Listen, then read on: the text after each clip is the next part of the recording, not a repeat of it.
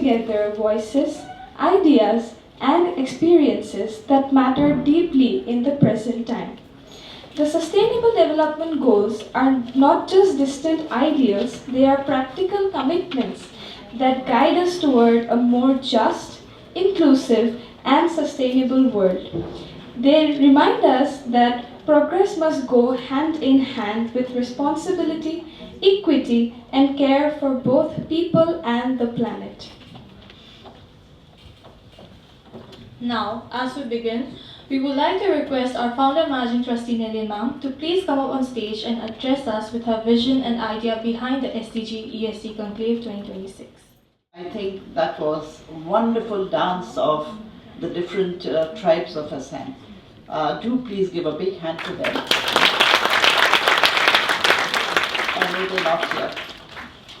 So a very good morning to our distinguished chief guest, Dr. Rizwanu Zaman.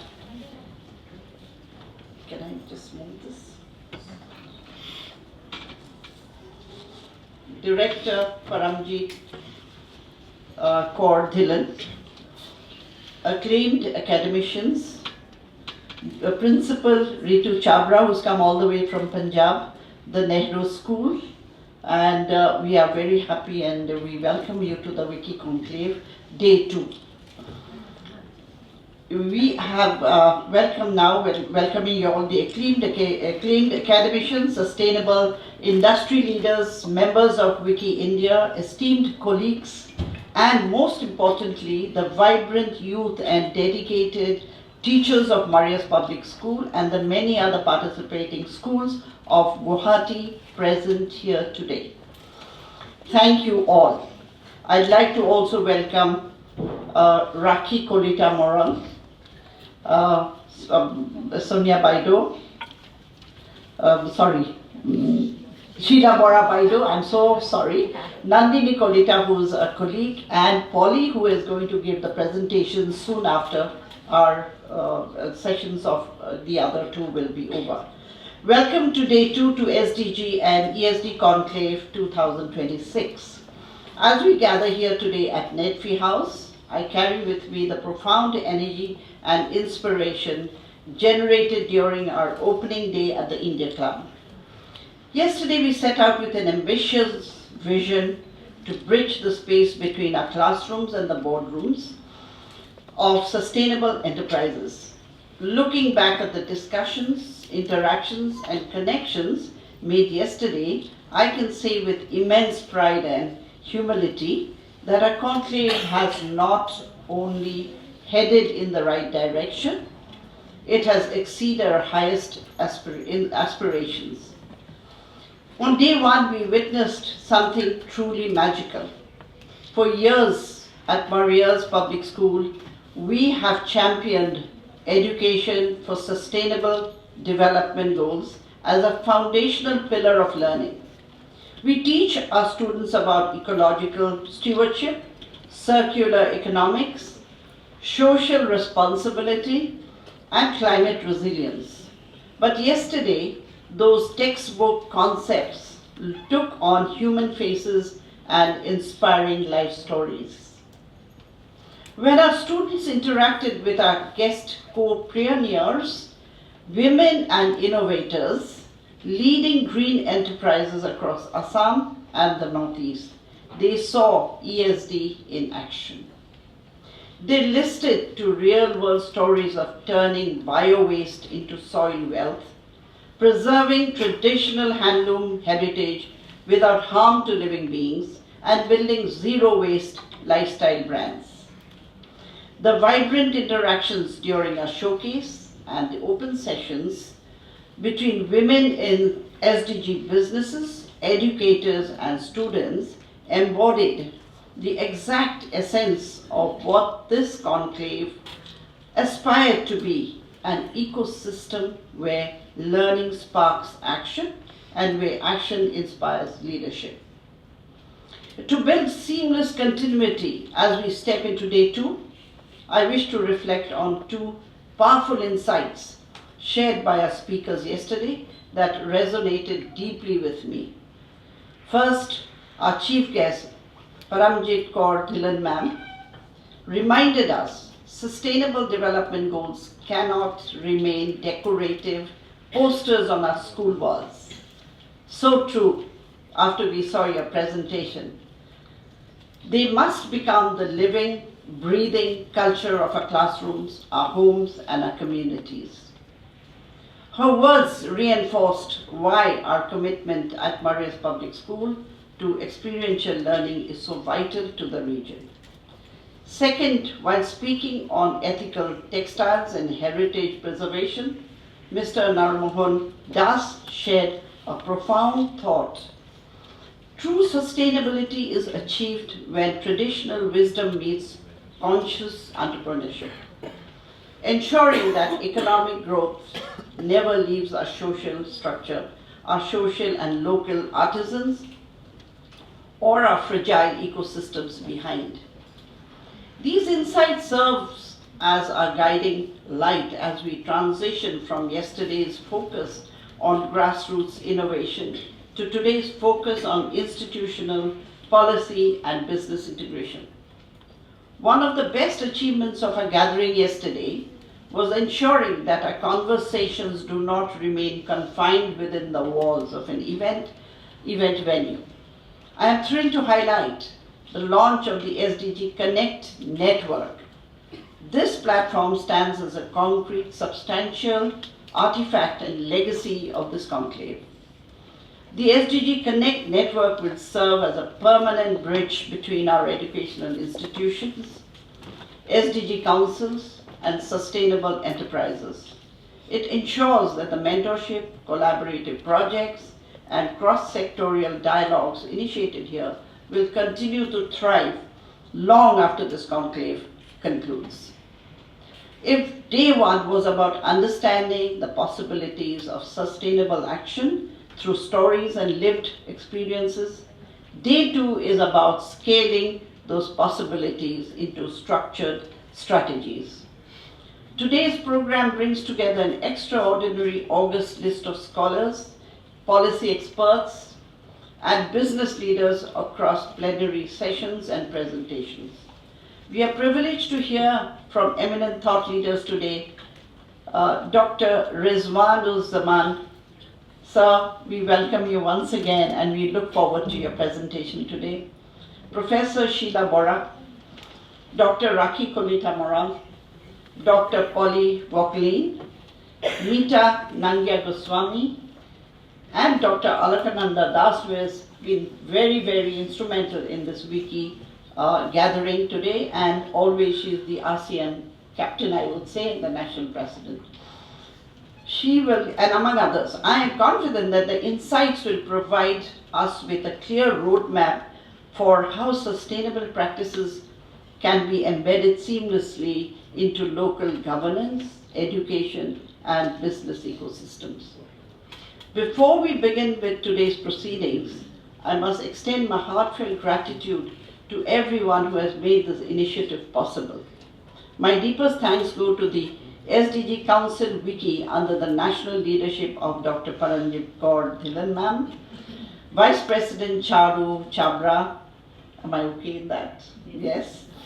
Charu Chabra ma'am, and Dr. Alakananda Das for her unwavering partnership and shared vision. Thank you ma'am for being here once again. I want to extend special appreciation to the management and organizing team, Dr. Biswajit De, Sonia Nangya Chaudhary, Mansoor Rahman, Principal, Marias Public School, Maushami Mahanta, and the affiliated teachers of Marias Public School. Your dedication to embedding sustainability into the DNA of our school curriculum and organizing an event of this scale is commendable. You are not just educators, you are architects of a greener, more equitable future. With this, I'd like to thank the dance teachers, the dancers who put up a beautiful show today, and this showcase goes a long way to the roadmap of what Assam is to Punjab. And I think, I think the WICCI song which you created shows it all, reads it all, gives a well meaning. So it's not just Punjab, it is throughout India and the world. Thank you girls, you put up a beautiful show. Thank you to the dance teachers for helping them out with the dance, although they were in a summer break of a month. Thank you, Principal Madam, for looking into it and making the dances so perfect and beautiful. Finally, to all you students, you are the heart of the entire movement. Thank you, all the students from different schools. I'm so glad you are here. Thank you to all, and the principal, the teachers, to your principal for sending you here to a beautiful program. Your curiosity, passion and commitment during the flood relief drives and throughout this conclave remind us why this work is so urgent and so essential. As we begin day 2, let us carry forward the momentum of yesterday with renewed vigor. Let us listen deeply, engage passionately, and commit ourselves to turning in these dialogues into decisive action for Assam, the Northeast, and the world.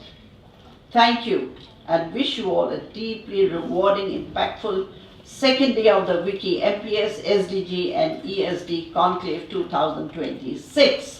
Thank you all for being here. Thank you. We have with us today our Honorable Chief Guest, Mr. Dr. Rizwan-uz-Zaman sir. Dr. Rizwan-uz-Zaman is an expert in climate change adaptation, policy integration, and climate resilience. Working with the Assam Climate Change Management Society, he focuses on driving stage-level decarbonization strategies, district climate action plans, and nature-based solutions to build environmental and community resilience across Northeast India.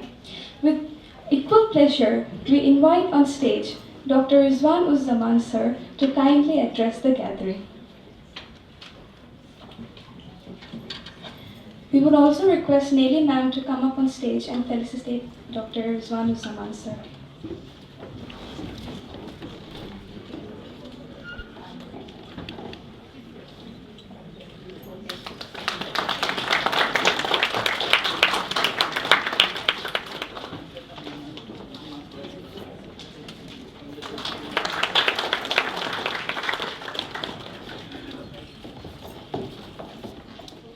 Good morning, everyone, and thank you for inviting me for this wonderful initiative. I think the work which you have done, we are trying to do this from quite some years now. What we are doing is we call few departments and we have discussions and we call some other stakeholders, and that's it. And whatever reporting we need to do with the NEDFi, that's what we are doing. Good to see that school is doing so good on a topic which is one of the most urgent, important thing at the moment. You hear in any kind of discussion nowadays, it's SDG, WICCI Assam, WICCI Bharat, UNFCCC's point of actions, call for actions. These are few buzzing words which are going on around us, which needs a lot of attention and which your school has given duly. Saying that, my seniors, dignitaries, Sheila ma'am, Raki ma'am, good to see you, Pompipa, Alakam Nanda Baido, distinguished teachers, students, ladies and gentlemen, my friend Samir is here, farmer Samir, and a proud farmer. Don't remove that. By the way, Vishwajit, I have not came across with this kind of a wonderful banner in last 5 years. I must congratulate, and I think you are going to help us designing one of the international event which Honorable CM sir has asked us to do. First thing when I entered, I saw this and I said I got the right person. That's number one thing which struck me while entering here. Second, what a wonderful dance performance. I think that instead of me speaking, that should go for another 15-20 minutes if time permits and if the dancers are able to perform it. So I would not give lecture type. You guys are getting a lot of lectures, and I guess all the seniors who are here, they know more than me.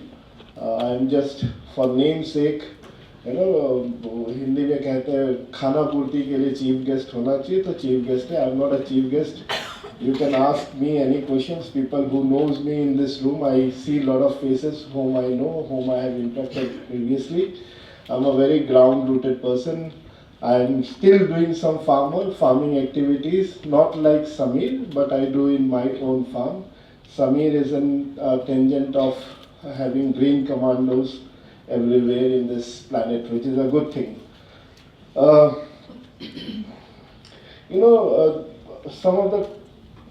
One of the definition which this young girls has given about SDG action and innovation and compassion. Yes, that's right. Very good. Wonderful. And secondly, ma'am talked about school and walls and all. That is also fine. As ma'am was mentioning, and I'm sorry that I missed yesterday your presentation, ma'am, and I will ask Vishwajit to share, so I should learn something out of it. And I try to learn every day at least few things which can carry me forward. World, we always think that, and this is especially for students, that world we have inherited for future. No, world which we have inherited, that's how I feel, that we have taken it from future. To take care, to keep it. So my son, and the next 10, 20, 50, 100, infinite generation can sustain on it, can live on it. But are we doing on that? And how many people who are sitting here knows about SDG and MDGs? SDGs are Sustainable Development Goals and MDGs are, can you say, students, not the teachers, Millennium Development Goals, before, which was before SDG. So when MDGs were there were only 8 MDGs, Millennium Development Goals. When this so-called human being has performed very bad in Millennium Development Goals. So UN, United Nations has came out with Sustainable Development Goals with more goals. Earlier it was 8, now we see 17 goals. And one of the important goals which is there is goal number 13, climate change. Now people say climate change is standalone goal in SDG. But if you see life above land, life below water, all are this connected with the climate change. So point is that how we can keep it safe, and for that you have to break the walls. You have to break the school walls. School, you are getting the directions, you are getting the advices, you are getting new learnings, you are getting, as ma'am was saying, it's cross learning. I would say, if possible, ma'am, take the students to the field. Give a few marks, like Philippines has introduced, Vietnam has introduced, Cambodia, Laos, and China has introduced recently. The school students are given 5 points each year into their academic marking on how many initiatives they have taken on.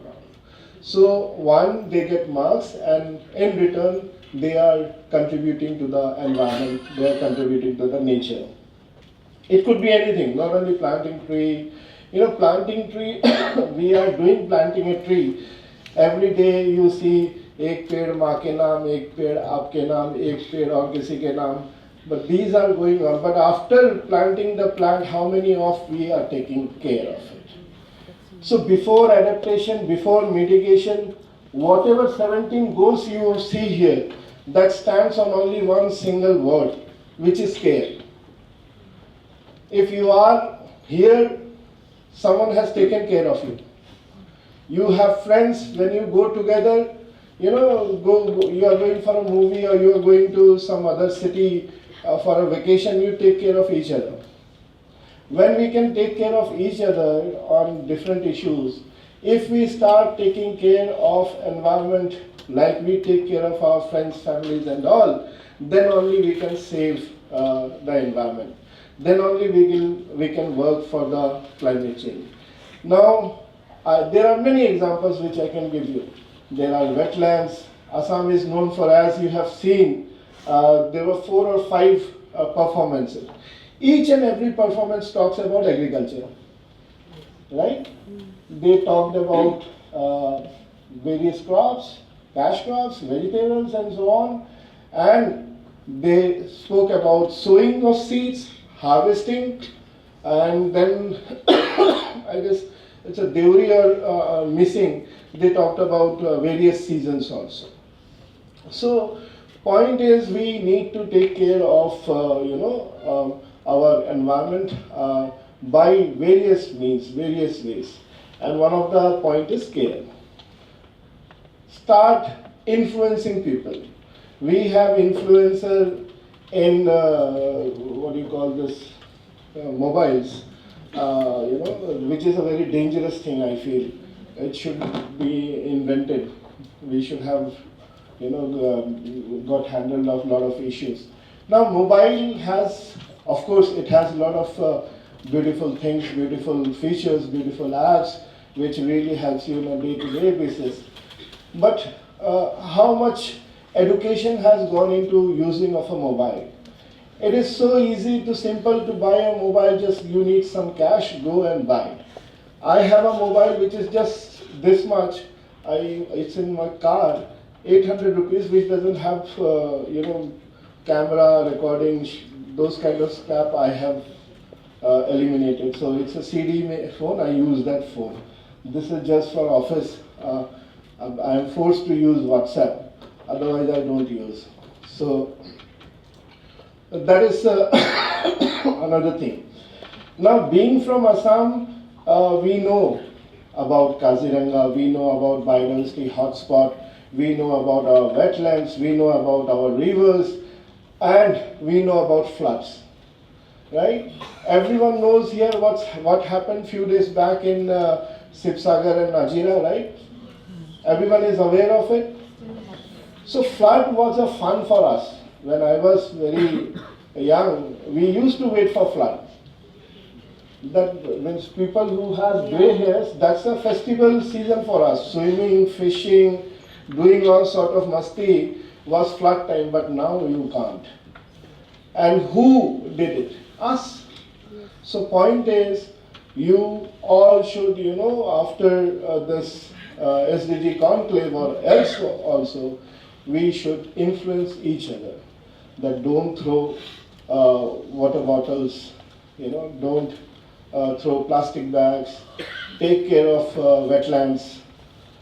Assam is known for wetlands. Assam still in papers and in facts, Assam has 5,272 wetlands. And 30 years back, Assam used to have 30,000 wetlands. Now see how many wetlands are wiped out. And the problem which you see now of floods, recurrence, city flood issues are because of disappearance of our wetlands. Are because of moving away from, ma'am was telling yesterday, you guys have discussed about traditional knowledge system practices and so on. But is that traditional system knowledge is still there in Assam? Are we still continuing with our age-old practices which we used to follow? Every household in Assam used to have a pukuri, a pond, a bari. In Hindi we say a small kitchen garden, English. So do those things are there now? No. Point is that, and everyone has a notions to have a concrete house, English bond and all sort of. I'm not saying that we should not move to development. We need development, but we have to balance our development between program, planning, approach. Can we include traditional architecture into the system? Chandigarh has many famous this parks where you have displayed those kind of technologies. Then when we are talking about SDG, I feel there are a lot of opportunities also within SDGs when you see. And these opportunities, and especially when another thing which I very oftenly say is whenever some devastation comes, pandemic like COVID and so on, it brings opportunities also. The way of life changes, we balance ourselves into new systems, and then new business comes in. Can we have those business, as she is the best person, Alaga Nanda madam, can speak on how these businesses can be green, these businesses can be, ecosystem based and nature based. So we really need to focus, as Assam is a flood valley kind of a state where we have a lot of water, and what other things which we can do. Now another thing is, a lot of people are saying, I am hearing many debates, a lot of people call me on these shows and all, that what will happen if floods are there and Kaziranga will wipe out, Orang will wipe out. That's wrong notion. If there are no floods for 3 years in Assam, Kaziranga will be no more. So this is a wrong idea. Please don't fall into those kind of traps. We need to balance out with the development kind of thing which happened next to Sibsagar in the Dikho river. That should not happen. Then only you can protect flood, then only you can protect ourselves, then only you can reduce the loss and damages which are happening, losing life, losing infrastructure, and to build this, rebuild this, it will take at least 20-25 years. A lot of people are gone, dead. A lot of people have memories. Those memories will not come back. So that is another part of SDG, one of the goals, which is related to peace and all, right? So we have to think on that also.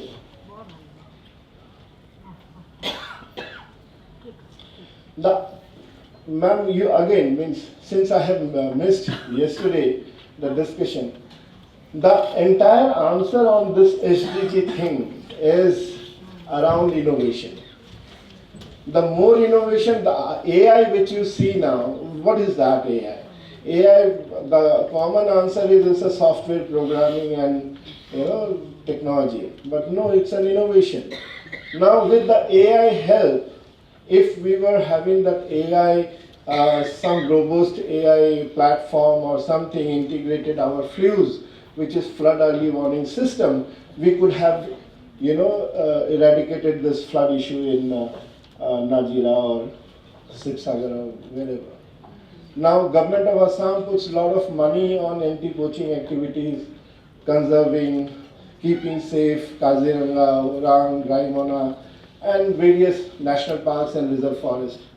We are looking for a very good innovative AI technology which can really help wildlife department, wildlife sector to protect, conserve, keep the animals safe, keep the area safe. So innovation is one of the answer. And when innovation comes, economy always increases. It goes on a positive direction. It really helps out. And I feel that there are many innovators sitting here. You will become a doctor, engineer, scientist, professor, entrepreneurs, farmers, and whatnot. If you bring innovation into your component, then only I think you can contributing to the society, to the environment, to the nature, to the economy of Assam, economy of India, and economy of world. Otherwise, doing routine degrees and all, I guess that's fine for earning a livelihood. I was, few people know that I was out of Assam for almost 25 years. I had been to over 45 countries. I stayed there. I worked in UK, I worked in Middle East, I worked in China and so on. But one fine day I thought, no, it's time to go back. I came back and I'm really happy what I'm doing. Every day people ask me, there are still people who ask me why you came back from those places. You know, the entire pasture was green, I can say that. But my entire family is here. Means I lost my mother recently on 7th June. But I was so happy. I did my schooling, college, all from staying in hostel. Then I went to Delhi School of Economics, then Jamia, then I cracked through economic services. I was in planning commission, left. Then I went to England, then from Middle East to China and Africa and whatnot. But when I realize now that what I am doing, I feel really happy. This is the second state action plan on climate change is going on in Assam, which was done by me, for first and second document. So I feel happy that, I have built this documents and they are working very good. I work with my friend Samir, I work with many of the organizations who are working in climate change like Purvaka, Sesta, Aranyak and whatnot. I work almost with the 150 organizations, including IIT, Guwahati University, Dispur University, Silchar University, Dispur University, and many schools. I feel happy that I am contributing something to my state and my economy. I feel happy that I have bought around 10,000 crores granting it for government of Assam, for people of Assam, for various adaptation programs. And one of the adaptation programs which has got a lot of accolades from nationally and internationally is going on in Kaziranga called ecosystem-based approach, which is going on. So we have to think like that how we can contribute from our side to environment. The moment we stop thinking about how I can care, how I can contribute, how I can be innovative, then there is a problem. There is a problem. When you are in a family, you are raised, there is always expectation. I am not saying that people should not have any expectation. Yes, I am here. I had, Maria School had some this thing from me. That expectation that this guy will come and speak some sense, not nonsense. Right. Similarly, Maria School, I worked with many organizations and I still go back to those organizations like Development Alternatives. I have worked with Dr. Ashok Khosla and he still calls me and I still give the ideas to them. I still contribute to NEDFi. I still contribute to my previous organizations. I still contribute to my friends. So we have to do that on a regular basis. Another most important thing which I will request not only students, everyone, we should look into the value chain approach and systemic dynamic thinking. That is very, very important. When you are doing this workshop, why you are doing this workshop, how it is going to help the students, how it is going to help the school, how it is helping the state, how it is going to help the environment and so on. You should ask questions every day. Don't worry, don't bother what people will think. And I guess Gen Z and Alpha, which is going on the current bus, that you guys can do anything. If you can bring so much of changes, you can bring those changes for environment also. You can really influence for each other.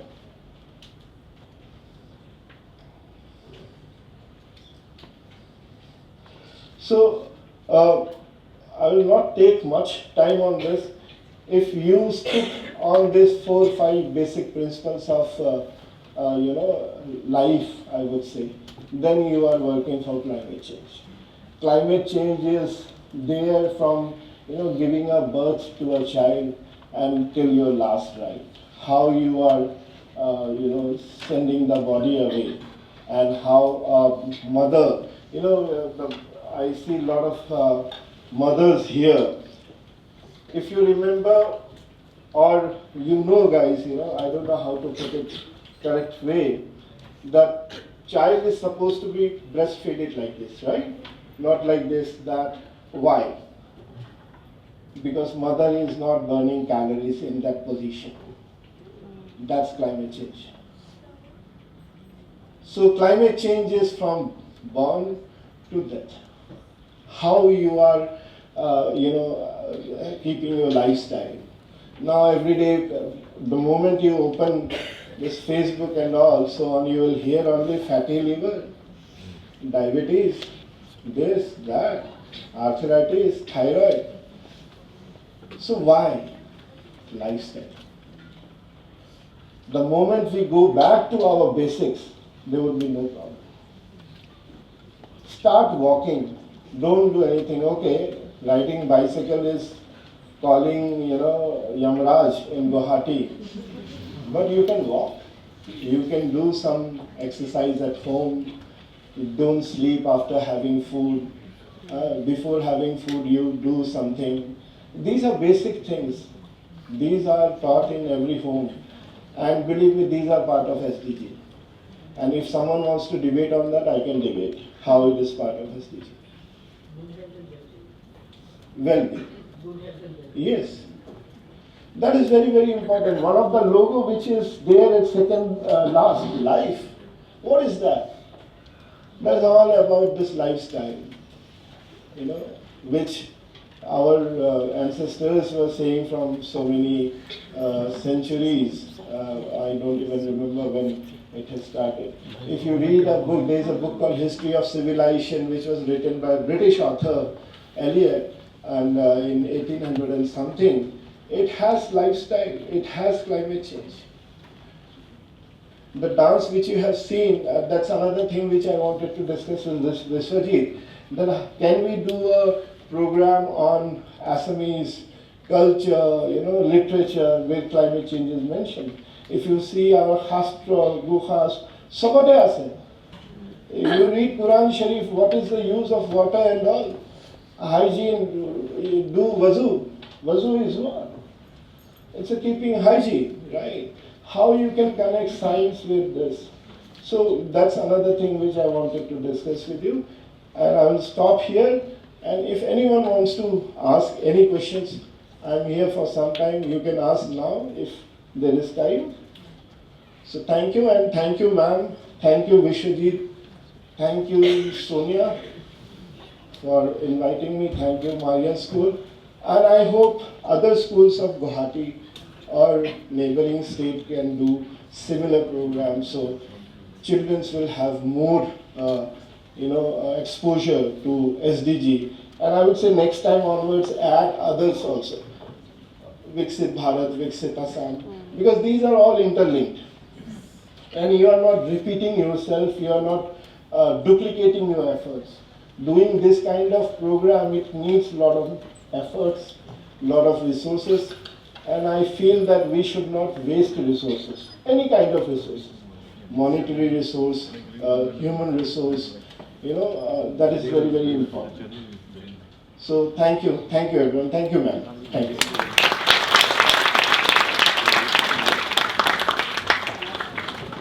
Thank you, sir.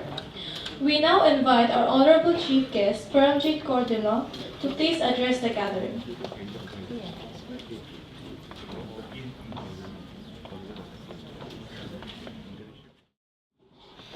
Our chief guest, sir, talked about AI.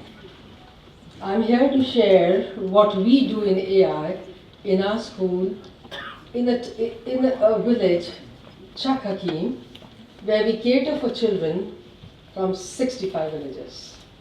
All we're doing is putting some dreams, preparing them for an unknown future, preparing them for a world of AI. The things will be so different. We started this journey pretty early, and here we go.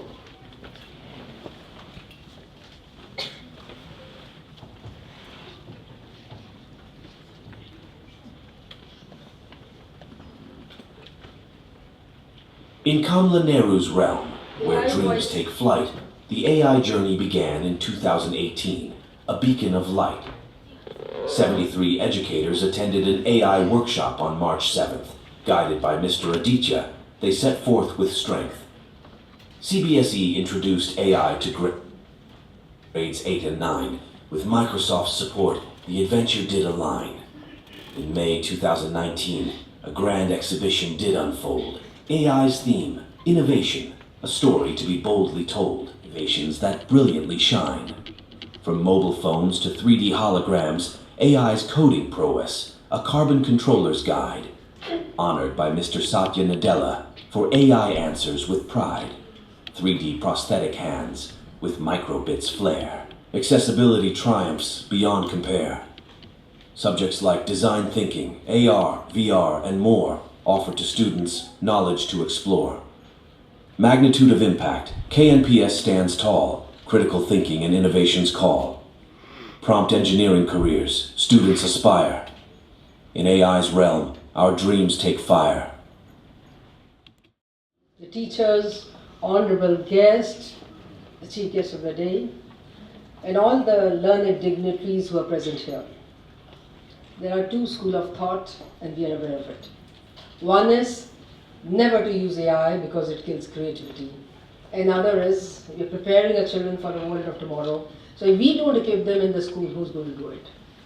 We took the second path where we prepare our children for a world of AI. And that too responsible AI. It is AI by your side. It's you who are going to lead and AI would be beside. It's not that you become, you'll start listening to AI and forget what's there in your brains. No, we don't do that in our school. We use AI to find solutions. We use AI for all the problems in the world and how we can find out. We have been getting awards for using AI to find sustainable world solution. So the recent one is the Sustainability Award 2025, where we got $750 by our children. And they're very, very happy to get this award, and they use it further. We have the Atal Tinkering Lab, where we innovate and we work with our children. Moving on, we got another 3,000 USD for another project, again Sustainability Award for Innovative Sustainability Project BioElectra, how the food waste and everything can be converted into useful energy, which could be electric energy where we can charge our own batteries, we can charge a number of items, which was displayed in a school. In our school, I'm blowing trumpets. I'm trying to share. We're trying to make sure that we learn and grow together. The purpose is not individual or something like that. We are using the Adobe Digital Creativity and AI Skills curriculum for grade 5 to 8. It's all official. We are in Adobe Lighthouse School. So these books, this curriculum is free for us. We are also a Microsoft Showcase School. So Teams is also free for us. Office 365 is free for all of us. Every child has his or her own ID. And this was done way back in 2015. So that's how this school in a village is doing well because of a wonderful team and learned educators and students whose parents have gone abroad and who have some dreams in the eye and they also want to contribute and do something more. We are changing villages, we are changing communities, and it's all God's grace. So we started another friendly AI part 2, and in this particular project we had about 247 educators from 122 schools. When we say we started, initiated a project, it is some structured activities we do together for the students of various schools. They join, we tell them that let's do this, and they use AI, so they know about prompt engineering. They know how to write poems, they know how to write songs. They say, बच्चा तो कुछ कर ही नहीं पाएगा, सब कुछ तो AI कर देता है, बच्चा अच्छी प्रॉम्प्ट नहीं देगा तो सॉन्ग तो पुअर होगा. So creativity still exists. Sometimes we need to accept the change. We may not be very happy with it, but we need to accept the change and still make sure how we can ask some questions which are the latest ones and still make sure that we allow the children to use their own brains also. For our sports day, we had sports, we had the field events, we had the track events, we had everything. And in the central courtyard on the final day, 3 days event, we had this entire program, War and Peace from Ruins to Hope. The entire program was generated by AI. Right? It was all about World War I, it was about World War II, it was about Einstein, it was about arms dealers, everything from the beginning till here. And we generated the voice, and the students did lip sync over there. Now we have to remember the sports day is in open ground. How many mics could we give to the children to speak their roles? So that is why it was recorded with the student's voice and some AI voices where we felt the student was felt that the student's voice could be replaced by AI. We did it.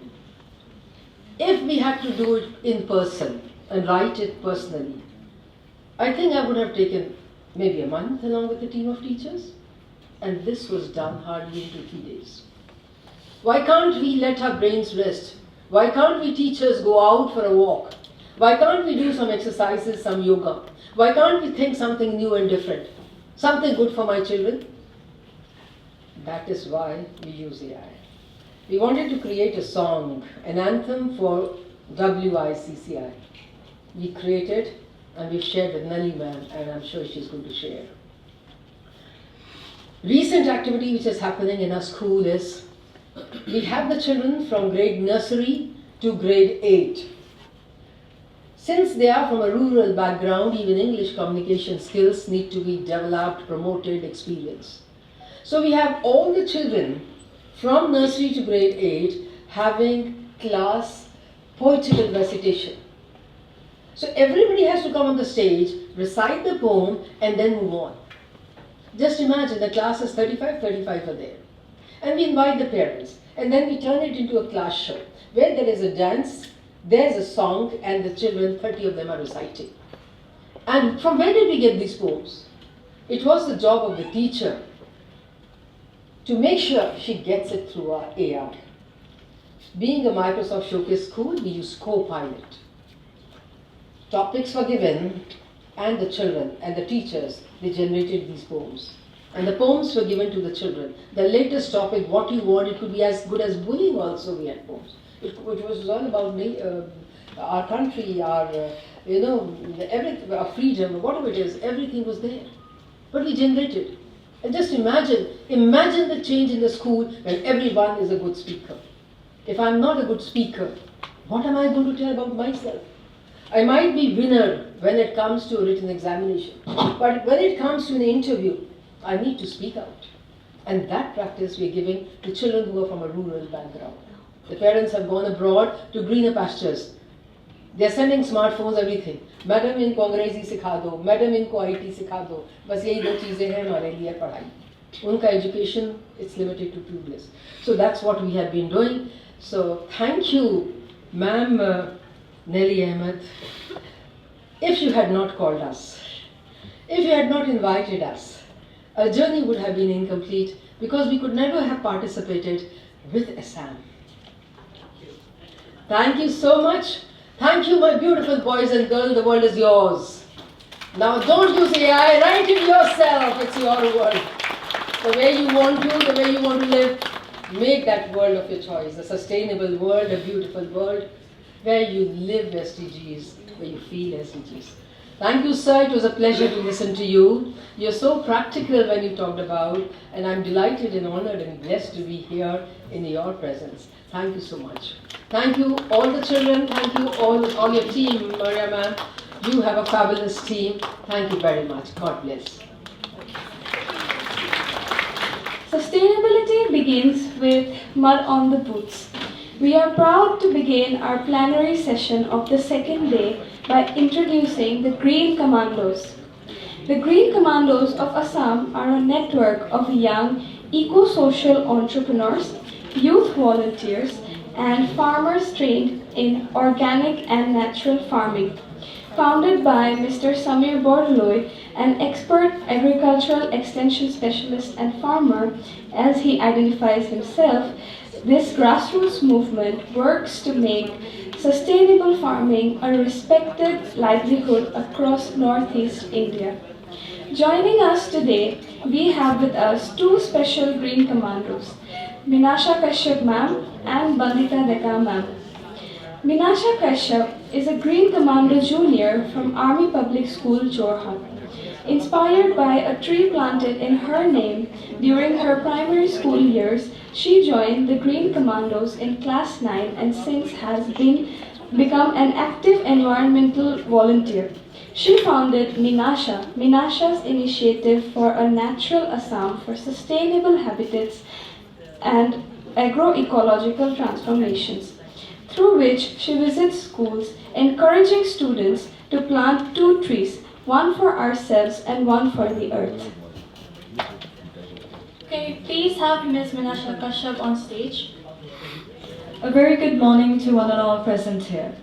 I would like to start by saying that it's a privilege for me to stand here amidst all of you to share our story, our work as Green Commandos here. We are privileged to share this moment with you, and I would like to start by saying that these Green Commandos have come together, these young people have come together to turn this climate grief to climate action, a tree at a time. As a young Green Commando, it is a pride for me to share my vision, to share this vision of Green Commandos Forum, which is Green Commandos for a green world and a greener Northeast, creating a sustainable future where youth lead the transformation towards ecological harmony and regenerative living, which is a canopy of 5,000 plus youth that comes and works for the betterment of the environment.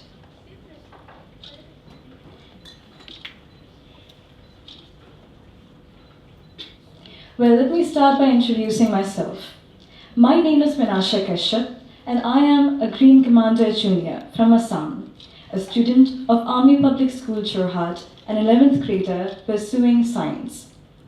Well, I've grown believing that a child can become a guardian of nature. For me, this means 3 things.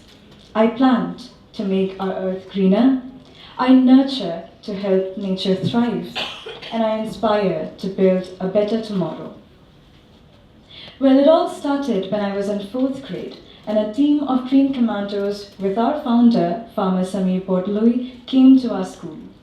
We planted native fruit trees together, and I still visit that primary school sometimes, and I admire how those plants have grown this tall and big. And yes, the urge to become Green Commandos was also planted in us in that time. Well, I joined the first level Green Commandos training raw, which I would further explain in the next slide. So I joined it when I was in 9th grade at the Spread Any Food Forest Sonapur. Well, my classmates and my friends, they accompanied me because they were quite intrigued by this concept. And we definitely had our best time there. It was really unforgettable. Well, the first level Green Commandos training camp is called RAW, which is an abbreviation for Reconnect and Adapt to Life, where it is a 3 days immersive camping where we are trained the environmental friendly ways of life and how we qualify as the first grade Green Commandos trainers. Now here what we do is that we learn about seed keeping, seed bombing, then natural farming basics and principles, homestay food forest development, and most importantly, climate resilience skills and adaptation, and most important of them all is that we learn about love, compassion, and problem-solving mindsets. Now the second level is WAR, which stands for Work and Render, where it is a 1-year hand-holding support from the Central Committee, which is given to those who have completed the first camp and completed the 10-year community training programs. Now here, we work for building a living example, a living model. We work and render our extension services in an environmentally friendly way, and it is also helps us from the previous camp that we have done. So yeah, and I would proudly say that I am a proud war level Green Commander, and I started my own initiative with my own name, which is Menasha, which stands for Menasha's Initiative for Natural Assam Sustainable Habitats and Agroecological Transformation, where I distribute 2 plants each to the schools I visit, where one is for our consumption and the other is for the Mother Earth, for restoring soil or for the biosphere. Now, I also lead a seed bombing mission where I train people how to make seed balls. Recently only, we posted a tutorial online where I showed how to make these seed balls. And it was quite exciting to see how actively people were engaged. They were sending us photos of their progress. So yeah, it was something that we did on Environment's Day. Now, the 3rd level is combat. It is about co-creating organic movements for agroecological transformation. It's about where Green Commandos, they co-creates their own community and social enterprise. Now we have Bondita Ba here who would further explain about this topic, and after I speak, she would give a more insightful background about this. Okay, now let's talk about what the Green Commandos were doing all along. The diverse food forest. We have the first ever food forest just about like 25 kilometers away from here in Sonapur. So we usually call it the food forest for coexistence, which is, you might ask, what does it mean? Now, coexistence, we call it because we plant food for ourselves here with the forest, but also we plant such plants that are beneficial or which are needful for the animals that are already present there. For example, the wild boars which are present there, the porcupines, leopard, the other plants that are which benefits those animals. So we coexist with them, balancing the symbiotic relationship in this food forest here. So this initiative not only became a sustainable farming model, but also a hub for camps, agroeducation, and youth training. The food forest served as a living laboratory for agroecological practices. It also became a cornerstone for attracting visitors, creating the foundation for a thriving agrotourism model. Now, as you can see here, this is what a 3 days raw camp looks like. Here, Green Commandos, they stay at tents. They attend the morning assemblies or morning classes, which is done by Farmer Samir Portalui, where he teaches the values of life, such as the basics and principles of farming there. So here also you can see that we can grow food through environment-friendly methods, which can be done in style as well, which is being done today. Now, the seeds of entrepreneurship must be sown in schools. The Green Commandos, the team of Green Commandos visit such schools, and they try to combine the art of farming with science in their textbooks. I believe that if children are taught about farming, sustainable farming from this early age, that would remain on their mind, or that would stay with them for life. Right. So now let's talk about agroeducational tourism. People from all around the world, from different parts of India as well, they come and visit us and get their hands muddy, as you can see. They experience traditional farming activities in the fields. They learn and connect with farmers, and they learn about sustainable farming practices as well. They make fun and enjoyable memories with us too. They support rural communities by empowering farmers and supporting local livelihoods as well. Well, we establish community wellness centers in some parts of the villages where we lack doctors, which is quite concerning, because many people, local people, they are they suffer from medical issues, which and because of the lack of doctors, they cannot consult their medical issues, which is a problem in today's world. So when the founder and some Green Commandos visited such villages, they noticed that there was a lack of doctors. So due to the Agritourism Act, many visitors who were doctors in their field, they visited with us to these villages, and they gave regular checkups, or they checked on the people there who were suffering from such kind of diseases, and they even had a good time there, living with the local people, enjoying their culture and heritage, and even the community feast festival. Here we all gather and have lunch together. Instead of spending a lot in the restaurants, we prefer to have to diversify our taste palettes by having lunches in local people's house and getting to know their culture even more.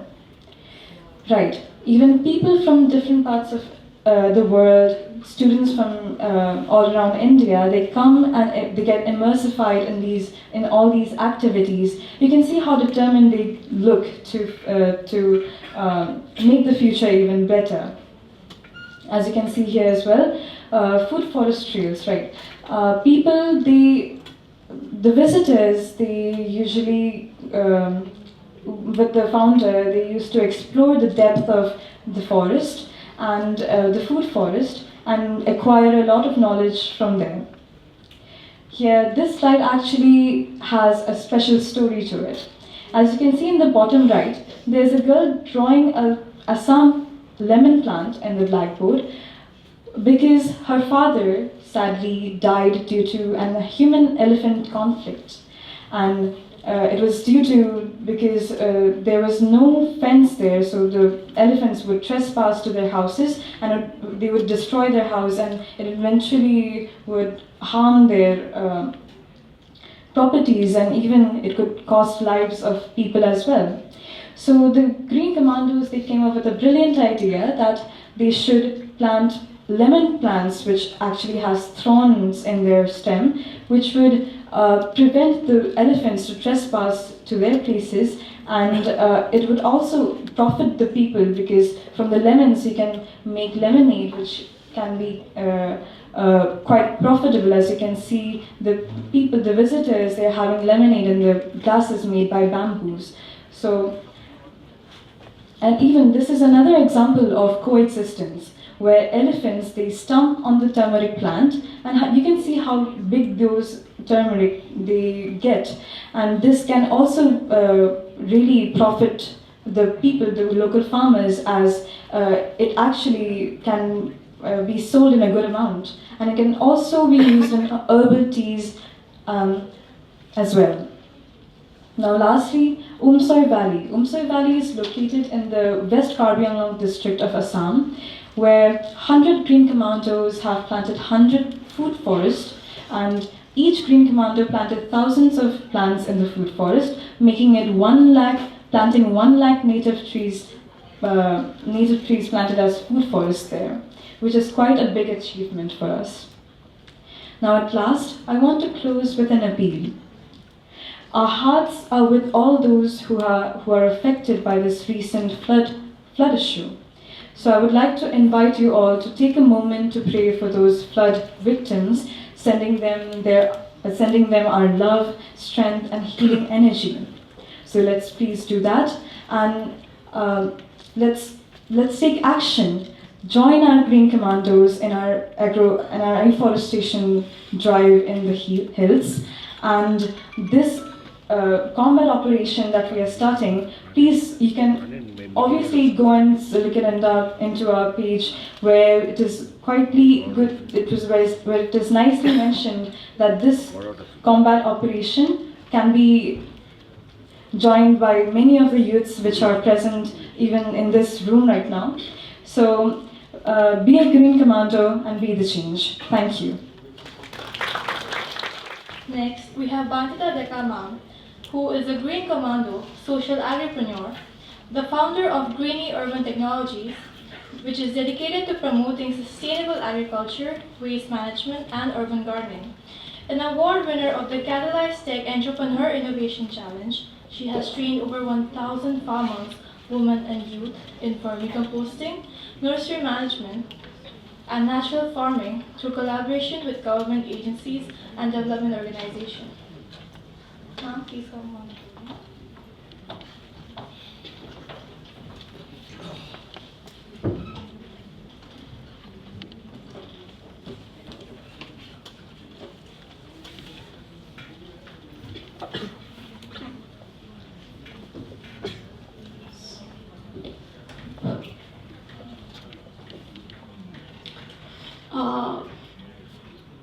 মই অসমীয়াত ক'লে হ'ব নে হিন্দীত ক'ব লাগিব হ'ব ঠিক আছে thank you so' much Samir sir মোক ইয়াতে এড কৰাৰ কাৰণে এইটো প্ৰগ্ৰেমত এজ এ গ্ৰীণ কমাণ্ডো তাৰ লগতে মাৰিয়া পাব্লিক স্কুলৰ ধন্যবাদ জনাইছোঁ ইমান ধুনীয়া ইনিচিয়েটিভ এটা লোৱাৰ কাৰণে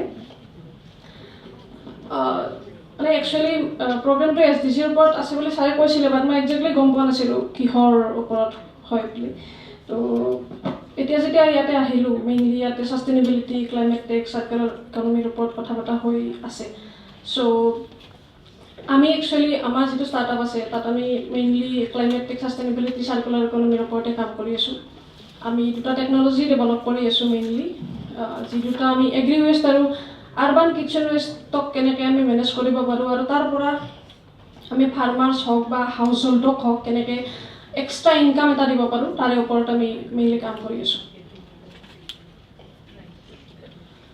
চ' আজি মই ইয়াতে as a combat green commando হিচাপে আহিছোঁ তো গতিকে মই মোৰ পাৰ্চনেলৰ বিষয়ে ইমান বেছি এক্সপ্লেইন নকৰোঁ চ'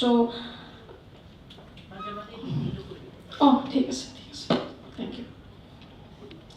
So, মোৰ নাম বন্দিতা ডেকা ইন্ট্ৰডাকশ্যন দিছে মোৰ ঘৰ নলবাৰীত হয় গতিকে মোৰ কথা কোৱাৰ টোনটো অলপ বেলেগ হ'ব মানে আমি যিমান চেষ্টা কৰিলেও আমি নলবাৰী মানুহখিনিয়ে বেছি লিখিত ক'ব নোৱাৰোঁ কৈ ওলাই যায়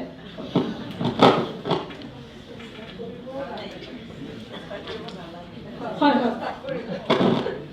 ঠিক আছে থেংক ইউ চ' আমাৰ গ্ৰীণ কমাণ্ডো ফৰাম আমাৰ লিড কৰে ফাৰ্মাৰ সমেন বৰদলৈ ছাৰে ছাৰৰ গ্ৰীণ কমাণ্ডো ফৰামৰ মেইন উদ্দেশ্য হৈছে কি আমাৰ যিখিনি ইউথ আছে ইউথক নেচাৰৰ লগত কেনেকৈ কানেক্ট কৰা তাৰ লগতে আমি নেচাৰেল ফাৰ্মিং আৰু অৰ্গেনিক ফাৰ্মিঙক প্ৰমোট কৰা আৰু এগ্ৰ' টুৰিজিমৰ থ্ৰুৰে সেই অৰ্গেনিক ফাৰ্মিং আৰু নেচাৰেল ফাৰ্মিঙৰ থ্ৰুৰে আমি গ্ৰীণ কমাণ্ডোখিনিয়ে কেনেকৈ নিজৰ কাৰণে লগতে নিজৰ সমাজখনৰ কাৰণে কেনেকৈ ছাষ্টেইনেবল লাইভলিহুড জেনেৰেট কৰিব পাৰোঁ তাৰ ওপৰত চ' গ্ৰীণ কমাণ্ডো ফৰামত এতিয়ালৈকে 5,000 ইউথ ট্ৰেইন হৈছে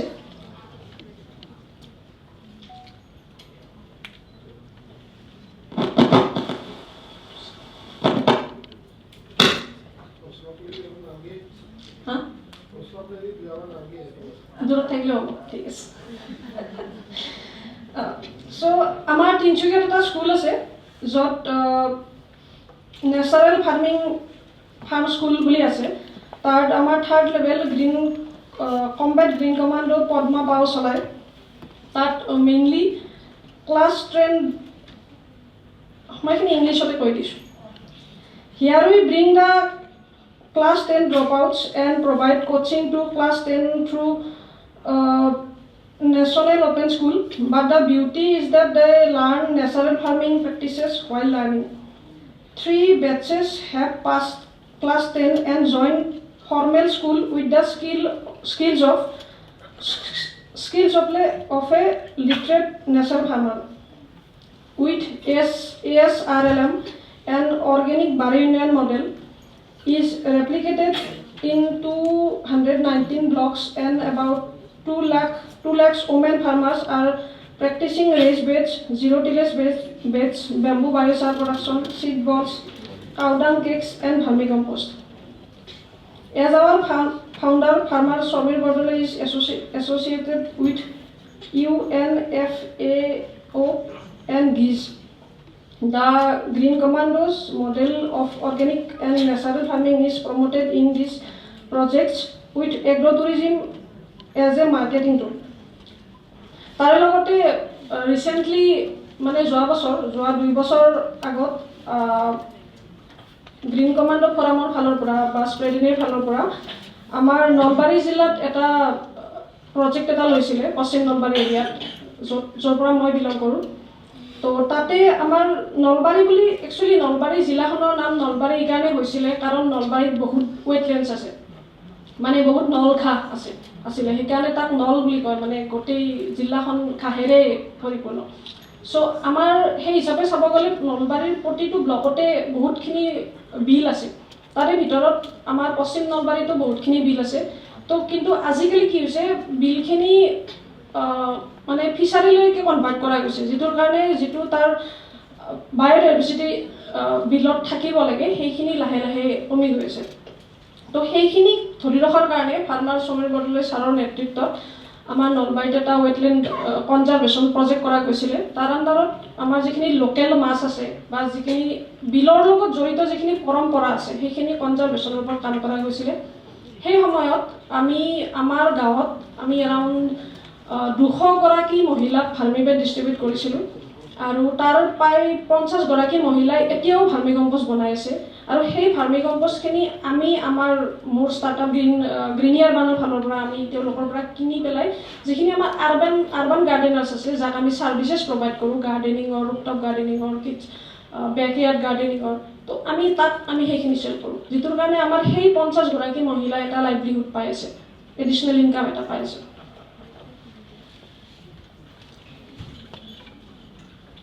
সো আপোনালোক সকলোকে আমাৰ সোণাপুৰত থকা ফুড ফৰেষ্টলৈ নিমন্ত্ৰণ জনালোঁ সকলোৱে আহক আৰু লগতে আপোনালোকে যেতিয়া যিকোনো ফল বা এনেকুৱা হেৰি খায় তাৰে চিডছবিলাক আপোনালোকে ছেভ কৰি পেলাই তাৰ পুলি বনাব পাৰে আৰু সেই পুলিখিনি আপোনালোকে আমাক পঠাব পাৰে যাৰ ফলত আমি পাহাৰবিলাকত লগাব পাৰোঁ এতিয়া আপোনালোকে গমেই পাইছে শিৱসাগৰত যিটো বানপানী হৈছে এইটোৰ কাৰণটো হৈছে কি নাগালেণ্ডৰ পাহাৰত গছ কমি গৈছে বা গছবিলাক মানে কাটি পেলাইছে যিটোৰ কাৰণে পানীটো ধৰি ৰাখিব পৰা নাই মানে পানীৰ গতিটো ৰোধ কৰিব পৰা নাই যদি আমি পাহাৰত গছ লগাওঁ তেতিয়াহ'লে সেই গতিটো আমি ভৱিষ্যত সময়ত তাক আমি ৰখাব পাৰিম আৰু তাৰ পৰা আমি এনেকুৱা ধৰণৰ নেচাৰেল ডিজাষ্টাৰৰ পৰা আমি বাচিবলৈ সক্ষম হ'ম তো আহক আমি সকলোৱে গছ লগাওঁ আৰু নেচাৰেল ফাৰ্মিং আৰু অৰ্গেনিক ফাৰ্মিঙক প্ৰমোট কৰোঁ তাৰ লগতে মই এইটো ক'ব বিচাৰিছোঁ যে আমাৰ কম্পেট গ্ৰীণ কমাণ্ডত অকল মই নাই শান্তনু দা আছে তেনেকৈ মণিপুৰত আছে বা কাৰ্বি আংলঙতো বহুতখিনি গ্ৰীণ কমাণ্ডো আছে যিখিনি এক্টিভলি সেইটো এৰিয়াত কাম কৰি আছে আমি হেৰিৰ ফালৰ পৰা মানে গ্ৰীণ কমাণ্ডো ফৰামৰ ফালৰ পৰা ইয়াতে থকা সকলো ইউথক আমি নিমন্ত্ৰণ জনাব বিচাৰিছোঁ সকলোৱে আহক ট্ৰেইনিং কৰক আৰু নিজকে এজন মানে আমি ধৰক যিখিনি এজ এ হিউমেন আমি প্ৰকৃতিৰ ওপৰত নিৰ্ভৰশীল এতিয়া মই উশাহ লৈ আছোঁ অক্সিজেনটো আমি গছৰ পৰাই পাই আছোঁ যদি আমাক যিখিনি গছ লাগে সেইখিনি আমাৰ এতিয়া নাই বাট আমি ট্ৰাইটো কৰিব পাৰোঁ মই যদি এতিয়া মই গুৱাহাটীত আছোঁ মই নিজৰ কেম্পাছত গছ লগাব নোৱাৰোঁ মইতো জানো কাৰণ মোৰ ঘৰটোৰ ওচৰত ঠাই নাই বাট আমি বেলেগ ঠাইত লগাব পাৰোঁ আমি সেইটো চাব লাগিব কি আমি বেলেগ ঠাইত কেনেকৈ লগাব পাৰোঁ সেইকাৰণে আমি আৰ্বান গাৰ্ডেনিংটো প্ৰমোট কৰিছোঁ এতিয়া আৰ্বান গাৰ্ডেনিং কিয় প্ৰমোট কৰিছোঁ কাৰণ আমি ডাঙৰ গছ লগাব নোৱাৰোঁ কিন্তু আমি সৰু সৰু গছটো লগাব পাৰিম আমি ভেজিটেবলছ প্লাণ্ট লগাব পাৰিম তো তাৰে পৰা যি কি নহওক অলপ হ'লেও কাৰ্বন ডাই অক্সাইড শুহিব অলপ হ'লেও অক্সিজেন আহিব তো এনেকৈ নহয় কি আমি একেলগে এখন সাগৰ বনাব বিচাৰিছোঁ আমি এটুপ এটুপকৈ ট্ৰাই কৰোঁ কিজানিবা আমি সেইখিনি সফল হওঁ আৰু তাৰ লগতে আমি আৰ্বান কম্পষ্টিঙক প্ৰমোট কৰি আছোঁ যিটোৰ কাৰণে আপোনালোকে গম পায় যদি দীপৰ বিল যায় আপোনালোকে গম পাব তাৰে মানুহখিনিয়ে কিমানখিনি প্ৰব্লেম পাই আছে ধৰক আমি দিল্লীত যদি চাওঁ আপোনাৰ এয়াৰ পিউৰিফায়াৰ লগাই দিল্লীৰ মানুহবিলাকে নিজৰ ঘৰত মই দীপৰ বিল গৈছোঁ দীপৰ বিলৰ মানুহে এয়াৰ পিউৰিফায়াৰ লগাবলগীয়া হৈছে আৰু যদি দৰ্জাখন খুলি দিওঁ নহয় মানে দৰ্জাখন বন্ধ থাকিলে ভিতৰৰ এয়াৰটো 15 মানে সিমানমান থাকে যদি মই দৰ্জাখন খুলি দিওঁ 45-65 লৈকে গুচি যায় আমি সেই পৰিস্থিতিটো আমি দেখিছোঁ দীপৰ বিলত আৰু দীপৰ বিলৰ সেই পৰিস্থিতিটো কিয় হৈছে আমাৰ কাৰণে হৈছে আমি যদি চহৰত এতিয়া মই গুৱাহাটীত থাকোঁ মই ৰেণ্টত থাকোঁ মই নিজৰ কিটচেন ৱেষ্টখিনি যদি মই প্ৰপাৰলি কম্প'জ কৰোঁ তাৰ পৰা যদি মই দুই এটা গছ বা জলকীয়া বা দুটা ভেন্দি মই খাবলৈ পাইছোঁ, তো আমি সেইটো কৰিব লাগে। এইকাৰণে কৰিব লাগে যাতে দীপৰ বিলৰ সেই মানুহখিনিয়ে কষ্ট পাবলগীয়া নহয়। এতিয়া যদি আমি দীপৰ বিলত যাওঁ, আপোনালোকৰ ফালৰ পৰা আপোনালোকে দীপৰ বিলত ট্ৰিপ নিয়ে বা দেখায় তাৰ প্ৰাকৃতিক পৰিৱেশটো, কিন্তু দীপৰ বিলত আমি পানীত আপুনি ভৰি দি চাব পাৰে। তাৰ যিজন সমাজকৰ্মী এইবিলাক ক্ষেত্ৰত লাগি আছে প্ৰমোদৰ ভৰিত আপোনাৰ এনেকুৱা হেৰি জ্বলা ফুটিছে। কিয়? কাৰণ তেখেতে দীপৰ বিলৰ পানীত নামিছিলে। চ' দীপৰ বিলৰ পানী ইমান বেছি টক্সিক কি আপুনি ভৰি দিলে আপোনাৰ ভৰিত জ্বলা ফুটি যাব পাৰে। আপুনি সেই ঘাঁ শুকুৱাবলৈকে আপুনি ডক্তৰক দেখাই আপুনি 5,000 টকা ভৰিব লাগিব হ'ব পাৰে। তাৰে পিছত আপোনাৰ স্কিনৰ ইনফেকশ্যনটো নকমে, কাৰণ পানীটো পলিউশ্যন হৈছে।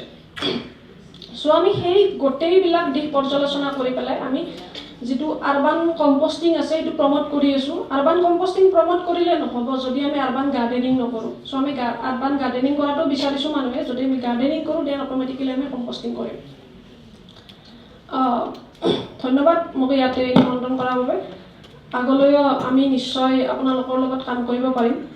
আৰু মই বিচাৰোঁ কি সকলো ছাত্ৰ ছাত্ৰীয়ে নিজৰ ঘৰত গৈ পেলাই এইখিনি কথা যাতে নিজৰ পৰিয়ালত জনায় কি আমাৰ ঘৰৰ কিটচেন ৱেষ্টৰ কাৰণে কোনোবা আমাৰ নিয়াৰ বাই এৰিয়াৰ মানুহৰে কিমানখিনি প্ৰব্লেম হৈছে। আমি অন্ততঃ বেলেগ যি নহ'লেও যদি ফুড ৱেষ্টটো আৰু প্লাষ্টিক ৱেষ্টটো আমি ছেপাৰেট কৰোঁ, মানে যিটো চ'ৰ্চ ছেগ্ৰিগেশ্যন বুলি কয় ন, মানে যদি আমি চ'ৰ্চতে তাক আমি ছেগ্ৰিগেট কৰি প্ৰপাৰলি তাক মেনেজ কৰোঁ, তেতিয়াহ'লে কি প্লাষ্টিক ৱেষ্টটো ৰিচাইকেল কৰাত ইমান প্ৰব্লেম নহয়। তো আমি প্ৰপাৰলি তাক মেনেজ কৰিব লাগে আৰু আমাৰ কিটচেন ৱেষ্টটো কম্প'জ কৰিব লাগে। হয় আপোনালোকে কম্প'জ কৰক, নহ'লে আপুনি প্ৰপাৰলি তাক গোটেই ফুড ৱেষ্টটো এটা বেলেগ পলিথিনত পেক কৰি পেলাই তাক বেলেগকৈ পঠাওক, কিন্তু প্লাষ্টিক ৱেষ্টটোৰ লগত যাতে মিক্স কৰি নপঠায়। যদি আপোনাৰ এটাই ঘৰত ডাষ্টবিন হয় কিটচেনত, যিটো ডাষ্টবিনত ঠিক আছে বাইদেউ, যিটো ডাষ্টবিনত আপোনালোকে কিটচেন ৱেষ্ট আৰু প্লাষ্টিক ৱেষ্ট একেলগে পেলাই, সেইটো নকৰি পেলাই আপোনালোকে জাষ্ট দুটা বেলেগকৈ পেলাব। Thank you.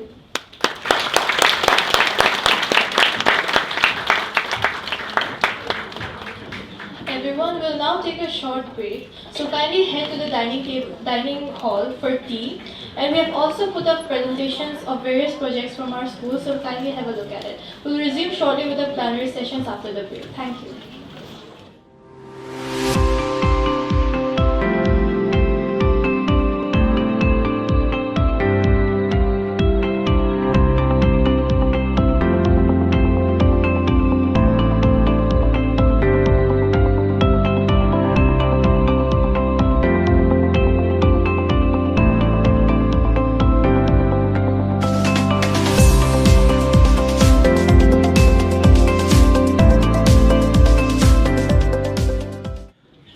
Welcome back to this very robust and engaging session. I think we are all learning at every step of this conclave.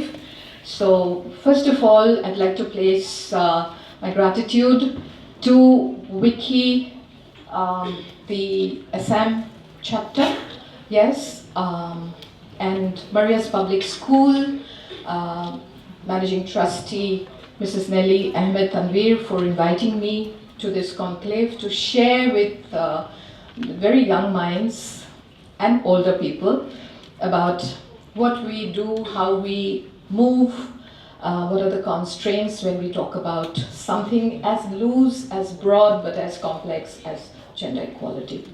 Madam Paramjit Dhillon, very nice to have you, the chief guest of today's session.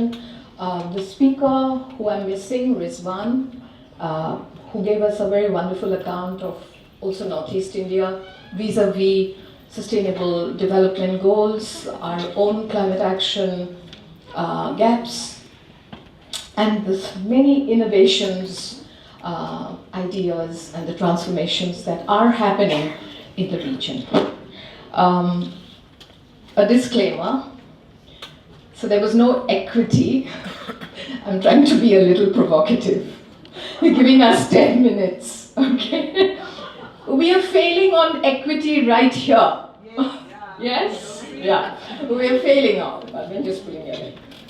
But please, you be warned that I'm going to exceed 10 minutes, okay? Yeah, thank you so much.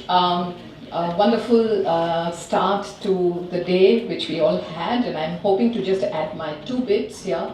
I have a very wonderful plenary partner, my friend, colleague, and old-timer women buddies, Professor Polly Vauquelin from Guwahati University. So I hope that whatever I don't speak about or what I deliberately leave out, you will fill in. So we are partners in that sense. Okay. So gender equality as a catalyst to realize sustainable development goals. And I look at the idea as half the world, but pregnant with all the solutions. Okay, that's what I wanted to subtitle my presentation. And so what do we really understand by gender? Today we've spoken about many other things that are part of the Sustainable Development Goals, to which I will come back in a short while.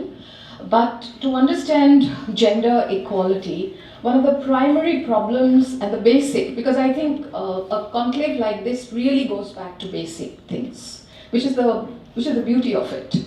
Because, you know, we don't need to harp on just jargon and very fancy labels that have come up that also are tagged to our educational models.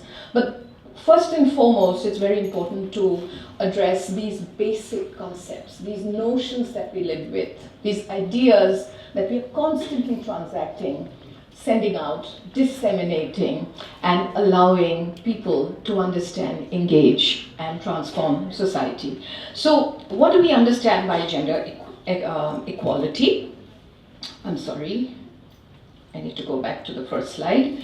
Okay, so one of the things about gender equality, as we all understand, surely means that we need to be equal. But first of all, what is gender? What is gender? Gender is not equal to sex, mind you. So as young children, because I see so many young children, please do not think that gender is synonymous with sex. Sex is what you are, what you have at birth, what you are blessed with, and when you are birthed by your mothers. But gender is how later on you become socially, culturally, intellectually constructed. And that gives you an identity which you live with for a long time until you decide, and this is what I want to put in brackets, until you decide that you're not happy with your own gender. And this is something we must all address, because gender is not a fixed notion. Gender changes, the idea of gender also changes as your location changes, as your context change, and as sometimes your own personal problems, your situations, and the other things that you encounter in life.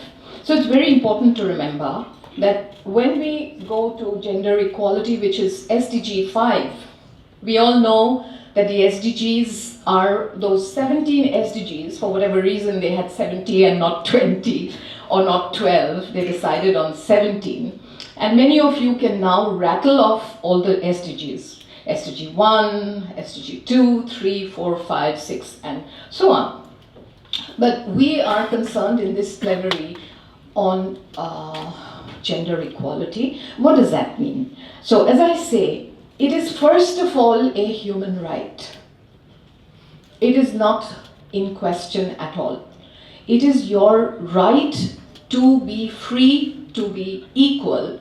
So therefore, don't we realize that for all of the time that we are and we live and we engage, we are actually either violating or violated, right? We are never equal. And this has been what we have lived with, mostly women and girls, but also the other genders, which is a very powerful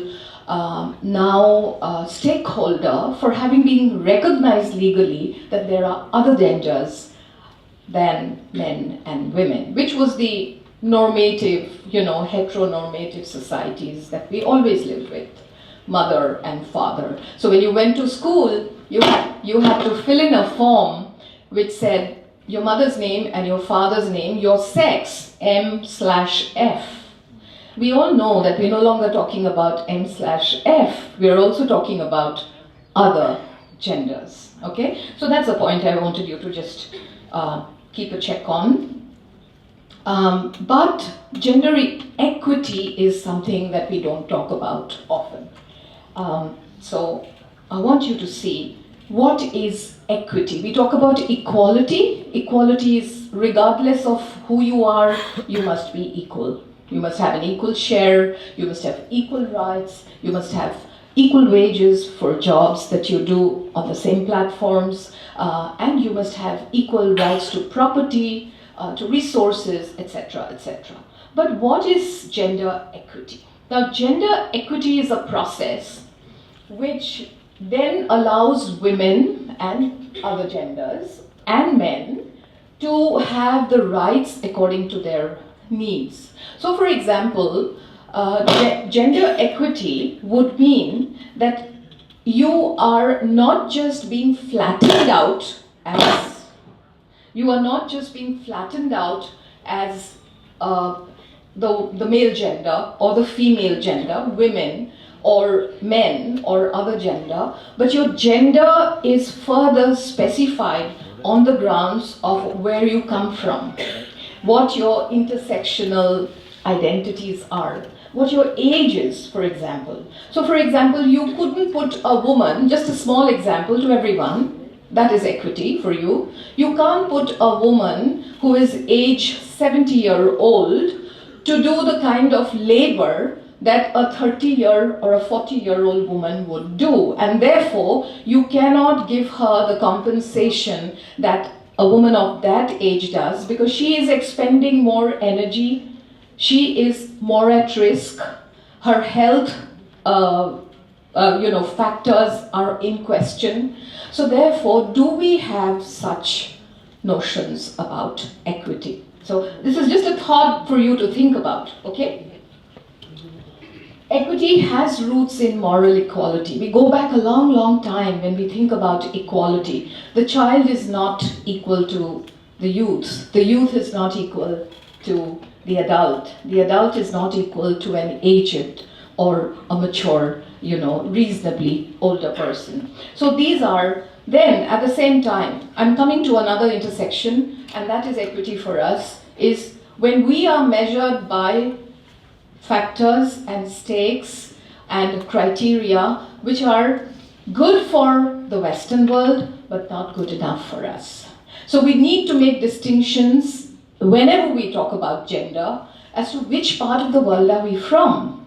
So people from South Asia, zoom down, India, zoom down, Northeast India, zoom further down, Assam. See what is happening to us, okay? On that note, we are, even as we speak today, there are people on the ground battling, looking for survival, perhaps giving up on their last breaths, starvation, hunger, and so many other things, homelessness, mentally traumatized, and other, parameters that are not what they should be. And it is at this point of time that we also need to understand that many of these international frameworks, such as the SDG, for example, also are to be questioned.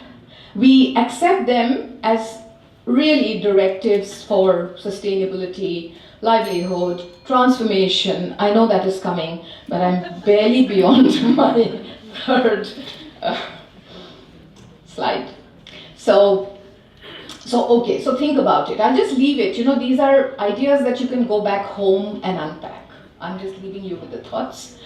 So gender equality, how do you remove? You can remove it by removing these disparities. How are we different? Our status that I've already talked about, unequal treatment, which again I gave you an example of, and the gender inequality index, GII, which measures disparity among genders, and now because of sustained feedback from the global south where we are, there is a lot of assertion from this part of the world, from the global south, that change the parameters, do not have the same set of semi-indicators that will measure our inequalities or our efficiencies or our livelihood patterns.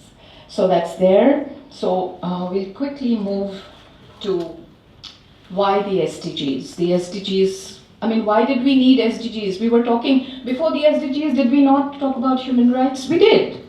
Before the SDGs, did we not talk about our livelihood? We did. Before the SDGs, were we not conversant with, what was happening to the planet? Of course we were. But since the SDGs are an internationally frameworked mandate for people, planet, prosperity, partnership, and peace, you see, it is a whole bag. We have a whole bag. It won't be enough if from here, Northeast India, we are talking about people, we're talking about environmental conservation, but we are not talking about peace. We must talk about peace and conflict at the same time, because we come from a space, a geography, which has been mired in conflict. So for many of us working in these kind of fields, either gender, sociological, other, factors, we talk about poverty, we are constantly having to, bring in, and we are having to co-opt the idea of being in conflict for very long. So a lot of these places that you saw that you are seeing in your reels, for example, on the recent crisis in Sibsagar, in Saraidio, and in other parts of Upper Assam, Nazira, Dikhopar, and all of those areas are also germane to people having battled in conflict. These are people who have lived with the consequences of having been in long-term conflicts, both non-state and also internal conflicts, borderlands. We talked about, I think Rizwan talked about Nagaland. And these are very germane. These are ideas that might just quickly allow, interstate borders to flare up. We have to be constantly mindful of why the SDGs, given that they are 17 SDGs, we're talking about poverty, hunger, we're talking about water, we're talking about gender, education, and so on and so forth. We need to see that the SDG actually leads us to peace and unity. I think unity is one of the catchwords of this particular conclave. Yes. So SDG 10, for example, is about reducing inequalities. So we cannot talk about gender inequality, SDG 5, without looking at SDG 10. SDG 5, SDG 10, 4, 1. Now look at how they are all intertwined. We cannot have one inequity without resolving the other. And so this is a lovely braided kind of quilt. Each quilt, each square of the quilt, touches the other square. And so we put on these quilts. I'm using the quilt metaphor, it just came to me because at one point of time, I remember Nivedita Menon, gender expert and a professor from JNU, she talked about this quilt, कि हमें ये बनाना है. This quilt, which is going to be an effort where everyone comes in. And this is where we are talking about uniting our resources, our methodologies, our approaches. I am sort of leaving you to think about all of these. So some of the gender inequality or gender equality targets rather are here. So one is end discrimination. How do you end discrimination? And it just didn't happen suddenly with the United Nations coming with the SDGs. There was a history. Remember the history even of the Indian nation. In 1974, for example, the Parliament set up, for those of you who don't know, the young students, the Parliament set up a committee, it drafted a committee towards actually setting up what they called an equality report. Remember, we were far ahead of the SDGs. I mean, look back at our own consciousness. So the Parliament had set this up because we are such a diverse country. There is no contesting or disputing the fact that we are as diverse and as disparate as anyone can be in the face of the earth. So the Towards Equality report drafted in 1974 was to establish the status of women in this country, which was horrific when they found out the gaps that existed. Discrimination was there. There was so much of violence and abusive lives due to patriarchal practices. And this can go on with the wars. You have further violent practices. In certain parts of the world, you have physically constraining, mutilating violences. I won't go into it, please read it later. There are different kinds of mutilating mutilating body parts of women in order to keep them behind. If you go to as far as Congo, or if you go to the African countries, the Dominican Republic, we know about these things. And they have happened by also calibrating the SDG, would never wants to look at location, which is why I'm trying to establish why location is so important, and sex and age, because young women were not allowed, their breasts were fastened. I'm just giving you examples. It could be as horrific as that. You would not be allowed to have a natural growth of your breasts and your sexual parts, because one, you were kept behind. Two, because you wanted to prevent any kind of sexual abuse. So you had to completely desexualize women. Can you imagine? That was the nature of inequity.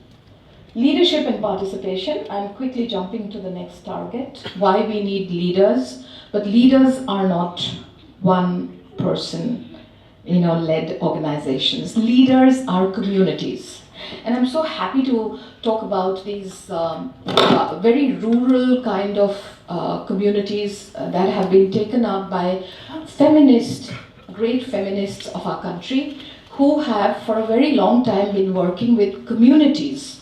And it is when communities grow that rights, our responsibilities, and our abilities get enhanced. So, for example, there is this lovely community of women in Himachal, in a very exclusively, in a very, remote interior location, where a very well-known, simple woman's right crusader, Abha Bhaya, set up this very, very exemplary group called Jagori. I think you must be knowing Madam Jagori, yeah. So Jagori was one of those early, I'm talking about 50 years ago. We're looking at 50 years back. So these movements did not start with the SDGs. These movements were always there. Remember that. Don't forget your histories. Okay? I'll come to our own state, but we also have someone like the Northeast Network, which has been around for 50 years now. And I'll come back to it. So when we looked at how we won our freedoms, how we were made not just free, but capable, capacity building. How were we made capable of actually honoring our freedoms? Those were some of those great women of our country, and I'm talking about independence era. And one point that many of us don't know, but of course some of us who teach are aware, is that our women constitution makers, we've always been a patriarchy. We've always been men-led. This is historical, but also cultural in India. Very importantly, our women constitution makers, and we are looking back 80 years. Can you think of 80 years back?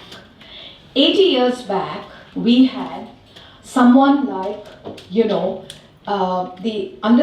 someone with the understanding that there were international frameworks that they were exactly looking at. They were looking at why women's participation is important. And women's participation in peace and security became a United Nations mandate in 2000. 1326, Polly teaches 1326, United Nations Security Council resolution. I'm being very badly behaved, I know. I will come down, I will finish. So the United Nations Security Council Resolution 1326 was a global mandate. It was one of the most powerful mandates for women in peace and security, for women's participation. But look at our constitution. The constitution drafters, and I'm talking about 80 years, had all these great women. I'm naming the 15 women. You can just scroll down the list. The last but one name, Leela Ray, is from this part of the world, this part of the country. Leela Ray came from, educated in Shillong, was from Gwalpara district. And she is one of the drafters, mind you. So never think that we need an only international network or an international mandate to lift us. Women have always lifted each other. You know, we are half the world, as I said right at the beginning, and we have all these solutions. So here is that wonderful list which you can keep. You can share this later. And to come to Chandraprabha Hoikiani from Assam, I really need to pay my respect to Chandraprabha Hoikiani, a feminist, a crusader, a woman rights enabler, a completely emancipated person who so many years ago from a remote Kamrup village actually set up the first school at age 13. She was only 13 years old. Can you imagine? This is the Chandraprabha Hoikiani who we must bow down with respect, our heads to with respect. At age 13, when she did not have a school to go to, she said, "Moi school pati." And she asked her parents, then very old, very uneducated, simple village folk. She said, "How will you do it?" Her parents said, "How will you do it?" She said, "Moi ghare ghare jam."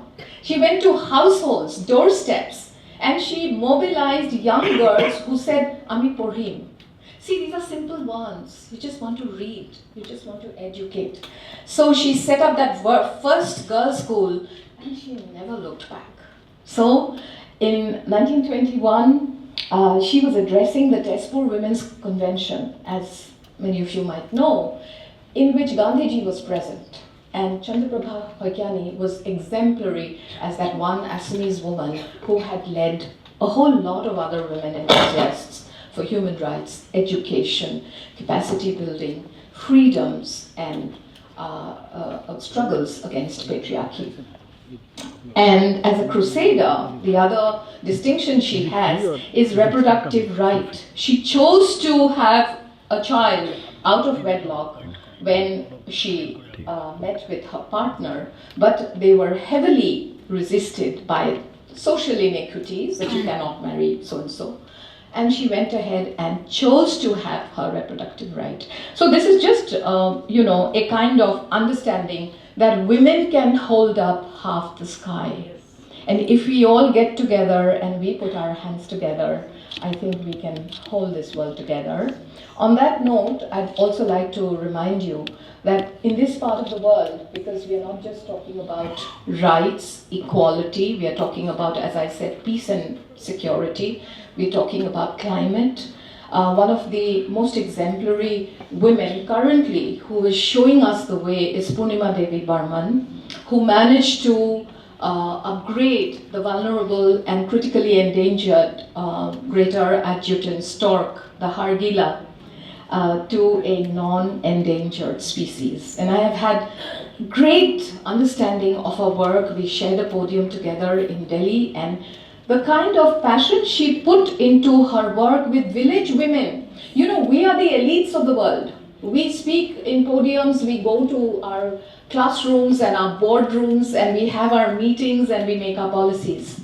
But those are the people, earlier the mud boots, presentation also showed us a slice of that, how you need to have immersive experience. It's all experiential.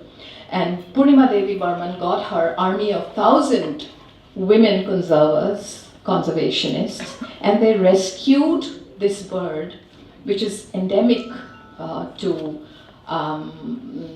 Assam, Western Assam, more likely, from vulnerable to less vulnerable and now less endangered species. So we have a lot of these examples. The other example that I also want to point out, because I know we have a polybating, and I'm really kind of hogging the space just now, so I'm a little shameful of that. But I just wanted to also mention that we sometimes unwittingly don't realize how we perform our genders. So for example, if you go to a school or you go to a higher education institute, you would find that women are allowed to go with the trays, to serve the people, the food, and the boys will man the gates. So we are very gendered in terms of distributing work. I had an idea when I saw the lovely dances this morning, and I wanted to say that one of the ways in which equity can also be achieved is when you topple those conservative responsibilities. You allow boys to also join the dance teams, and you allow the girls to also lead the tech teams, right? So you have a easy dismantling of boundaries, of borders. That is what disparity is all about. As I see it every day, as we see it every day, even as we speak, even as we talk, in our classrooms, in our boardrooms, in our policy and planning, bureaucratic spaces. So one of the things that remains with us is that while we have talked about SDGs, we've talked about various policies and plans that have come in over the decades, we must remember that it is always once a handful of women who first lead the way, and then these handfuls of women actually go on and bring more and more women around them. And though I didn't talk about the other gender much, because my time and my space is limited, but it is important to remember that whenever you talk about gender roles, functions, responsibilities, please remember that we should not limit it to just men and women. We need to talk about the claims, the spaces, the rights of the other genders in order to be truly gender equal and gender equitable. From this region, we've had a lot of demonstrations and a lot of very robust activism on equal rights and equal spaces. The queer movement is very big here, and it is allowing for the kind of opinions that have also helped mobilize and mandate policy decisions and legislation. We all know the parliament legislations that have happened for the queer, for the other genders. So I think a forum like this also needs to be respectful of those, need to blur the boundaries, those boundaries that we have kept watertight for too long, narrating the same story again and again. Thank you very much for hearing me, and thank you for the patience.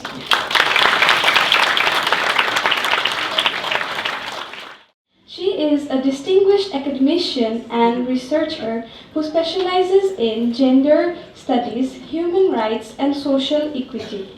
Her work critically examines the intersection of gender equality with sustainable development, influencing policy frameworks, community advocacy, and academic dialogue across the region. Ma'am, the floor is yours. So, very good afternoon to all of you.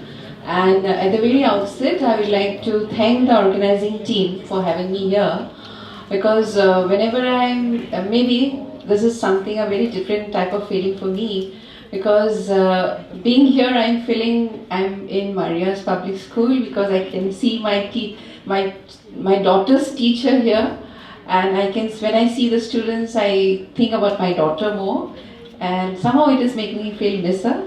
But I'm so grateful that you're having me here, because I always felt like a parent when for the past few years, and having me as a resource person. Thank you so much, Nellie ma'am. So I'll right away go to the presentation. In my presentation, I want to focus just on goal 5, which is on gender equity. Goal 5 is gender equality. And I tried to relate it with the topic which was given to us as a panelist.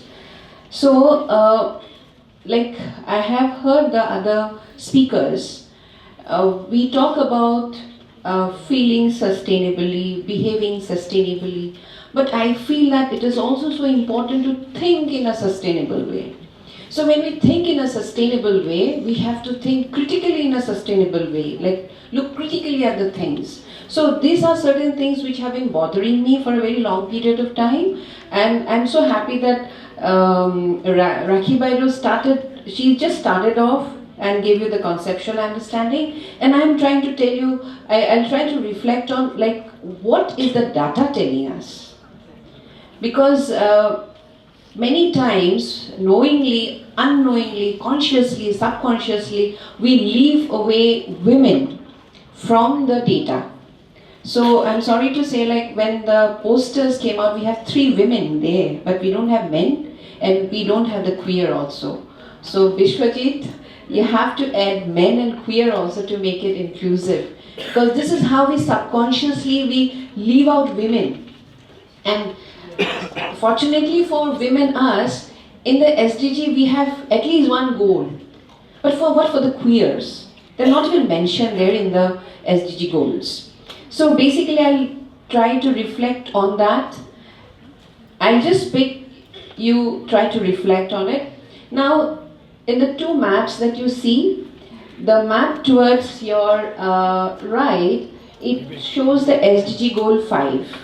Now, there are 3 different colors that you see. Like the red is the performers, aspirants, which is below 50. And the yellow is the performer, which is 50 to 64.99.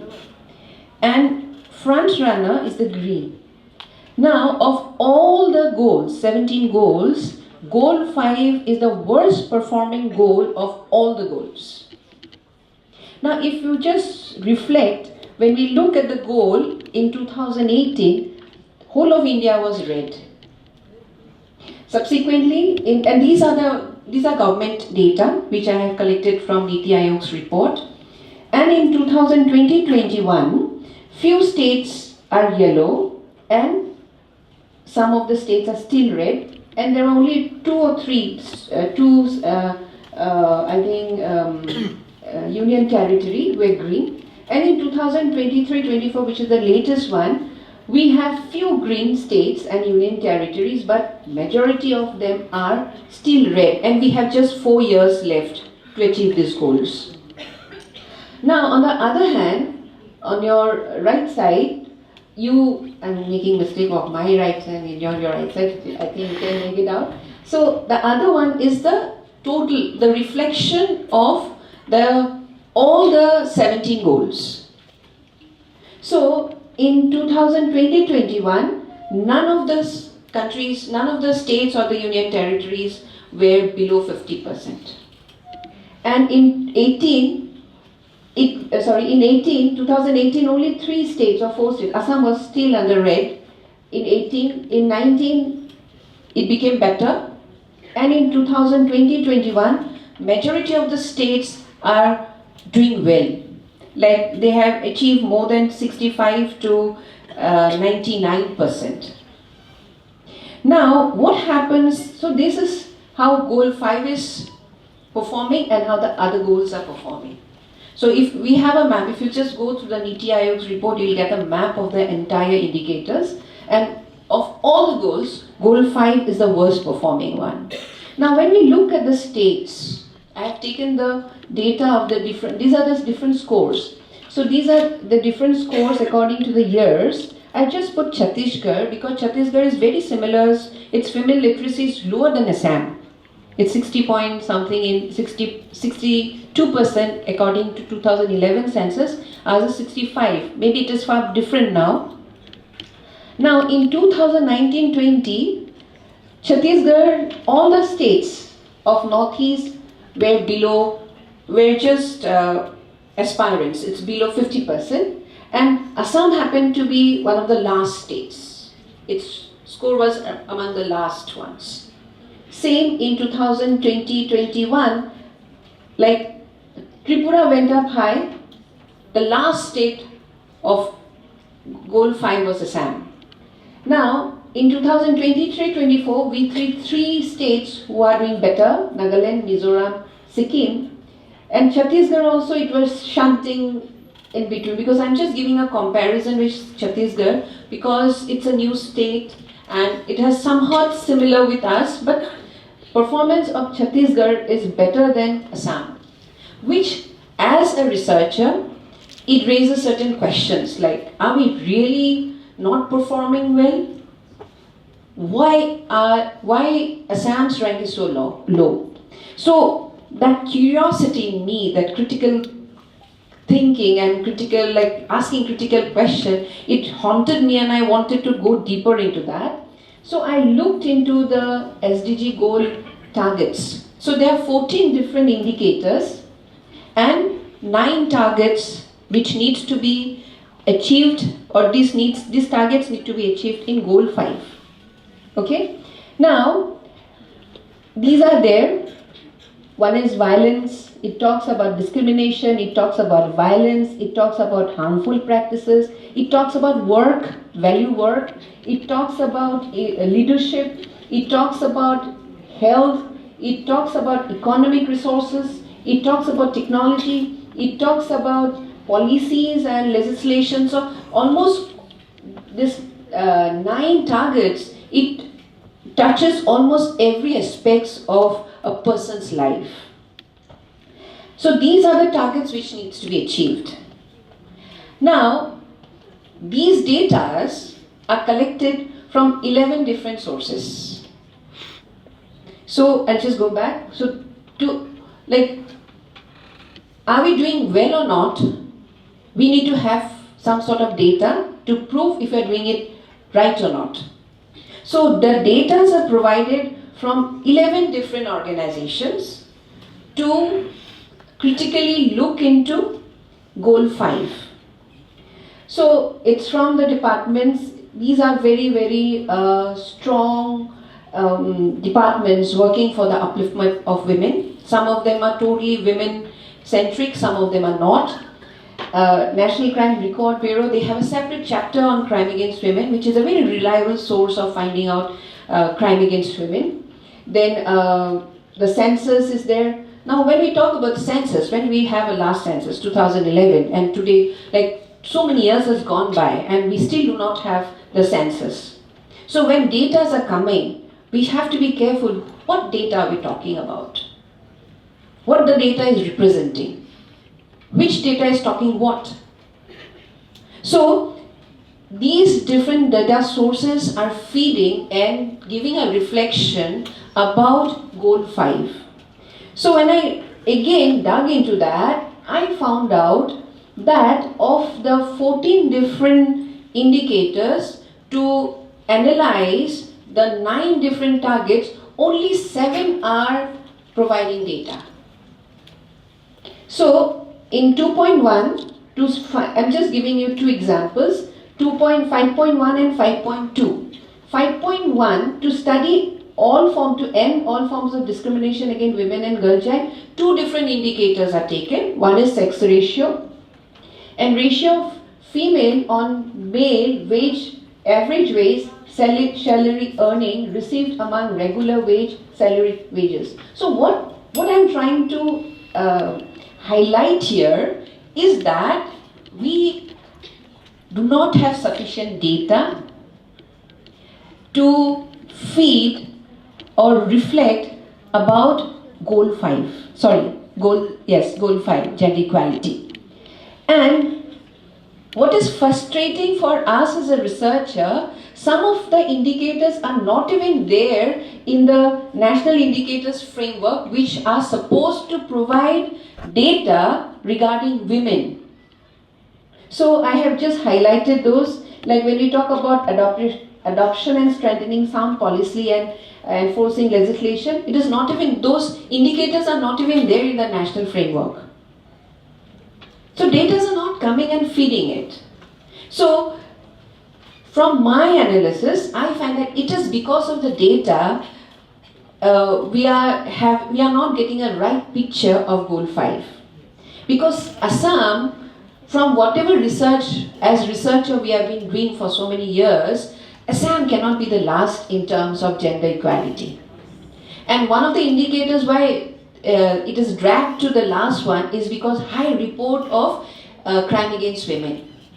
Now, as researcher and as academician, we are questioning that if somebody reports a violence which is happening in a life and has gone to the police station, it's not a sign of disempowerment, it's a sign of empowerment.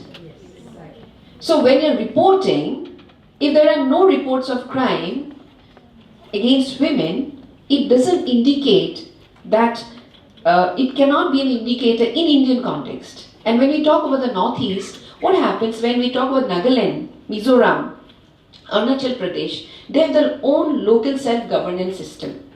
So if there are any internal dispute, those disputes are handled in those local community. So crime against women, there are violence which is happening, domestic violence of different nature happening in the society, but it is not registered in the police station. That's why it is not reflected in the National Crime Record Bureau. So these are the loopholes. Along with that, I also wanted to show you, this is from Niti Aayog's report. I also wanted to show you this indicators, which is about the gender gap indicator. And gender gap indicator is calculated by World Economic Forum, and they have been doing it from 2006 onwards. So gender gap index is an indicator which finds the gap between men and women.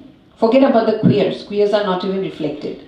So gender gap index, it finds out the gap. A country may be very developed, but the gap, there might be gap between the male and the female. So it is a gap. For example, the African countries, the men are also not developed, women are also not developed. So the gap will be lesser. But for example, in some Middle East countries, the men are very progressive, but the women are not progressive. So the gap will be huge. But when we talk about India, I've taken the gender gap index from 2020 to 2025 to see what is the trend. It is always below 110 and 112 out of 153 countries in 2020.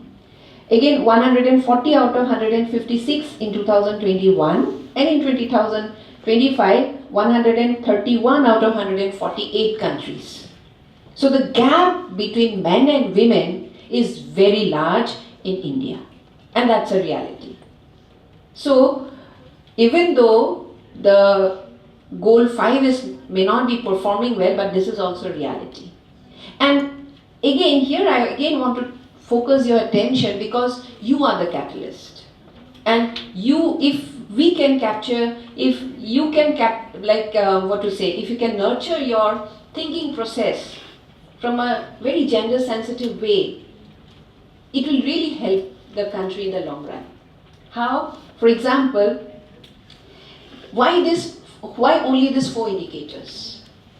So these 4 indicators are used to calculate the gender gap index. And why these 4 indicators? What are the 4 indicators?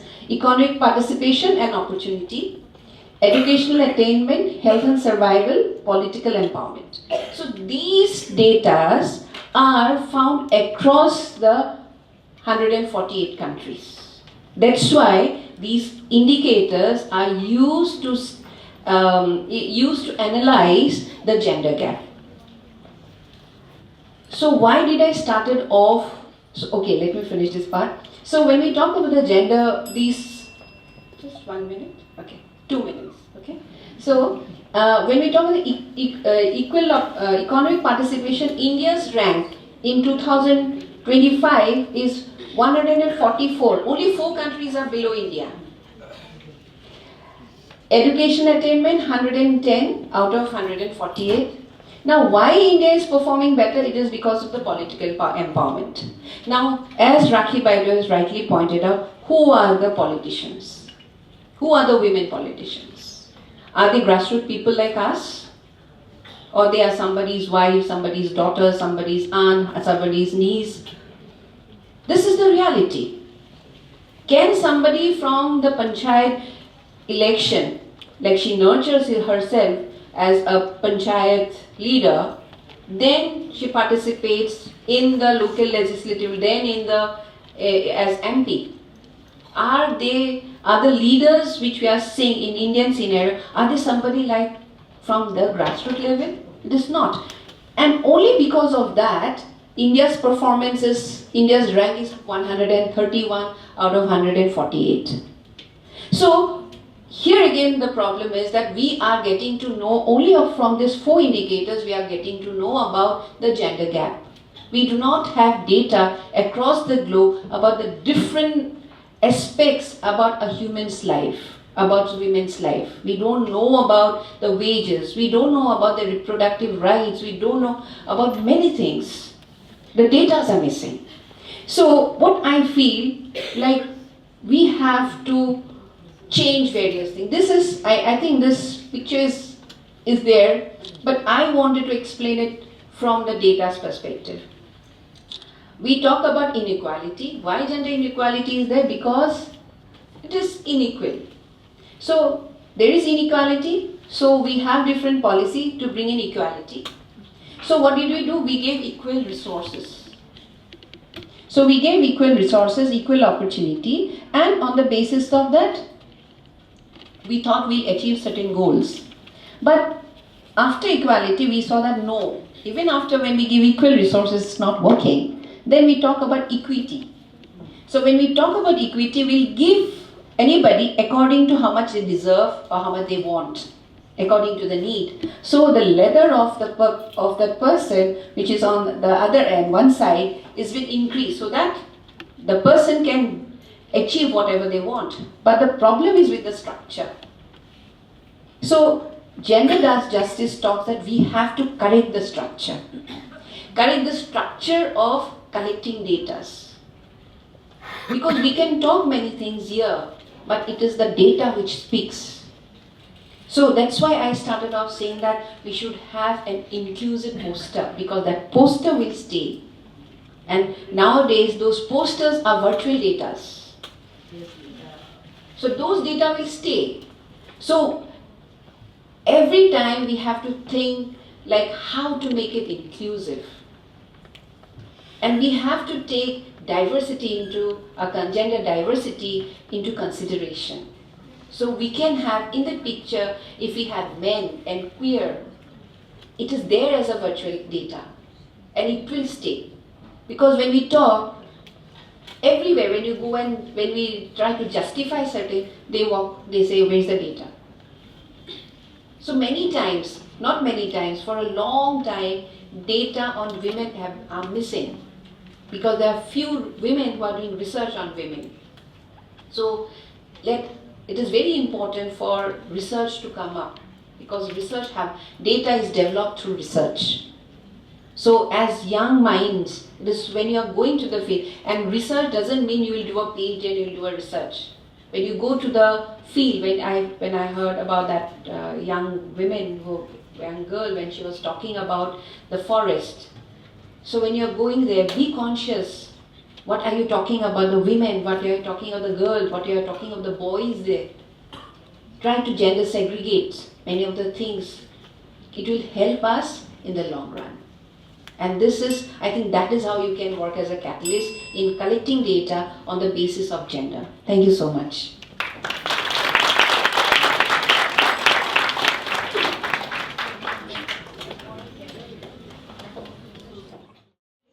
I would now like to call upon Dr. Alakananda Das, founder and CEO of Loom's Ecopreneurs Federation. She is a visionary leader who merges sustainable fashion, social entrepreneurship, and community empowerment. Through Loom's Ecopreneur, she advances handloom preservation and sustainable textile production across Northeast India and ASEAN regions. Her work bridges grassroots artisan livelihoods with global markets, promoting economic growth and gender equality. Ma'am, the floor is yours.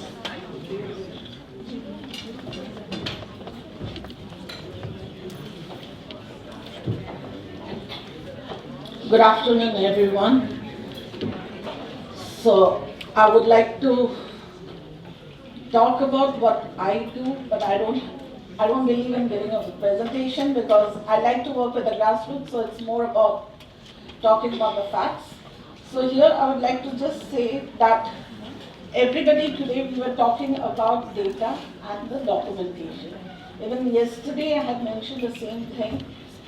when we had done the last conclave, after the need assessment, we had realized that only 1 in 100 of all the rural entrepreneurs are registered.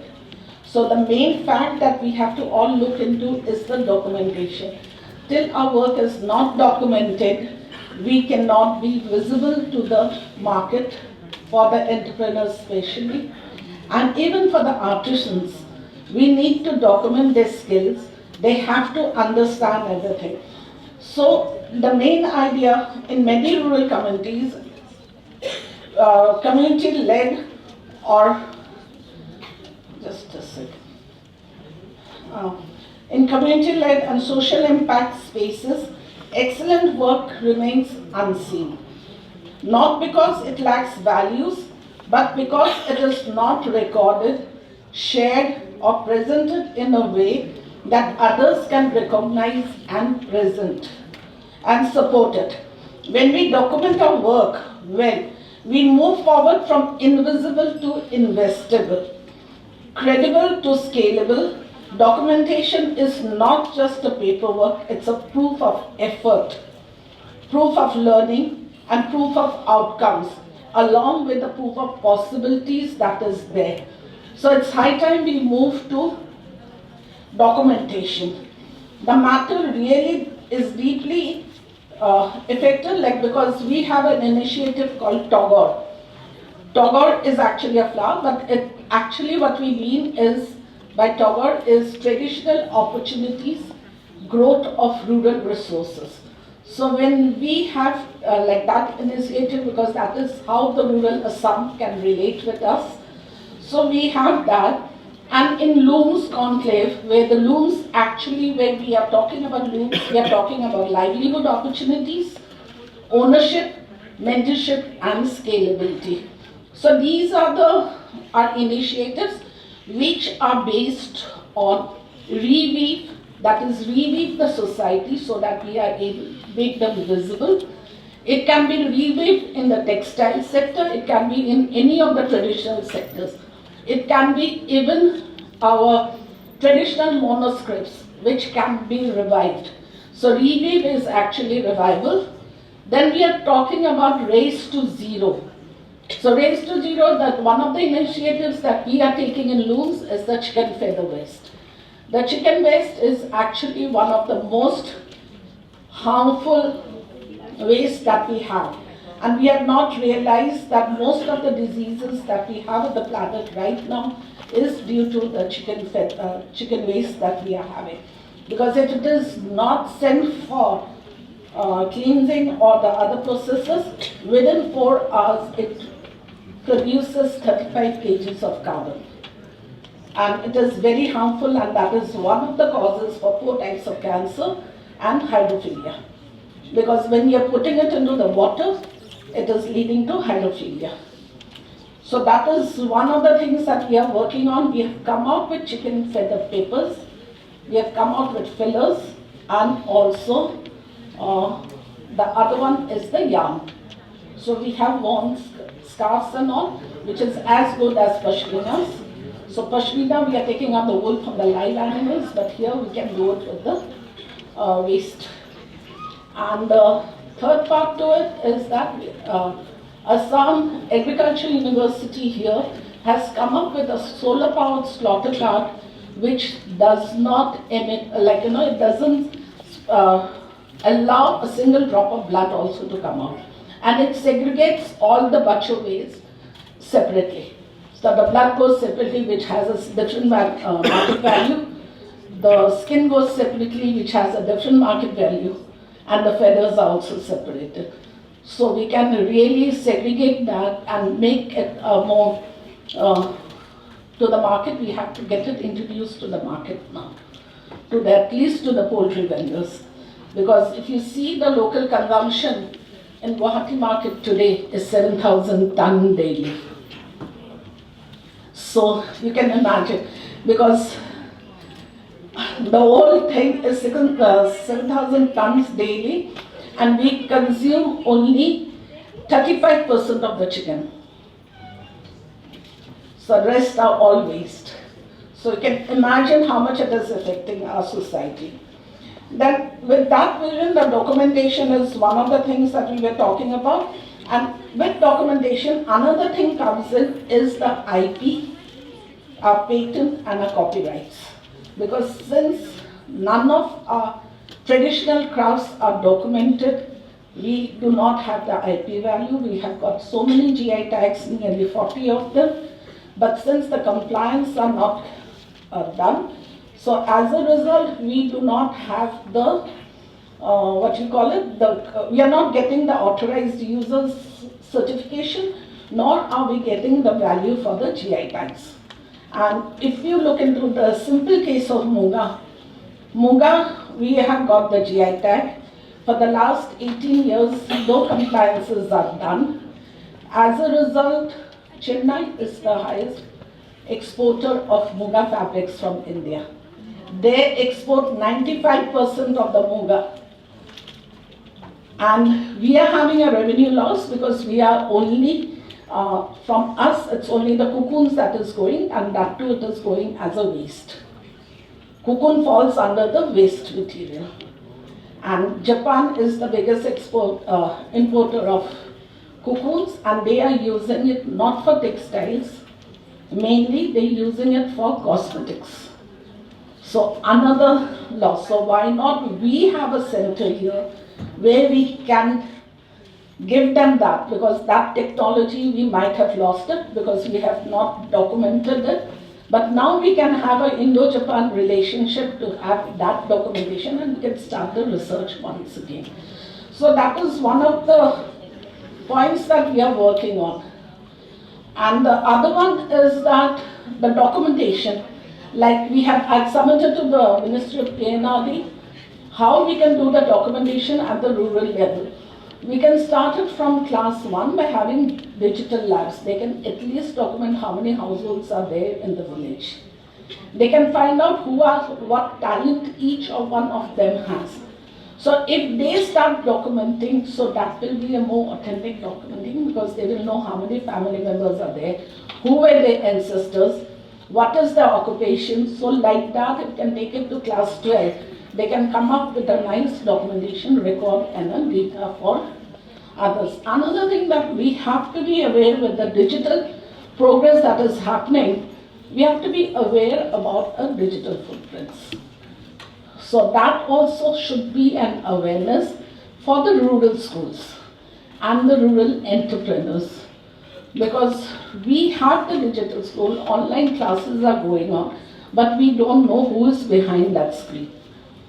So that awareness also has to be taught to the rural entrepreneurs. So that is also, because what happens, we get the CSR funds, we get the funding, but that handholding and mentorship and the consequences are not taught to them.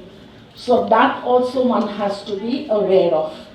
So that is some of the reasons that I would like to know. We are working on that. So this year we are having the conclave in February, because I have it every 2 years. This time we have coined it as invisible to investable, roots to rights, together we, the women entrepreneurs, navigate the future. Because if we start documenting and we have the roots correct, then only we can go. At the rights, we are talking about the financial rights, we are talking about the civil rights, we are talking about all the rights pertaining to a single entrepreneur in the traditional market. Because they are always exploited. Because these people are, like when I did the lead survey, like I said, 1 in 100 is registered. So when we do 1 in 100 is registered, that is why all the government schemes are going back. The money is going back because we do not have to show them who the people are there. So the funds there cannot be allocated, and that is why Assam has the lowest funds allocation or the utilization. So all that things needs to be worked out, but we cannot work individually. Everybody has to be visible. We have to be connected somewhere so that we can take it forward. So this time during the conclave, we are having the urban planning discussions where the international delegates will be there. Plus, we are getting the local MLA sponsored, the local regional entrepreneurs, the rural entrepreneurs to come in, where people like those who have achieved something from our state can address them in their own languages. And what are the documentation that needs to be done will be done through 63 mentorship booths that will be there. We will be having patent buyer here, we'll be having all the financial houses, all the compliances houses, so that they can go forward. And at the end, I would like to say on 21st and 22nd of this month, UNESCAP, that is the United Nations Economic and Social Commission for Asia and Pacific, is going to have a 2-day training session here. So it's going to be at Novotel, and all those who are interested, I can share the link with you. You can register and be there on those 2 days. I think it will be a very helpful session for everyone, because it's going to be on the cross-border trade and how you can elevate your skills. Thank you. Thank you, ma'am. The next plenary is going to enhance our knowledge about inheriting SDGs into businesses. Ainame Fanbu ma'am, who is the Managing Director at Saimika Park, drives ecotourism and cultural preservation in Meghalaya through Saimika Park. Her work integrates sustainable tourism development, local job creation, environmental conservation, and indigenous cultural promotion to build resilient hospitality models in the Northeast. Ma'am, the floor is yours. I would like to thank WICCI for inviting me to be a part of this program. It's truly a privilege to be here and to share the story of Saimika and our journey towards integrating sustainability with tourism. It is also equally an honor to share the stage with so many inspiring personalities and ecopreneurs. Your stories are truly inspiring. I know the conclave is a little Assam-centric, but I'm just going to tell you our little story from the hills of Meghalaya. A little bit, yeah. So Saimika is a family-run business founded in 2005 by my mother, Mrs. Jopsiman Phando. The dream was originally shared by both my parents. Sadly, during the planning phases of the project, we lost my father to cancer. Despite this heartbreaking loss, my mother chose to continue building the dream on her own. Looking back today, that decision laid the foundation for what Saimika is. When we first started, Sora was very different from what it is today. It was already known for its breathtaking beauty and heavy rainfall, but tourism was still in its infancy.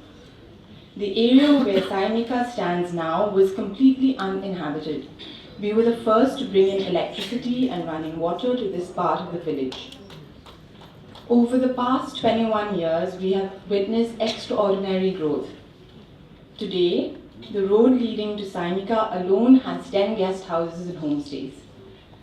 Tourism has brought employment, livelihoods, and opportunities to our community, but it has also brought new challenges. The rapid growth is exactly why we should work in sustainable and thoughtful ways. Before I speak about some of the sustainable work we have done, let me tell you a little bit more about who we are. At its inception, Saimika was never intended to be a resort. The original vision was to build a children's park and a restaurant, which is why our name still includes park in it. Accommodation was never part of the plan. From the very beginning, however, one thing remained constant for us, our desire to share Khasi hospitality. We designed our restaurant around this idea and built a traditional Khasi hut as a showcase of our indigenous architecture and culture. Visitors loved the experience so much that many began asking if they could spend the night in the hut. That simple request marked the next chapter of our project. We converted the hut into our first guest house by adding a bathroom, and that marked the beginning of our journey into hospitality. Today, Saimika has 23 rooms, each built during different stages of our 21-year journey. Rather than constructing everything at once, we grew slowly. one cottage at a time, as resources, ideas, and needs evolved. This gradual growth means that no two rooms are exactly alike. Every cottage reflects the time in which it was built, using locally available material, traditional Khasi architectural inspiration, and modern comforts such as large windows that allow natural light to become part of the living space. Our ethos has always been to build with nature and not against it. Today, we proudly describe ourselves as a natural eco-resort. We strive to preserve the natural and rustic character of the property while providing the comforts guests expect from modern hospitality. Our commitment to offering guests an opportunity to live with and immerse themselves in nature extend beyond our cottages. Within the property, we maintain a kitchen garden and a small poultry section. We promote a farm-to-table experience where guests are invited to harvest seasonal vegetables and enjoy fresh organic eggs whenever they're available. While providing all these different services to our guests, we consciously try to reduce unnecessary consumption of resources, which means we intentionally do not provide televisions, telephones, or Wi-Fi in the rooms. We want our guests to disconnect from screens and reconnect with nature, with their family and friends, and with themselves. After all, silence is the greatest luxury of our times. We also try to reduce the use of single-use plastic water bottles. Every room is supplied with reusable glass bottles and copper water jugs. Any plastic bottles that do enter the property are collected separately and sent for recycling. Waste segregation is another important practice we do. Fresh fruit and vegetable waste is composted and returned to the soil. Cooked food waste is used as feed for our pigs. Only waste that cannot be reused or recycled is sent to the village's designated disposal sites. Tourism in Meghalaya has grown at an incredible pace. Visitor numbers have increased from 7 to 8 lakh from the 2010s to 16 to 18 lakhs in 2024. This growth has brought enormous economic opportunity. However, it has also placed increasing pressure on our landscapes, rivers, forests, and local communities. Today, Meghalaya attracts not only nature lovers, but also visitors attending concerts and festivals. While tourism benefits many livelihoods, it also results in greater littering, pollution, and strain on local infrastructure. Over the past few years, we have witnessed the environmental impact of uncontrollable tourism. Seeing plastic waste in our rivers and forests is heartbreaking. Particularly in Cherrapunji, we have seen immense impacts on its caves and river systems. One very visible environmental impact we have seen is the development of a black coat on the wall of caves due to excessive CO2 released by tourists visiting the caves. This would lead to fast degradation of the cave's ecosystem. In the picture here, we can see stalactites. Stalactites are the mineral formation on the roof of the caves. These are made from water that drips and leave behind calcium carbonate. In the picture here, we can see the black formation. The phenomenon was first recorded by Dr. Biswajit Dey and two other scientists, Dr. John Rose and Dr. Joe Drakovich. We have to remember, tourism in Meghalaya will not sustain unless we preserve our greatest assets, which is the nature of Meghalaya. Without healthy forests, clean rivers, waterfalls, caves, and living landscapes, there would be very little reason for visitors to come. Protecting nature is therefore not only an environmental responsibility, it is an economic necessity. We also believe that conservation begins with education. Therefore, in collaboration with Dr. Biswajit Dey, founder and director of Wild Roots Nature Conservation Foundation, Saimika hosted a biodiversity awareness program for local youths. Supported by seed funds of the International Union for Conservation of Nature and Saimika, the program introduced participants to Saura's remarkable biodiversity through surveys, bird watching, photography, and nature documentation. Our goal is to develop guided nature experiences that allow visitors to appreciate our forests responsibly while creating meaningful livelihood opportunities for local communities. These stores are currently being developed and we will launch them at the end of the year. As part of this initiative, our team also organized a river cleanup drive alongside local guides. Together, we collected approximately 147 kilograms of waste from just 2 kilometers of river stretch. While we are proud of the effort, it also reminds us how urgently we need to use better waste management and greater environmental awareness.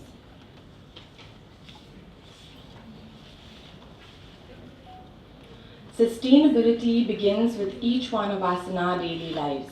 We can compose our kitchen waste, reduce our dependency on single-use plastic, support local farmers and artisans, conserve water and electricity, and choose businesses that incorporate some sustainable methods in their operations. We must remember that every small action counts.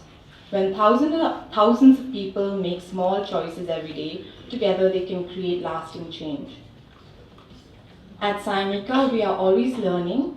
We remain committed to finding new and better ways to operate more sustainably.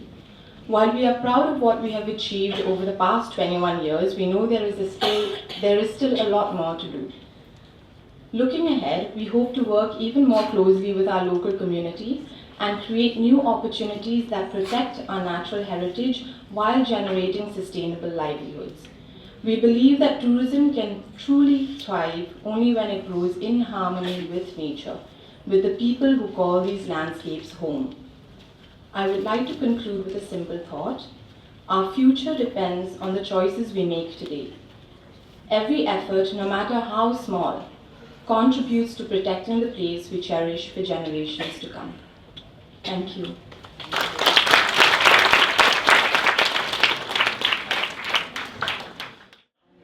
As Nellie ma'am mentioned in her address, one of the highlights of yesterday was the launch of a website which allows you to connect students, allows you to connect with entrepreneurs as a mentor-mentee kind of platform.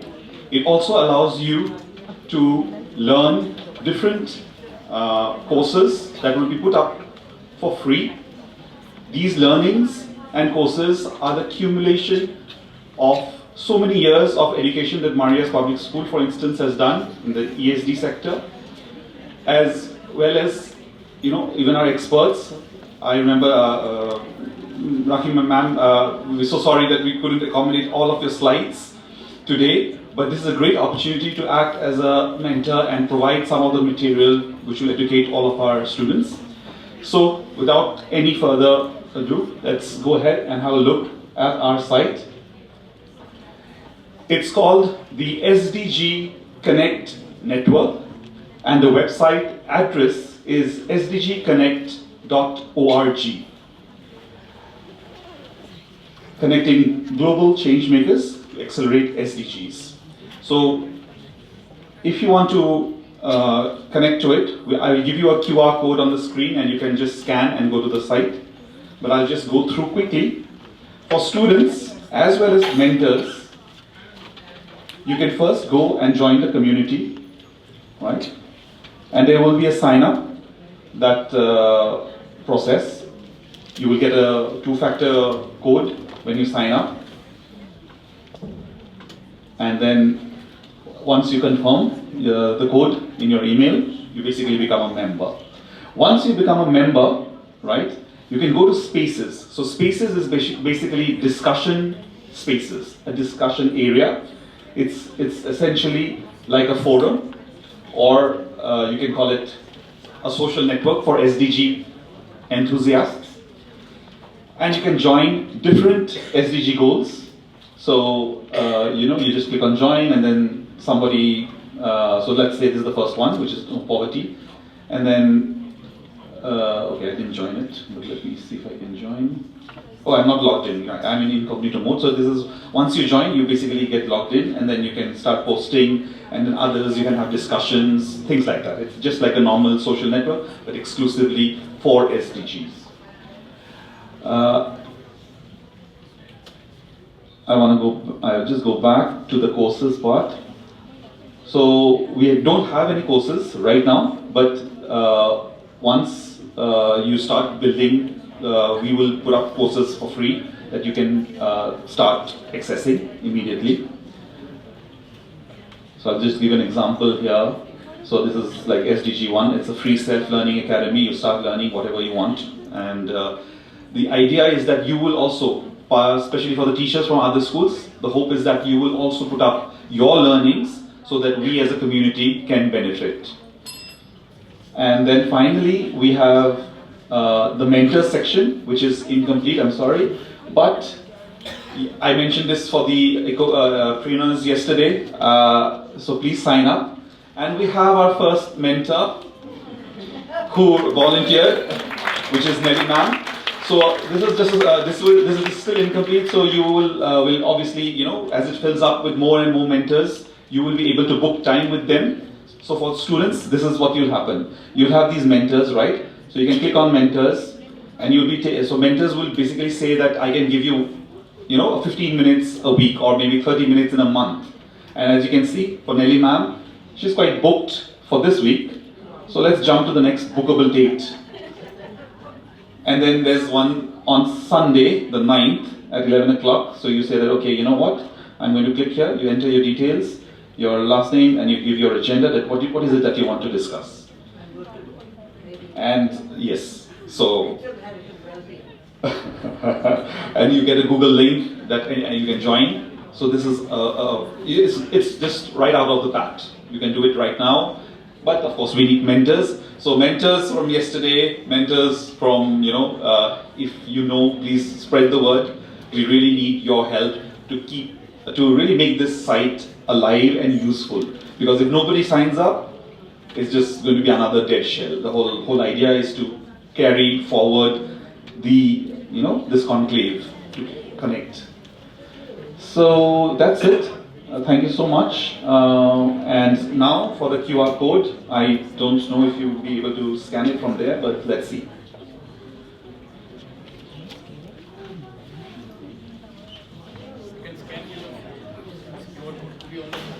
Let's see. I don't know if the huge size will work, but somebody can try and let me know. It's working. Fantastic. All right. It is fantastic.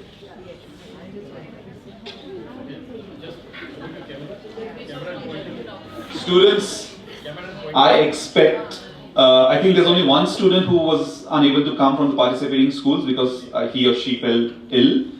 So I expect 9 into, 5? Yeah, 45, 44 students. 44 students should sign up if you're truly, you know, interested in taking this opportunity forward. Teachers, you can tell your students if they're interested. Yeah, teachers can also. Oh, teachers can of course join. I mean, yeah. They are mentors. Yes. Teachers, actually, I forgot to mention, we also care about security. It's very important when you open a portal like this. We do not want security issues. We do not want, you know, bullying, obviously. We do not want any kind of grooming or other unsavory kind of things. So teachers, it is your responsibility to also join so that you are there to help, you know, monitor and moderate where required. We of course have our internal mechanisms that flag any kind of abusive or you know, unsavory kind of language as well. But it's always good to have a second pair of eyes, and you know. So yes. And one last thing that I forgot to mention is probably, yeah, resources as well. So resources is not exactly a course. A course is an entire course where you can progress from lesson to lesson, complete it, and get a certificate at the end of the course if the course maker. All for free. This is all for free. Nobody is going to sign up. Nobody is going to pay some subscription fee. But you have to participate, because if people are going to put in their effort and you do not participate, it's a loss for all of us. And don't forget, this ultimately runs on a server, so you're harming the environment by letting it run without using it, right? So the resources is basically short resources. You want to know quickly what is ESD. You've heard the word or the term for the first time. There's going to be a guide. What is ESD? And things like that. So these are short items, and courses are full-length courses where you can go through a complete set of lessons. All right. It was my idea, but yeah. All right. Thank you very much. Our next speaker is architect Neha Parashar, who's the design head at STEM Assam. Neha Parashar leads innovative design solutions focused on environmental sustainability and conscious living. Her work spans eco-friendly product design, sustainable material sourcing, and creative strategies that empower businesses to lower their carbon footprint while driving sustainable consumer choices across various industries. Ma'am, can we please have you on stage? Good afternoon, everyone. Sorry for keeping you waiting for lunch. You must be very hungry, but I'll just quickly go through my presentation. Let me just introduce myself. I'm architect Neha Parashar. I'm born in Srinagar, and Srinagar, Kashmir, and I was there till say my 4th standard, and then I went to Jammu till my 12th standard. After that, I pursued my graduation in Sir J.J. College of Architecture, Mumbai. There is where I met my future husband, who is an Assamese. So that's how I'm here. That was just my path why I'm here. So now actually I consider myself more of Assamese than Kashmiri, because I don't know much about Kashmir as I know about Assam. So in my journey, I worked all throughout India. I worked in Delhi, Bombay, Goa, Guwahati, Assam, Tripura, Meghalaya, Nagaland, everywhere. And I also taught for a short period of time in Royal School of Architecture and Guwahati College of Architecture as well. So I was also a part of a few prestigious projects like Parliament Library, Tashkent Indian Embassy, and did some corporate identities for Maruti Suzuki, General Motors, Honda, everything.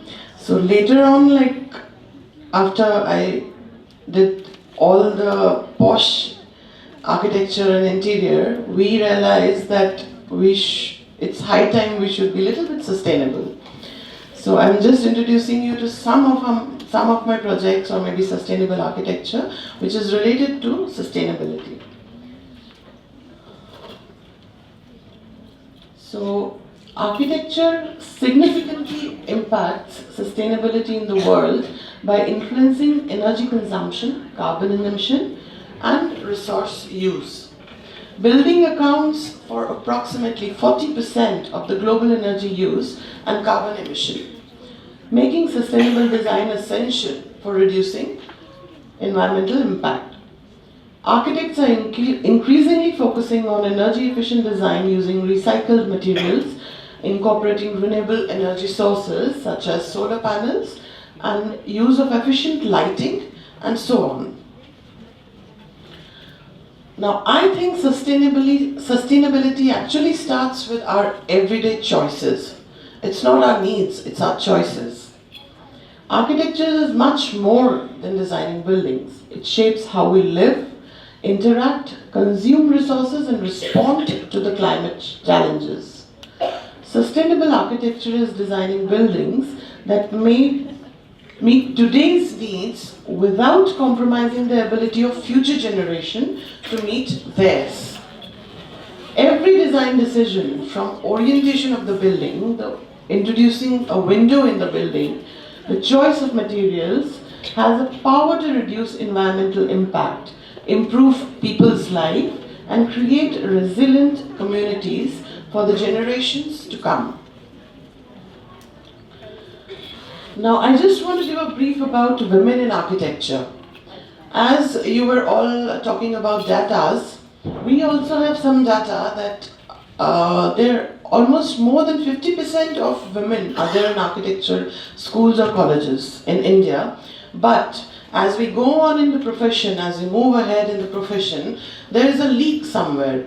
The women in architecture are just going out of the profession. It's more than 50%, I can say, which actually leaves the profession. So that's why it's not a one big exit, it's a small leak that is happening. The profession was built around a worker who has someone else at home, as that worker can stay late, travel at short notice, work through deadlines, attending evening events, prioritize projects over everything else, and then motherhood enters your lives. And due to that gap, the constant technological changes, it becomes a difficult return for the women to return in this profession. This highlight I actually specifically gave you because I am a founder member of WICCI Architectural Council Northeast, and under which we started Northeastern Women Architect Association of NEVA. We are just raw at this stage, just new, so we are helping the children who want to pursue architecture as their profession. We just need to help them and mentor them in whatever way we can. We recently visited Girls Polytechnic in Guwahati, and we just mentored them in a way, and we saw their progress. It was a great working, the way they work, it was really great. Then we also organize a architecture heritage walk in Kamakhya. So these are small things that we are doing, just initiated as WICCI. Hopefully we go ahead and get more architectural women in the profession. So now let me just introduce a small bit of my work that I do. This was a project in Goa, way back in 2012 that we did. That time, this was a water park there in Arpora. So we had to design around 40,000 square feet around that water park, and we had to convert it into coffee bars, restaurants, and just some places to basically spill out around the water park. So this project was developed around the water park, where we reuse the dismantled items from existing premises, and mild steel members and bamboo was used for structural purposes rather than conventional RCC members. Also, we used packaging material because in Goa there is a lot of packaging material which is just a waste. So we use that packaging material for railings, for furnitures, for everything else where we could use it. In this project, local craftsmen were used for construction. Local household things like we use a shoop in Assam that is basically used to clear the husk from rice. Similar thing was used here, which was a Goan tradition for the light fixtures. This project was targeted to finish in 3 months, and they had an amount of around a budget of about 1 crore in their mind. But due to these little bit sustainable work what we did with this, we reduced the time with 2 months. The project was finished in 2 months, and the project cost was reduced to 60 lakhs. So that's 40 lakhs is a major reduction. So next, I want to introduce you to this community-driven sustainable architecture. This is called Hope Hall. This is in Nagaland, in Fek district, Chizami. We worked with NEN Northeast Network, and Northeast Network, as I think many of you know here, is a women's rights organization working with women, youth, collectives and organization on development and related issues in Northeast India. This Northeast network has 3 branches in Northeast, that is Assam, Meghalaya and Nagaland. So this was the Nagaland project that we were doing. We're still developing that area, but this is one project that we did a few years back. This building, as you see on the left hand side, this was a beautiful resource center they had there, and it was dismantled because of the road widening. As you all know, the Nagaland hills are very loose, the soil is very loose. So that was a negative point. When we went there, they wanted a dormitory for the training purpose. People who come for training, they wanted to build some dormitory. So when we just looked around the space, we saw that there is lots of salvaged wood and materials, doors, windows that were of those buildings, and they have kept it very nicely. So what we did, we checked and we identified an existing building which they were using for some conferences there. So what we thought, it was a big hall. So we thought, rather than making one more structure, why don't make a floor on top of it? So what we did, we thought of a dormitory below, and on top we thought we'll have a columnless space which will act as a hall or a training space which they use in the lower floor. For that, we introduced deck flooring there, which was basically where shuttering and scaffolding is not required. We used this steel frame, put a corrugated sheet on top, and did the slab casting. With that, the time was very less. The time that we got for construction, it was very less, and we could use both the spaces for construction at one time.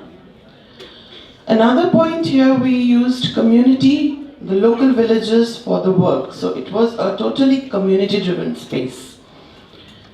Then this is the thing, like salvaged wood has been used on top. Then the tin that was there, the truss that was there, we have actually used the same truss above the tin. We used little bit fresh tin and truss for that extending staircase, but mostly that was used was the salvaged material. So these doors and all, this was a dormitory space that we got below, and this is how it is now, the upper hall, and this is how the building looks now.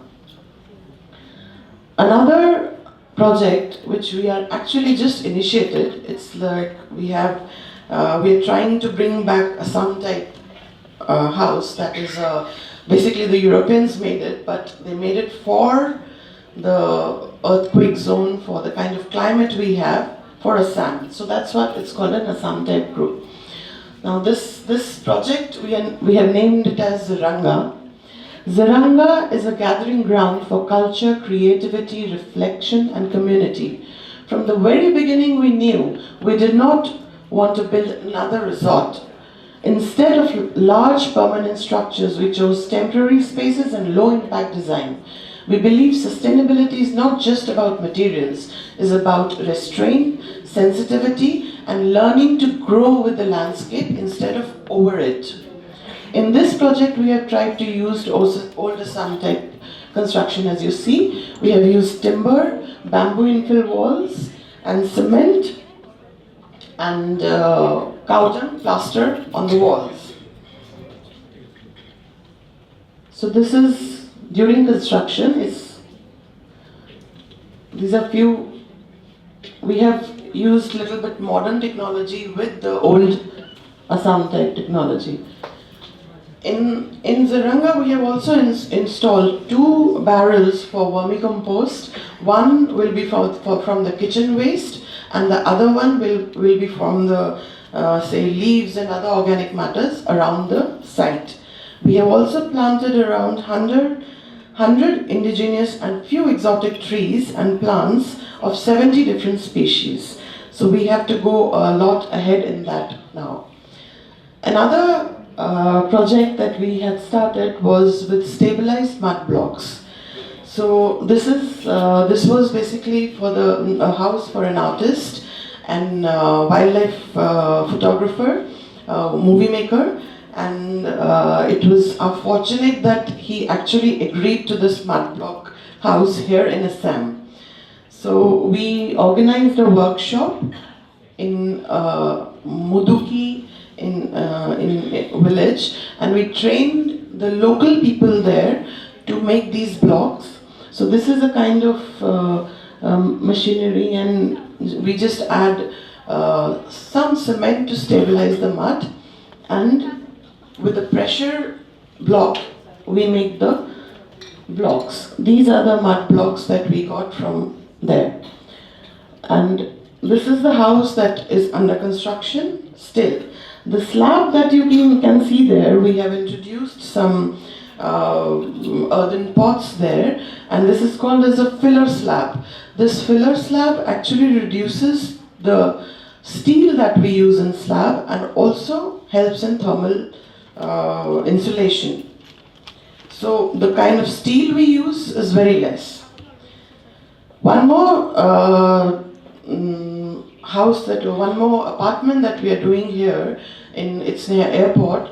It's in a designing stage, but I'm feeling so proud to say that it's one of its kind of green building apartment that is happening in Guwahati after a few days.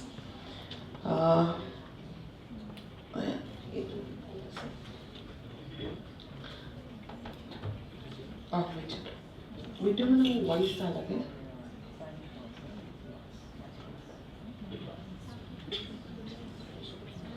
Just one more minute. So this is one more outlet that we did for Vamul. It's okay. Vamul is West Assam Milk Producer Cooperative Union Limited. So this is a prefabricated structure, and this structure is designed in a way, whenever required, it can be dismantled and can be assembled again in a different place. Yeah. So just this short presentation, not much more. I just want to repeat a small story that I told other people yesterday. One of our clients came to us a few years back. He wanted to build a house. He had shifted here to Assam, to his mother's place with his wife. So he wanted to build a house. So we first asked him, you already have a house, so why do you want to make a house? As an architect or as we should not tell them not to make a house. It's our business. But we asked them that why do you want to make a house? So he said, like, my wife and my mother, they don't go along. So we just suggested them that take a time out, let them mingle. If it doesn't work, come back to us. So he didn't come back. After a few months, we met him somewhere, and he was so happy. He's like, I don't want a house now. They have reconciled and everything is fine. I don't want a house. It's a good feeling in a way that one less house in Guwahati, and we should not say that. As an architect, I should not say that, but I'm happy that Guwahati is beautiful that way. Thank you so much.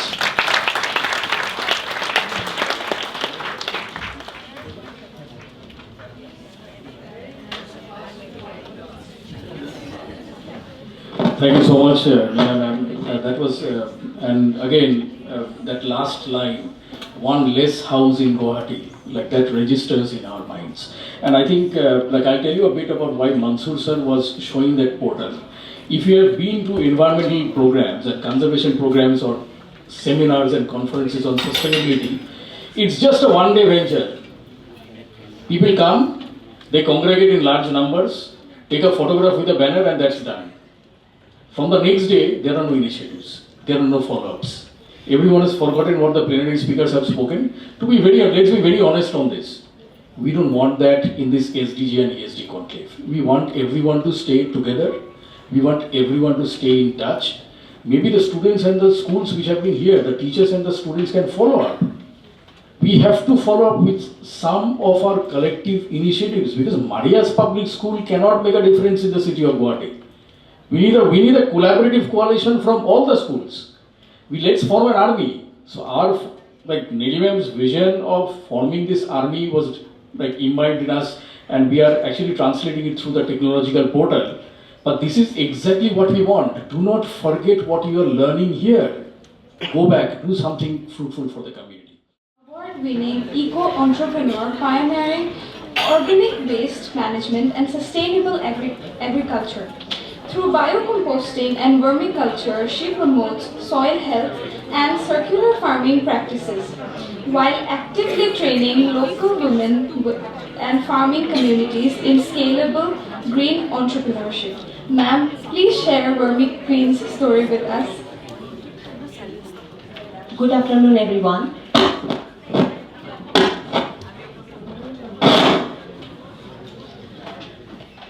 Before I'm going to present, I want to express my heartfelt thank you to the organizer to invite to be a part of this wonderful session.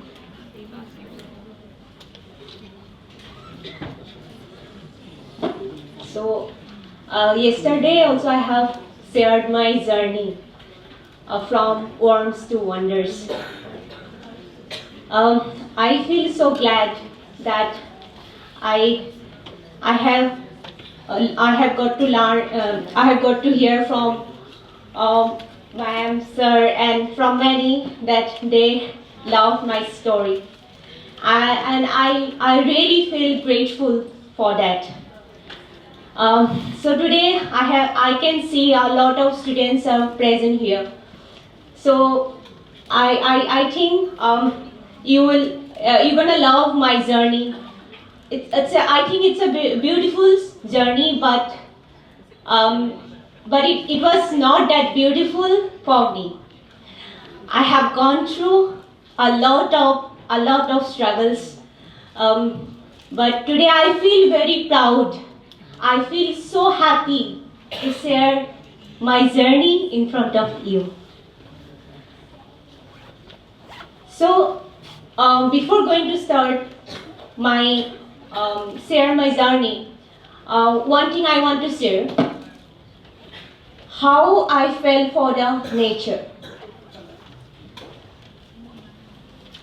Today, it was first half, my guru, Samir Bordoloi, came, and he was my guru who taught me how to love nature.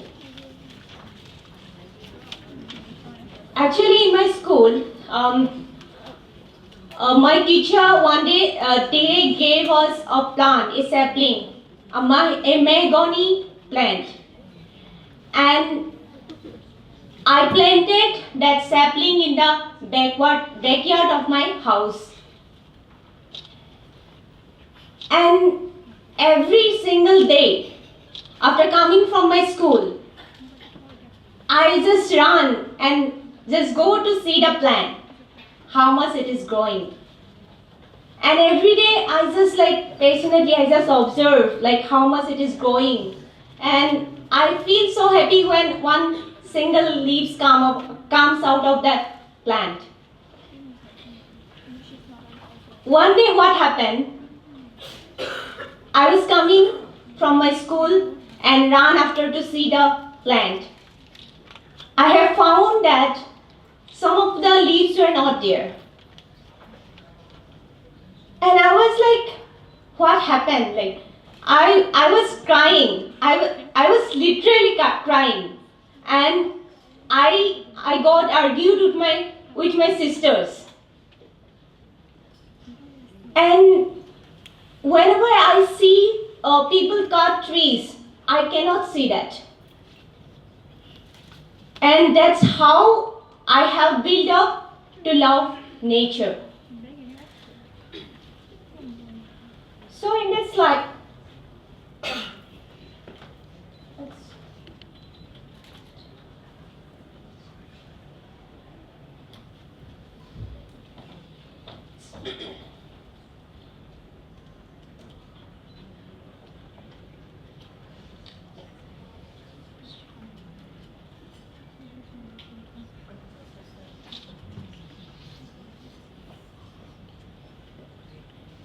Sorry.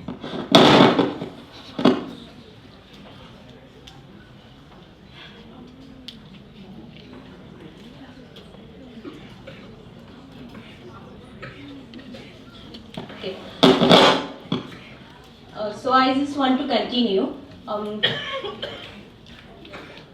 Again, I want to say that my journey till date, it is not that easy. When I was in class 7, actually my journey, I'll share one photo when I was class 7. Anyone who is studying in class 7, if you can raise your hand. Thank you.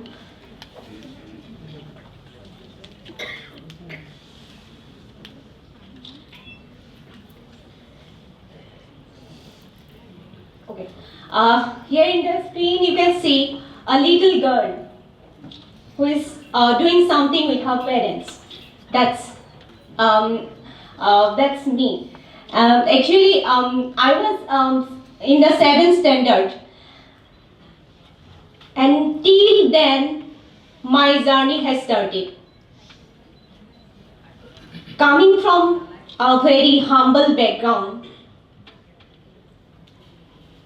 sometimes for my family it was very difficult to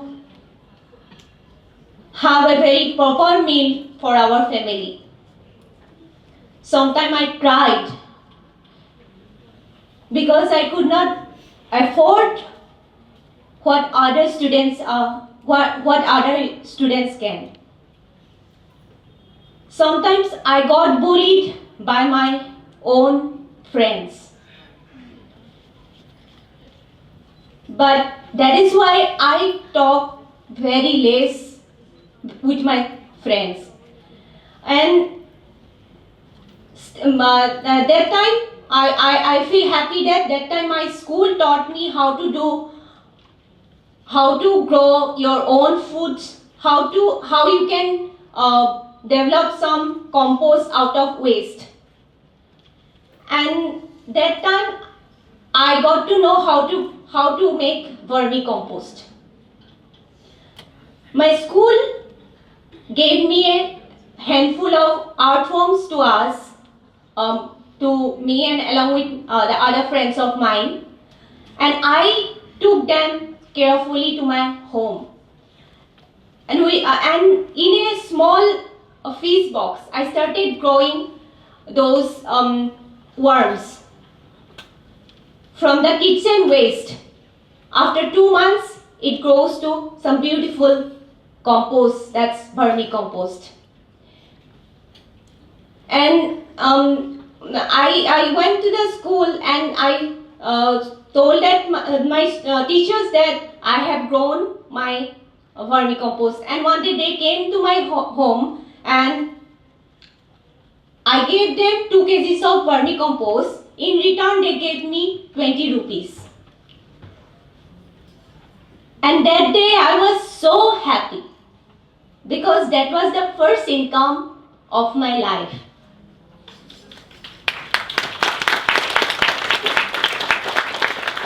And that 20 rupees was, for me, that 20 rupees was just like lakhs of rupees. If I compare that 20 rupees, that was equal to lakhs of rupees. I cannot express how I was feeling that time. And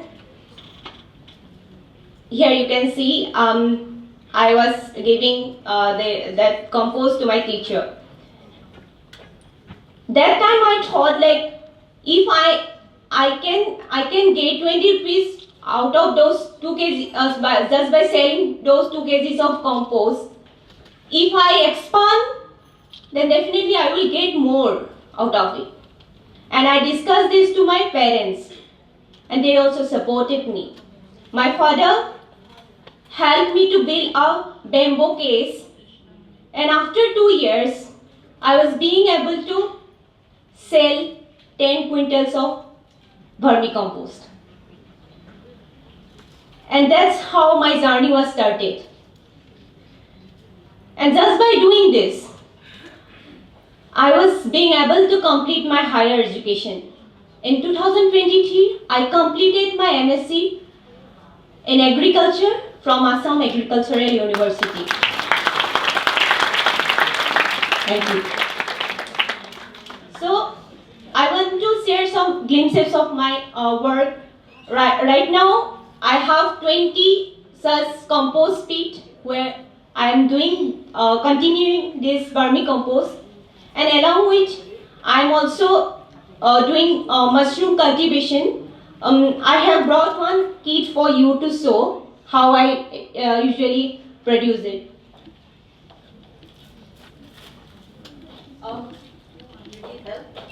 Here, that's okay. Here you can see this spawn, out of which the mushroom is grown, and this kind of, it is called cylinder, and after some days you have to pull out this cotton, and from this hole the mushroom starts growing.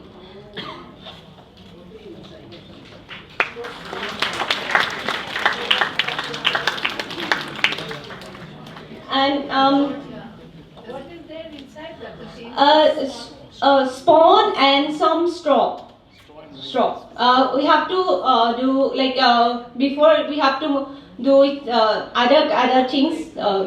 So along with this, I also like to teach some young minds like you. Some children in my village, they come to my home to learn about these techniques. Sometimes I also go to the schools to teach the other students what I am doing. Also I teach the local farmers about this cultivation technique. Here are some of the glimpses of my work.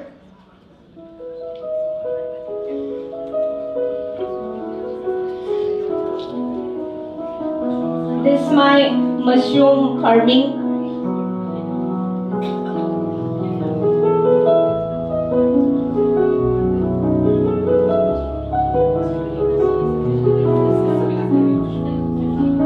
This is actually oyster.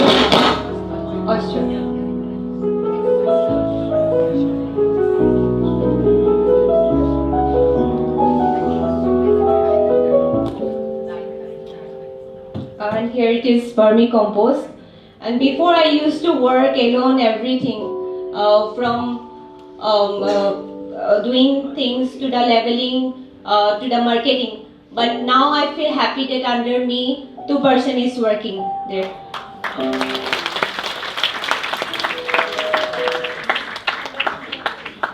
Okay. So one thing whenever I go to share my story, I always share, I feel very happy that I am so healthy because I grow my own food at my kitchen garden. So from those vegetable waste, I along with other components, I used to produce vermicompost, and again those compost I used to apply in my crops, and that's how I am maintaining this cycle of living, and that's how I can say that I'm living a sustainable lifestyle.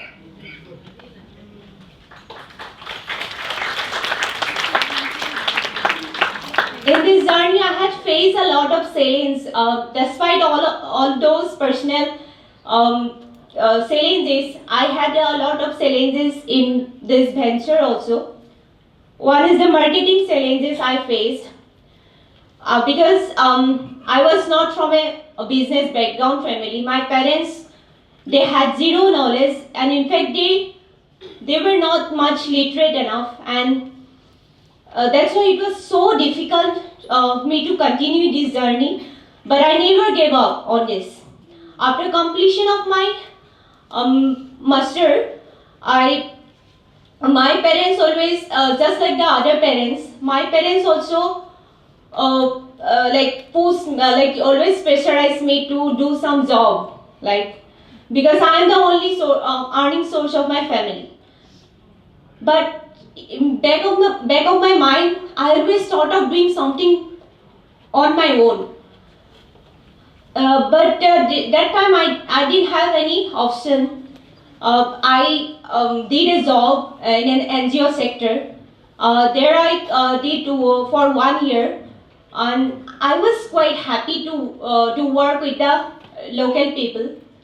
But somewhere I was not satisfied. Then after 1 year, I quit that job. I thought that why not to continue this, what I was doing before. Then I slowly and steadily, I expanded my business, but there I faced one problem of marketing because I have not got any knowledge regarding this business sector. But later I found that if I make some videos and upload in the social media, people will come and see, and that's how I started doing. And slowly and steadily, I got some customers, and I felt happy that some interviewers came and they took my interviews, and some of my videos got millions of views. And from those videos, I got a lot of customers. And my story was featured in Assamese newspaper. I'll just take 2 minutes. Neomia Batra and Times of India.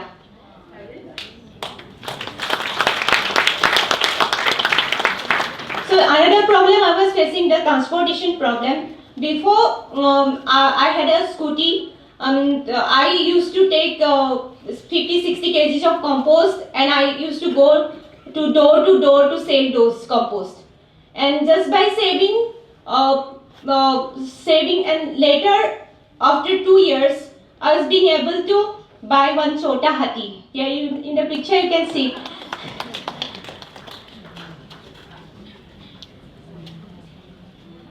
So one thing I just want to share at the last,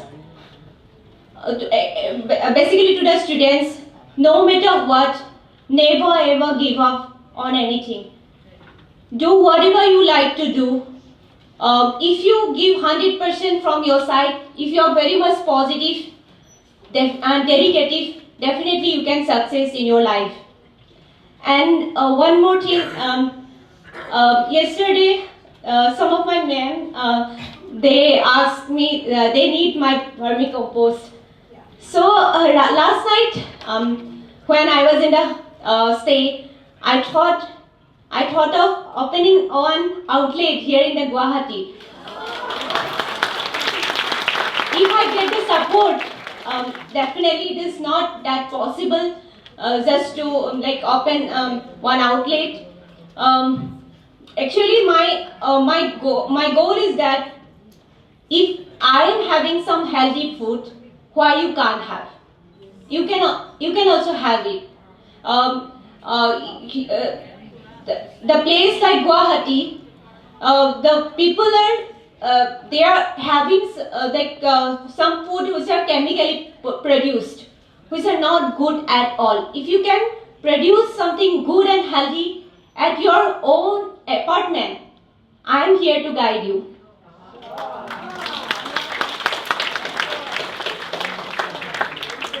So with this, I want to conclude. Thank you so much.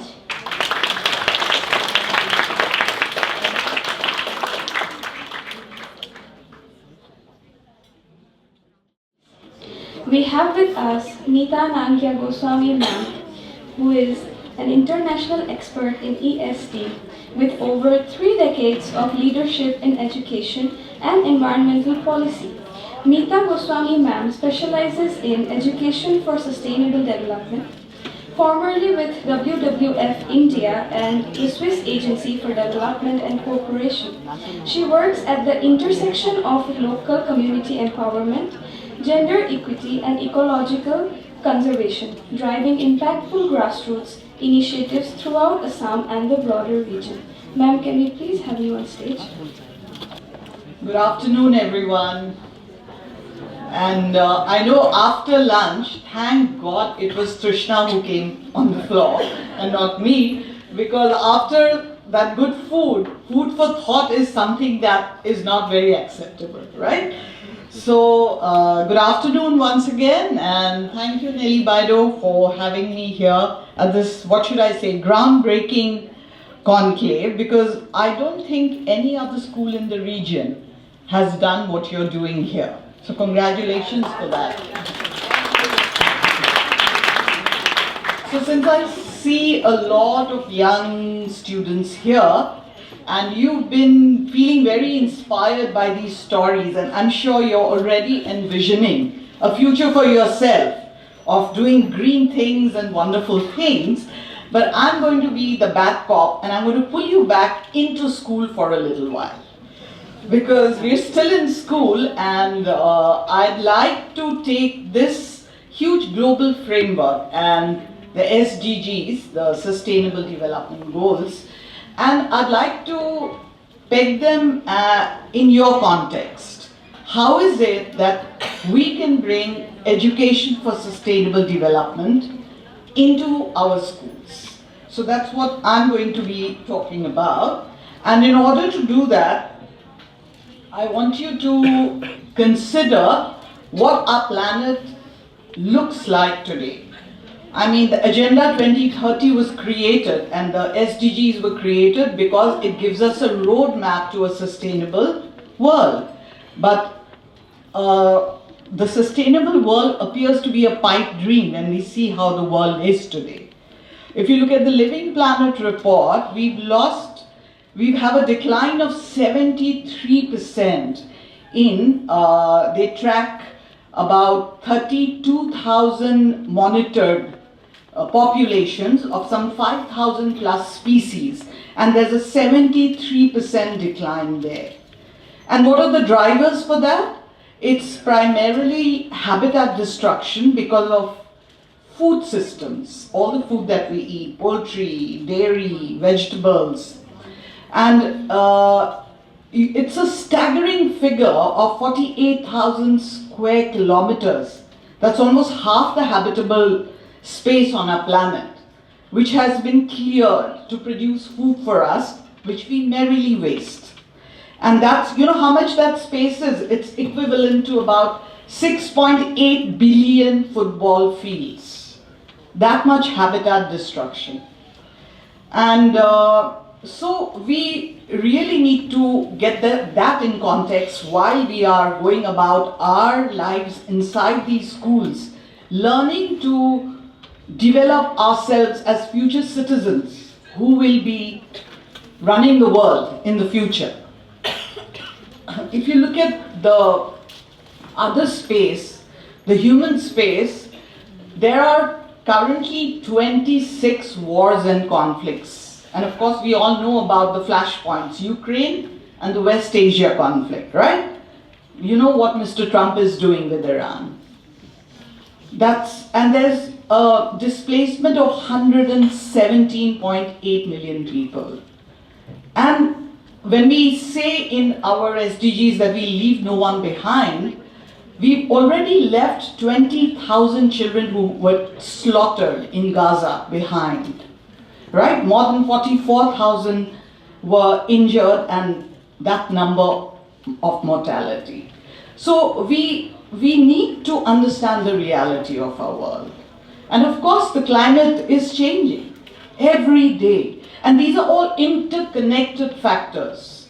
Loss of biodiversity, displacement, and these wars, they might be happening far away, but they impact each one of us, yeah? The geopolitics, the global energy security, food security, everything goes for a toss.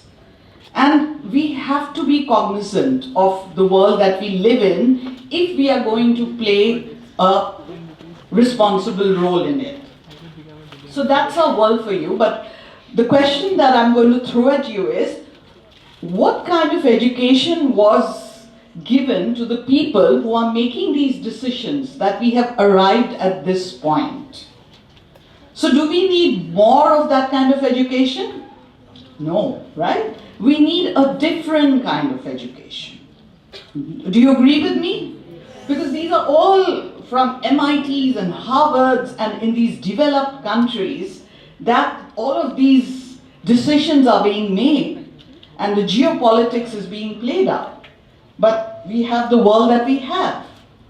And hence, one of the SDGs is devoted to quality education, which is inclusive and equitable education, right? Ma'am Rakhi has already explained to you the difference between equality and equity, right? So this is about ensuring inclusive and equitable education, quality education, and also providing opportunities for lifelong learning for all. Now, that means it isn't just about education that's happening in schools. This is probably even Mr. Trump or Mr. Netanyahu should be attending an ESD conclave to understand what kind of education is needed. So it's a lifelong learning process for everyone. But we're going to stick to schools right now, okay? Now, when you look at SDG 4, it's got 7 targets. Because of the paucity of time, I'll zoom in right into target 4.7, which is about ESD, or Education for Sustainable Development. And it's got these various points that you can see, and I'm sure you read about this all the time, that we need to be educated in all of this about human rights, global citizenship, a culture of peace, and sustainable lifestyles. So it's going beyond just formal education and the cognitive area of education. It's about all of these extra things, right? And what interests me most is cultural diversity and the role that culture plays in sustainable development. And why is culture important? Because all culture grows out of the biogeography that we live in. If I live by the sea, I will sing different songs, I will paint different colors. My food will be different, what I wear will be different, the houses that I build will be different. So if you live in a mountain top, those things will again be different, right? So hence, nature by itself is full of diversity, and because we live in different places in nature, culture is diverse. And monocultures are not healthy. So if all our cities had only KFC and McDonald's, that's not healthy, right? Because there has to be diversity everywhere, and that richness makes human life beautiful and rich. Agree? Yeah. Can I have a yes or no? Yes. Yeah, so that's why cultural diversity and understanding your culture and knowing where you come from plays such a significant role when we talk about sustainable development, right? And I just want to dig a little further because I think this is important. When you look at where ESD grows out of, it's from this report written in 1996 at UNESCO. It's called the Delors report. He was Jacques Delors. He was the chair of the European Commission at that time. And it's called The Treasure Within. It gives it such a different twist. It's talking about going inwards. And what are the 4 pillars of learning? And the core goal of this vision, of this report was that education must prepare people not only for work, not just as people for the job market, but also for citizenship, peace, and sustainable living. Right? So that's amazing. And there are these 4 pillars, and I'm sure a lot of us know because this has been in our NCRT vision documents also, that learning to know, learning to do, learning to live together, and learning to be. We're human beings, right? And you know what Homo sapiens means, right? We're supposed to be wise, but the way we are behaving, we should be Homo stultus, which is, in Latin, stupid. Because we are destroying the only one precious life-giving planet that we live on. So that's the background for ESD, right? And a definition of ESD which Mansoor had already shown in the resources, is this, that it is about allowing every human being to acquire the knowledge, skills, attitudes, and values necessary to shape a sustainable future. Now, how do we do all of this in a school? That is the challenge, right? Because in schools we have board exams and we have curriculum to finish and teachers have workloads and reports to write and entries to make. Given all of this, it's a little intimidating that how do I practice ESD in my school? And we're going to look at some examples from everywhere, and so that perhaps it can spark some ideas. So the first and foremost, and there are many, many tenets of ESD, because of the time allotment and my fear of the bell, I'm only going to talk about some of the most salient ones. And I think the most important one I'd like to pick is that schoolwork must build upon the needs of the people. Whatever you're studying, that knowledge can't be sterile knowledge. It has to be put to use. It has to translate into something. And one example that I love sharing is about this work in my tenure at WWF India. We had 4 ESD model schools in the Sundarbans, and the biggest island is Sagar Island, and this school called Hablat Lakshman High Secondary. It was a government school, and in that area, because of climate change and sea level rising, and also because of corporations now making seeds expensive, Monsanto and all that, so they were losing their native rice species. So what did the students do? They went from door to door and they also scouted a couple of villages, and they actually created a seed bank of all the native species of rice that could be grown in that area. So it was a simple exercise connected to what was in their curriculum, but they did something valuable by contributing to the needs of the people of their area. Now that's ESD in action, right? I know that all of you know your 17 SDGs, but for it to become actionable, you also have to do some of these things, right? So you look around, your schools, 9 schools that are here and MPS, look around and see that what is it that we can do. And think on your feet, because you are creative and innovative. Use that innovation. I wanted to talk about this lady, an ESD champion, I call her, because it's also so close to what we read about in ESD culture. So this lady, who's now one of the 5% top scientists in the world, she's been curious about fermented foods of Assam right from when she was a child in school. And what did she do? She researched and found out that fermented foods not only preserve our food, but they also improve the bioavailability of the nutrients in the food. And she's got this all scientifically evidenced, and the next step that she's taking is to patent it. Polly, you'll be happy to hear about that. And that she's going to also make these foods have more shelf life so they can be economically viable. So what has she done? She's taken something which is a cultural thing and she's made it useful for the community and made it an economical product. Amazing, isn't it? So you have to think like that. That what is that your curiosity trail, like Dr. Madhurita Barwa, that you are going to follow up. It could be in any field, it could be art, dance, science, wherever your heart leads you. But you have to seed these things now. In school they get seeded. Well, this is extremely important, democratic competence. The ability to be able to work together in teams, not in competition, but in collaboration, right? We've seen the Cockroach Janata Party. When they collaborated, they got a minister to resign. of course, and that was to fix the system. That's a symbolic act. Now, it's so important to do this, and what better place than in a school to hone your democratic competence?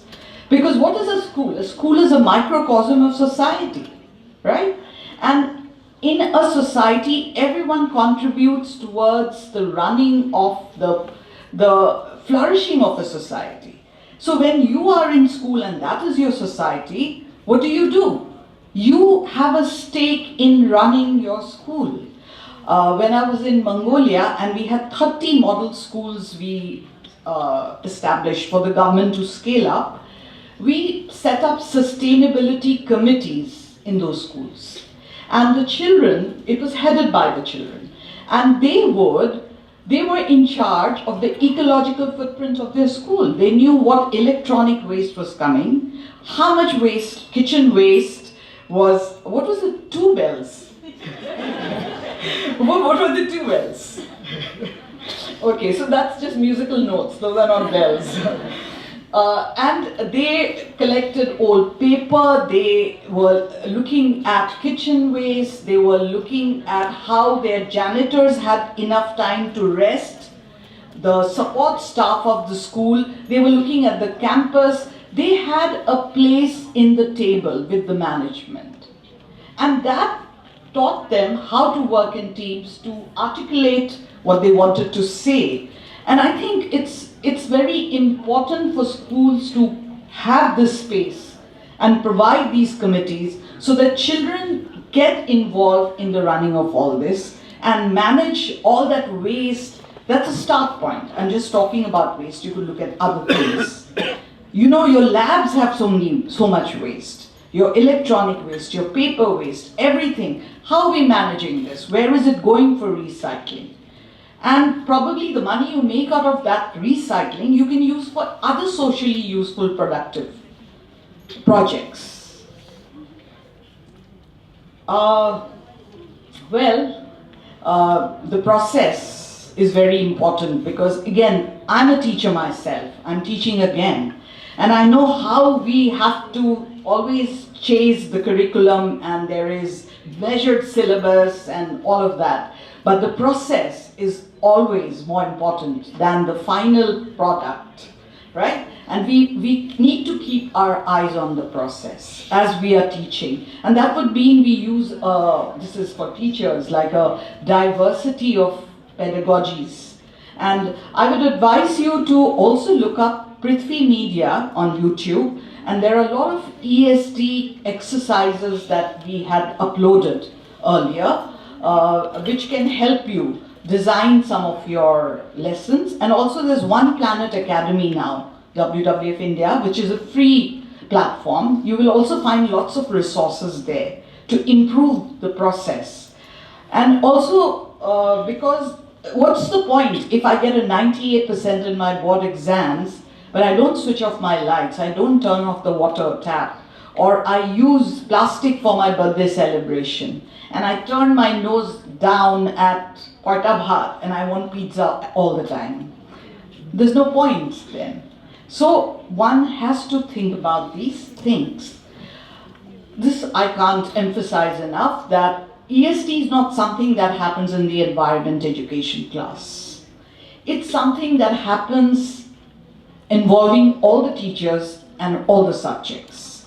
One way to do this is through a cross-curricular lesson plan. When supposing I design a middle school lesson plan, and all the teachers of all the subjects from that particular, for that, let's say class 8, they sit down and they plan a lesson for a week or 10 days or whatever time they need to cover a certain part of the syllabus. And you do it thematically. You look at forest as a theme, for example. You could take floods. And you approach that theme through the prism of each subject. Like the English teacher, for instance, could do a poem on trees. The art teacher could send you out to observe trees and sketch or write. And the botany teacher or the science teacher would look at the science aspect of trees. The economics teacher would look at the monetary value of trees and how timber is. and what happens in the market. The BATS teacher could help you calculate the carbon trees sequester. So if teachers sat down together and planned these lessons through a thematic prism, it would benefit the child because the child would see the interconnectedness of things. And in nature, everything is connected. But we've broken them down in watertight compartments for structural conveniences. But at least if we could do some of our lessons in this cross-curricular way, that would be real ESD happening, because you're equipping the child with knowledge that is holistic and it's not fragmented. Can we do this, teachers? Because I've had a lot of workshops just on this, we call it laureates, and wherever we've done it, it's been very successful. It needs a little bit of planning, but then again, it's a collaborative process, and it's also about building a team. So it's important to do this, because in the end, we have a future that's opening up, and Ma'am Dhillon's already told us about AI, unknown jobs, unknown problems, unknown technologies. So the more holistic your approach to things, the more you will be able to deal and innovate and create. Because sustainable development is full of ethical dilemmas. If I do this, this will happen. But if I don't do this, this will happen. So you have to really sort through a lot of things. And of course, new technologies are giving the teacher a new role. The teacher does not need to be walking around like a walking, talking encyclopedia anymore. The child can go and find that knowledge. So the teacher becomes more of a guide and a mentor and a motivator. So because ESD is about lifelong learning, even the teachers have to unlearn and relearn about what their role as teachers is now becoming. So what I'm trying to tell you is that ESD is not just about one thing. It's holistic, and it has to be a whole school approach, where every aspect of school life lends itself as a lesson to the learner. Because children have to learn what they live and live what they learn. That's education for sustainable development. And as you can see, those are the different aspects of a whole school approach. If you want a manual, you will find it on the website of WWF International. We developed it at Delhi, and we've also translated it into many regional languages, and it's available on the international website.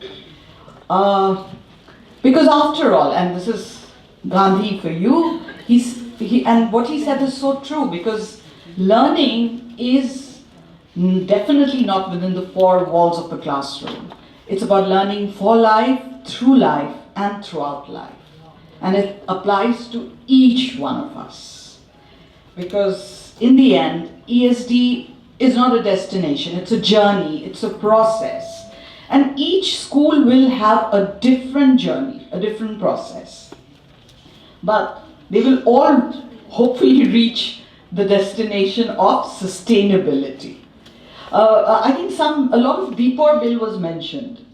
And we also worked with 2 schools in Dispur bill. And it's true, I remember the teacher telling us that when they were children, they would jump into the bill and swim and catch fish. Now they avoid that, and they don't let their children into the water because of the skin diseases. And the point is that all the sewage from Guwahati is emptied into our only Ramsar site in Assam. That's Dispur bill. And it was identified by Birds International as one of the prime areas for bird watching. So what are we doing? And if your school is anywhere there, maybe all the schools can get together and probably write a letter to the Chief Minister or to the Minister of Forests here, or to whichever body that is relevant, and raise these issues. That why are you doing this to this very once upon a time pristine wetland? What is happening? That would be ESD, where you're using your knowledge to make a change where you can. I know you can't go and change the policy, but you can act as a pressure group. And all the 10 schools here together can come together to do that. Can we do that?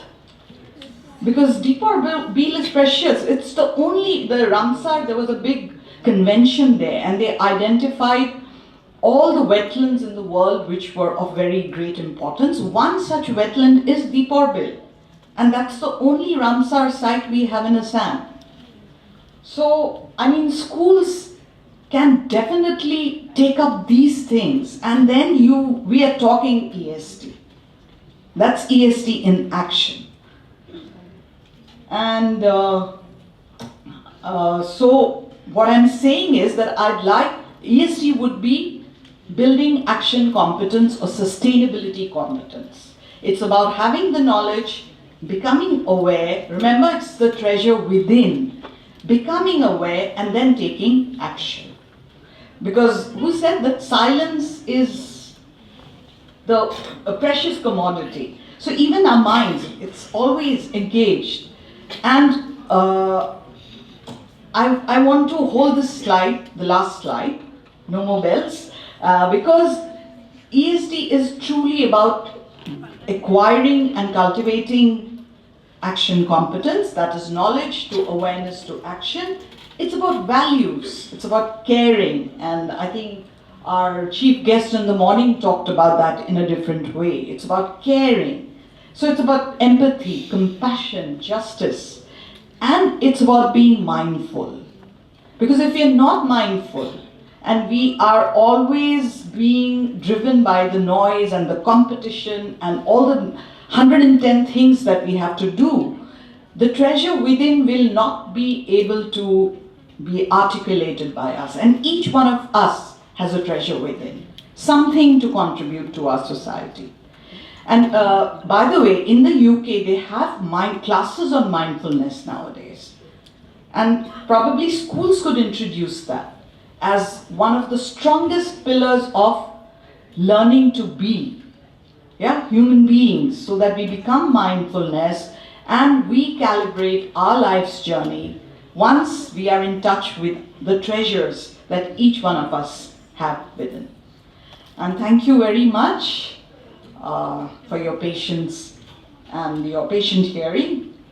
And sorry for not listening to your bells. Thank you. Is Dr. Biswajit De Sir, Creative Director and Teacher of Design at Maria's Public School. Dr. Biswajit De, an NID alumnus with a PhD in nature-based design and biomimicry, brings 25 plus years of design education experience. An IUCN Asia awardee, master trainer for CBSE, CBE, and experiential learning, and former National Geographic Explorer. He also serves on the IUCN CEC Steering Committee and leads regional and national youth climate and conservation initiatives. He is also an innovation ambassador of the Ministry of Education, Government of India. Can we please have you on stage, sir?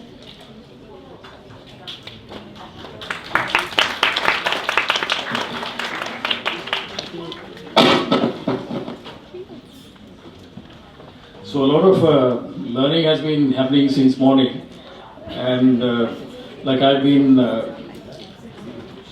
standing in one corner because usually when a program like this happens, like I do not sit, because a very big question after being exposed to such like plethora of learning opportunities is who's going to be accountable of all these things? Who's going to take charge and who's going to take actions? So this is, I think, when, like you have studied, like in the Indian freedom movement, we had extremists and moderates. Have you learned about that? So in the teacher community also, I think there are moderates and extremists. Like I would identify myself as extremist because I keep on running after people. Right, whether you are doing your job or not. But the thing is, after all these mandates which have come from the education board, which has come from the United Nations, which has come from the state board, which has been cascaded through the syllabus of education for sustainable development inside your classrooms, like through various subjects, did you find a single teacher coming to you and ask, how do you want to learn? Do you have a geography teacher who came into the classroom and asked you, how do you want to learn geography? A science teacher who came, before the science teacher gave assignments to you, the science teacher asked, how do you want to do this assignment? What do you want to do as a follow-up of this particular chapter or a syllabus? So my first guideline to you is, see, I've been exposed to teaching, like I've been teaching for about 15 years now, all thanks to Nellie ma'am, who scooped me up from Mumbai, and it was Moshimoto ma'am and Nellie ma'am who attended one of my animation storytelling workshop in Delhi during the year 2005. And she invited me to Guwahati for the first time in 2006 during the Maria's Mahotsav. And that was a fantastic opportunity. So that's when I got exposed to Maria's Public School. Most importantly, Maria's Public School is the only school in Northeast India which has the design department. We have 3 design subjects. Now my question is, how do I identify myself as a realistic and extremist teacher? I would ask my students, what would you like to do after they have learned about SDGs? What would you like to do? Because education for students, I believe, should be first enjoyable. The students will pay attention to assignments and mandates if they find the classroom to be interesting. Yes or no? How many of you identify with me? Raise your hands. Let me see. How many hands? Thank you so much for your support. The other question is, when you do projects and assignments for SDG, for your science, for your geography, for your biology, have you ever questioned yourself, karke kya hoga? Karke kya hoga? Of course, like I've seen science projects, not in Maria's Public School, like with all due respect to all the fantastic Indian schools I've been with over the past 15 years, I've seen teachers teaching students making volcanoes using Coca-Cola bottle and Mentos. Right? Now imagine the ingredients of this experiment. Coca-Cola, a plastic bottle, and then Mentos, and the instant you drop Mentos into Coca-Cola, it transforms itself into arsenic. Right, please, this is very serious. It transforms intensely, sorry, not arsenic, it becomes cyanide. And the cyanide evaporates into the air, and it's inhaled by the teachers and students who are there in the classroom. Now tell me, it's a geography experiment which the teachers are doing in class. And what are you doing to yourself? Bhai karke kya hoga? When you do projects for SDG, it should come from your heart. Do not do SDG projects because your science teacher or any other subject teachers has made it a mandate for you. Bhai ye karna hi hoga, 14 days mein jama karna hoga. Don't do it like that. You won't be able to imbibe the true ethos of SDGs into your projects. See, I completely identify myself with the students at all times because being teachers, I constantly have to unlearn things. I cannot project myself as an expert in front of you. I have to step into your shoe. I have to step into your shoe and find out how much you have understood about the United Nations Sustainable Development Goals. When it comes to water, so I'll give you some examples. And in Maria's Public School, as I said, like we are the only school in Northeast having this design department, and our driving force and inspiration is of course Nellie Ahmed ma'am, because she started this design venture during the year 2015, and the most important thing that she has done is she has given me the key to that room in my hands. Thank you so much. So when it comes to the imbibing of SDG, the first thing that comes to your mind should be empowerment. Listen to people who are giving you empowerment. Do not listen to people who are saying you cannot do this. So that was Nellie ma'am's empowerment in my hand. And a very light statement that she said, like I think it was Maya Chaudhary ma'am was also there sitting in one room, and I don't quite remember, there was another senior lady sitting in that room, when she said, "Bacche logo ko banao." That banao word is very important. How do you build students? You first have to identify yourself with them. That's why you'll find me, like I'm not sitting with the dignitaries, I won't sit with the colleagues. In school also, I sit in a room secluded at one corner of the school. People always wonder, Bishwajit kya kar raha hai sara din wahan pe baith ke. There are a lot of stories and gossips also. There might be one or two publications also, you never know. Right? But what I'm doing in that room is I'm doing my own research. Because to empower your future, to decide your future, I first have to learn about the subject myself. If I'm not doing that, I won't be able to empower you. Yes or no? Like, what do you guys think? I think I'm speaking the truth because, see, I'll speak from the point of view of a student. So what are the projects that we can do? I'll just give you an example. Like, see, these are all the fishes that we find in the wetland, which is just near to our school. And how did we find out that these fishes are there? Because whenever we try to do our Meteka project, wetland surveys and all, like it starts from class 4, right? Class 4 students scooping up with their nets, like they're collecting waters and all, and they're peering into the container to see how many insects they found, how many fishes they found. We made a survey. Students wanted to create some awareness about the fishes that they have, like we have beside our school. So we came up with this innovative project. See the materials that the students are using, like those were displayed in the exhibition hall. These materials are cardboard rolls thrown away by the flex printers into the wetland right next to our school. But they do not biodegrade because these are not cardboards. These are reinforced plastic with cardboard. They'll stay there for the rest of their lives over there. And it was a mess. And we collected around 200 rolls and we started creating some certain things out of it. Students created, some of the students are already here, like Mihiga, Nandini, they were a part of it. We started doing these projects on a very realistic note that we wanted to create awareness about this fish species. So that is exploring SDG. And most interestingly, this craft curriculum, Aina ma'am was telling you about this research project like which we had done, like where the stalactites and stalagmites, like I was a part of that research team long time back, about 5 to 7 years back. Like we discovered that the amount of carbon dioxide is it's increasing in the caves. We started to create this installation arts using those cardboard materials. We also created some lampshades.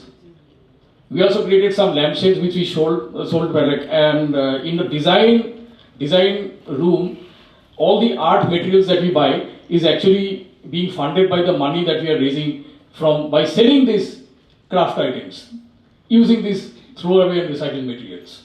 This is also a very interesting program because students wanted to learn about the mangrove ecosystem in Sundarbans. So they decided, sir, can we make a mangrove ecosystem ourselves? Then we said, why not? Like one friend couriered the mangrove roots right from Sundarbans to me, to Guwahati, and we made a working model out of it. So through this working model, like you can see, like the Royal Bengal tiger is also there. They got a model of the tiger to just like majestically put it on the top of the. So these kind of projects, how do they enhance your own portfolio? When you're leaving school, please do not leave only with your marks for your SDGs. You leave with a strong portfolio that is going to be recognized by the Indian and foreign universities. Do some projects. These are more craft items, like I'm not getting into that. So this was a big mess, like I was telling you, beside our school. These are the chairs that you have seen over there. The chairs for the pre-primary and the primary section, like which we fashioned out of these cardboard rolls. They're pretty strong, and there were a lot of people sitting on the chair. Even Meeta ma'am and myself, we were sitting over there posing and asking the students to take photographs. These are very strong, resilient materials. But we have actually found out a way in our design studio how to reuse them and how to recycle them.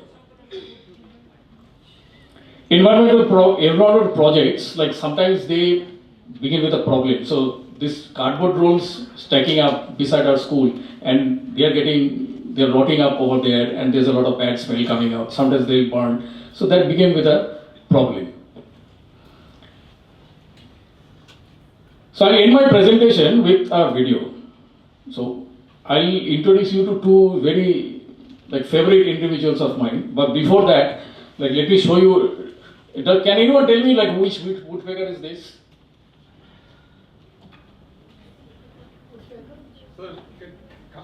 You see it very commonly in your neighborhoods.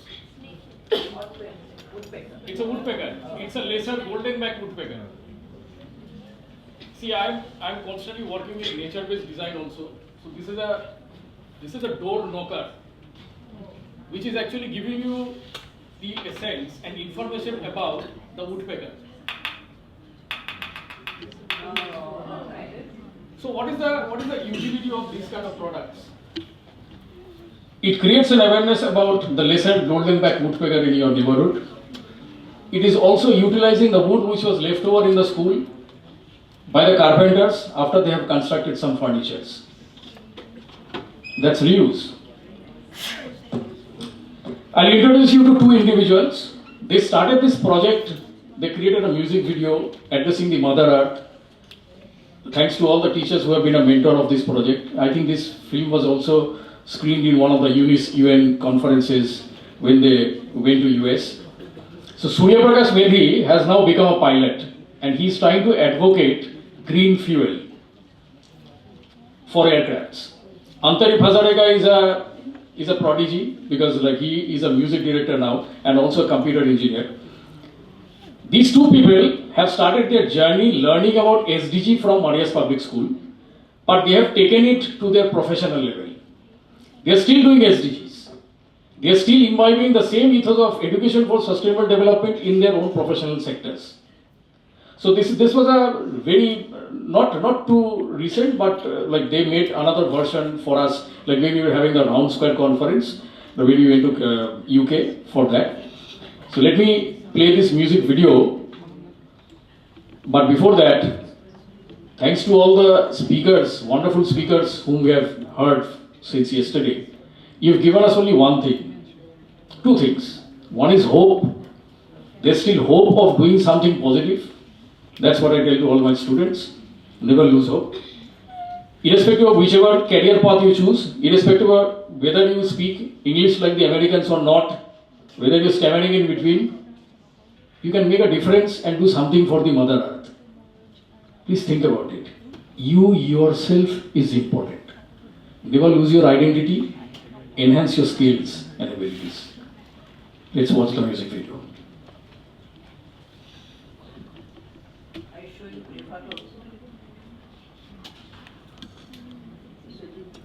Sir, Dipjyoti sir, the sound is not coming.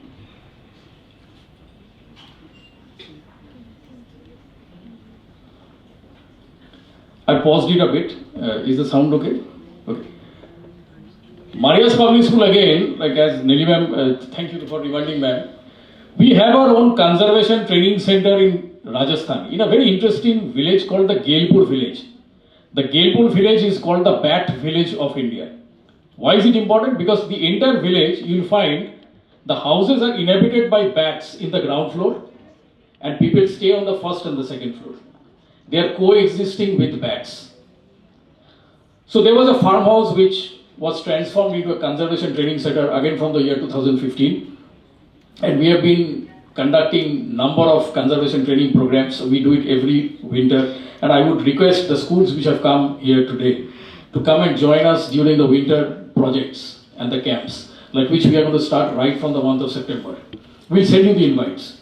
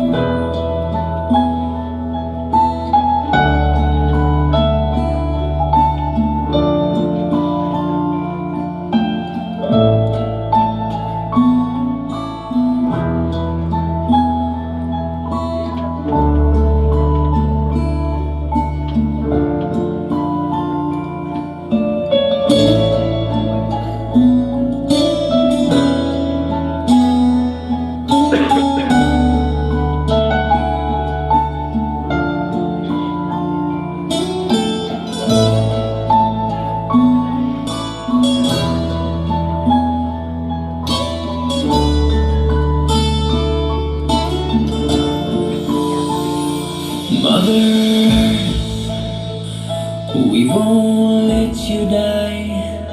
We'll be there for you forever. And now it's time to hold hands and rub the tears from your face. 'Cause you've been there through sands of time, and now we'll let you stand strong. Oh, 'cause you care, even when we dare to tear you apart into pieces.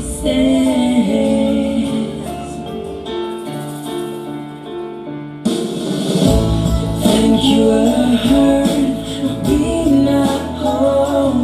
Now it's time for us. Thank you, back. Thank you, Earth, for tolerating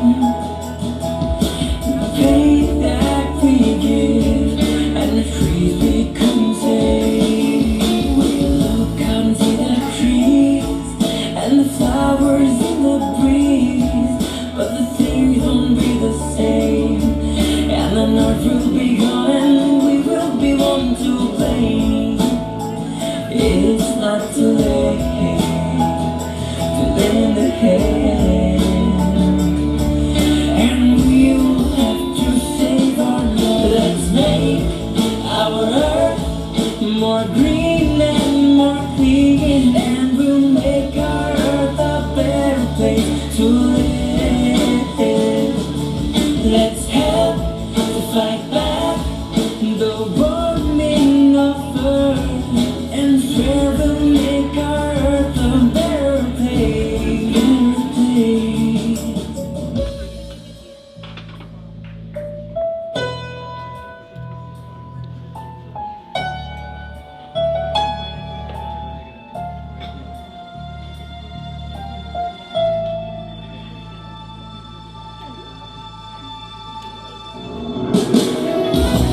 Thank you, Earth, for being at home. Now it's time for us. Thank you, back. Thank you, Earth, for tolerating the pain that we give and the truth we couldn't say.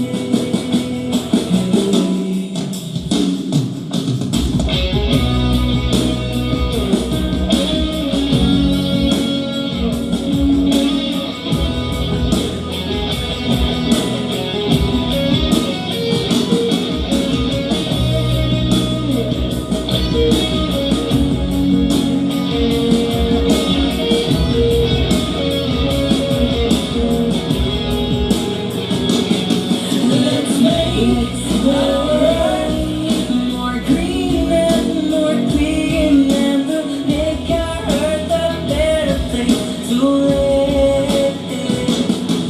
Let's help to fight back the warming of earth, and we'll make our earth a better place to live.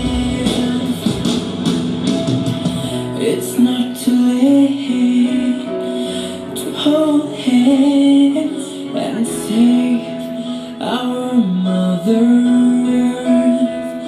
Yeah. Oh. Let education for sustainable development goals be held. Thank you so much.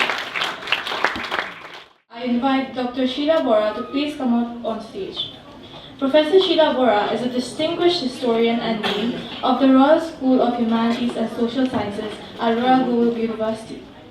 With 50 years of academic experience, including postdoctoral research at Yale, her work focuses on Northeast Indian history, gender studies, and heritage conservation, notably translating ancient Burunjis and documenting regional artifacts for the Indian National Trust of Art and Cultural Heritage. As we come to the close, almost to the close of today's program, I am greatly thankful to Madam Nellie Ahmed and her school, Maria's Public School, for giving me this opportunity to come and speak a few words to the young minds and of course to the distinguished gathering present here today. I am extremely happy to meet Madam Paramjit Kaur Dillon and Dr. Rizwan Zaman. He is not here now, but I am extremely grateful for having the opportunity of meeting both of you. Thank you so much. Before I start, I would like to tell you a small thing. That is, as you can see, maybe I am the eldest member present here today in this gathering. I am over 80 years old. But I am still very active, as you can see. I am still working very actively, and you would wonder why and how. This is what Dr. Vishwajit had said just now about empowerment. At the moment, I am working in a university which has told me you don't have to do anything. You just talk to our students, you just train them to think right. I enjoy my work because this is the type of people I come across. The number of people I've heard today, amazing work they are doing, unbelievable. Reminds me of our Jyoti Prasad Agarwala. You know, when he, perhaps all of you students must have heard of Jyoti Prasad Agarwala. He produced the first Assamese film, you know that? Which year? Around 1930s, 34, 35. He had just come back from England and he met Mahatma Gandhi at Tejpur and told Mahatma Gandhi asked him, young boy, you've come back from England, what do you want to do? And he said, I've learned a little bit of film technology in Germany and I want to make films. So Gandhi just said, you want to make films, you learn technology. Do you know how to make a film using local resources? Have you learned that in Germany? So Jyoti Prasad said no. And then it struck his mind. He said, if I'm going to make this film, I'm only going to use local resources and local people. So he went back to his place at Gulaguri when he started this studio. He used bamboo mats for making walls. He used plantain leaves for creating a forest where Godapani was hiding. And he used the sunlight instead of light for shooting a film. So this whole concept of sustainable use of our resources is not a new thing which was adopted in an international forum in 2015. It was there, it has been in our blood since we were born. But the only thing is that we were beginning to lose this habit. We were getting more and more drawn towards Western ideas. Whatever we see from far is better than what we have at hand, right? Today, I have been asked to my panel is about SDG policies and advocacy. So I won't go into details. We have seen a lot of, a number of the policies have already been discussed in detail. For example, education, women's rights have already been discussed in great detail. But what I want to talk about today is mainly about, what we should be doing. What are these policies about? Now, these 17 policies which have been adopted by the SDGs, they are not just goals. Sometimes I feel it is wrong for us to call them goals because it is our moral commitment to fulfill them. It is our promise to the younger generation, to the future generation. These are policies, no doubt, they are showing us the way, but it is a commitment by us that we will do this for you. This is what we will give you a world like this, a world where prosperity will be shared by everybody, a world where environment will be protected, a world where human beings will be treated with dignity. This is what we are promising to our future generation. They remind us that yes, we are a very developed nation, the world is developing very fast, but development has it been accompanied by social justice? We have to ask ourselves these questions. Has technical growth, we are talking of technical growth, we have just heard about how AI can empower us. So we have heard about a lot of technical growth, but at the same time, this cannot succeed without ethical responsibility, which Madam has also talked about. We have to be very careful. Environment can never be protected unless there is community participation. Community have to participate. Wherever community will not participate, or wherever community is angry with the government for some reason, they do not come out to help the government, our environment cannot be protected. And also we've just heard about education. Education without proper values, like Biswajit had just said, or many others have just talked about. We engage our students in the classroom, we teach them from the textbooks, which I don't know how much value they have for our students, but without value, without compassion, no education is of actual value. Now, if you think of it, we have morally committed so much to our future generation. From 2015, we are now to 26. We have just 3 or 4 more years to go to achieve those goals, the policies. And we have also seen today in the maps how many of the goals we have yet to achieve, how far back, how much we are lagging behind yet. So though we have made our advances in science, technology, we can claim to have made a lot of advances, there are also in many areas we have fallen back rather since 2015. For example, climate change is accelerating. We know that. We have seen recently what has happened to our own state. Inequalities remain very, very deep. We see that every day in our lives. It is so sad to see, the different strata that we live in.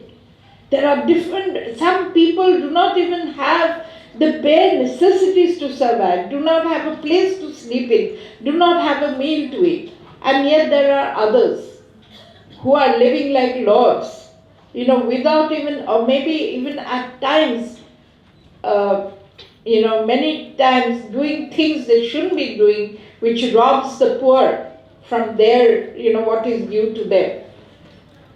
Poverty continues to affect millions. This is going on. So are we sure that by 2030 we can achieve these policies? The big question for us is how to translate them into action. There are just 2 words. One is a policy. Policies show us the way, that this is the way you go. And advocacy will help us how to ensure that the opportunities which these policies may give will be available for every citizen. Every citizen must be able to avail of those opportunities which our policies intend to bring. Now here lies the importance, because a policy, unless it is put into action, we have heard of all these policies, but unless it is put into action, what does it remain? A piece of paper. Another promise that we have made. Okay, I will do this by this time. Advocacy can help to bring those policies into place. Because advocacy amongst citizens will make people understand, like today's conclave, for example, we are trying to make you understand what is the policy about, what you as a person, as a citizen of the country, what you are expected to do. So advocacy that way is very important. Advocacy will make you believe in the policy, that yes, this policy is right. We may have to do it some other way, may have to try to achieve the policy in some other way, but it is right. You have to believe. Unless you believe in that policy, why will you try to achieve that policy? Isn't it? And thirdly, you have to participate. You have to be an active participant in implementing that policy. Then only that policy will be successful. That's why advocacy and policy both go hand in hand. One will not succeed if the other is not there. These two must go hand in hand. Of course, the policies suggest opportunities, as I have said, and advocacy will tell us how we can reach those benefits or opportunities. But at the same time, we must also remember policies are correct. If policies are not correct, advocacy will not work. Now, as we know, in our country, the government has really aligned most of its policies to the SDG goals. And it has taken almost in every policy matter, whether it be relating to education, whether it is related to health, whether it is related to sanitation, climate, women's empowerment, digital inclusion, everything, government has aligned these matters into their policy. But are these policies really, NEDFi is there, always trying to coordinate with the SDGs. But are these policies really working? Assam also is not falling behind. The other day with NEDFi, we sat here, we prepared a 2030 vision for Assam also. A very high-sounding vision for 2030 for Assam. Assam, we feel it is not difficult for us to achieve these policies because we are blessed with so many, things like extraordinary biodiversity. We have vibrant indigenous cultures. We have abundant resources and youth power. You are the most important people here in implementing the policies. Yet, we are facing many challenges like you see, our floods, our erosion, our climate vulnerability, our educational disparity, our disparity in poverty, unemployment, healthcare. All this is there. We are still suffering. Now, the policies which have been sort of designed in international countries may not always be suitable for local purposes. Therefore, it is very important that many of these SDG policies, which are very good, no doubt, but they have to be localized. We have to try and localize them, and advocacy in the Northeast must amplify local voices and local knowledge. Policy must become more local. We cannot sort of stick to a one-time sort of, it cannot be uniform. What is the SDG policy for women empowerment in America or in UK cannot be the same in India. They have to be different. We have to localize these policies, and this is where advocacy is very important. Local voices must be heard. So I would say that the first important priority is localization, and good advocacy must always be evidence-based. Like today we have seen some very good charts and figures and evidence which tells us where we stand as far as the implementation of these policies stand. They must be constructive, and of course they must be solution-oriented. They have to be solution-oriented. Now, we have to ask a few questions. I am talking about Assam particularly as far as these policies are concerned and advocacy is concerned. Are we really adequately investing in the areas where the indicators show weakness? I know we talk about this in Guwahati, we talk about this in our metropolitan towns, we talk about this in our schools, in the urban areas. But what about the areas which are in the rural area, people who are left behind, or the vulnerable communities, remote areas where we cannot reach? Are they aware of the policies? Is our advocacy reaching those places? We have to make sure of that. And then are development projects increasing our resilience or increasing our vulnerability? You know, we see development, so many things happening in the name of development. Are they all helping us in increasing our resilience? Are they? Do you believe? Development of all our bridges, development of all our industries, development of so many things going on. But are we really all becoming more resilient because of this development? Or are we becoming more vulnerable in some areas? We have to think of all that. And importantly, we must measure the outcomes. When we talk of the policies, we must measure the outcomes of this policy rather than counting the number of schemes which are being introduced or the money that is being spent in introducing. We are spending money on the policies. We are introducing a lot of schemes. But what is the outcome? We need the outcome from this. Then, are we doing enough to reach everybody? Can one school or one university or the government alone or an NGO alone, can we reach out to everybody? Can we achieve the goals by working alone? Our task would become much, much easier if we can build partnerships. And this is why today's conclave is so important. Look here, who all are meeting? We have schools, we have universities, we have NGOs, we have WICCI, we have civil society, we have students, youth, all.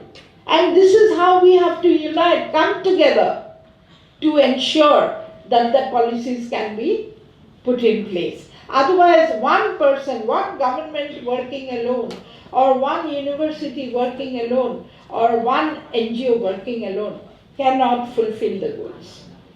So here when we talk of advocacy, I would say advocacy should always encourage partnerships. Partnerships are very, very important point, and that must be encouraged. Now here I have said I am trying to point out a few agencies through which responsible advocacy can be carried out, or because advocacy again is rooted in knowledge. Unless we know, we cannot advocate. So advocacy is rooted in knowledge, and I'm trying to suggest a few important agencies through which advocacy should be promoted. One is, of course, the social media. As we have said, the social media today is very important. I think it was like, for example, Krishnamani's presentation. She was showing how when she started her enterprise, no one knew about her. It was through social media that people got to know about her, and she has got. But then social media is also a very dangerous platform, and we have to be very, very careful how the social media is used. It must be used with responsibility, and it must be compassion and ethics which must guide the social media, and not any other thing, because otherwise then we may go wrong. Secondly, I have talked about education, young people. I think our advocacy must be very strong amongst the young people.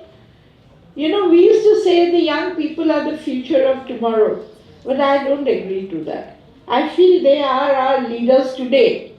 They are our leaders today. I think they lead us.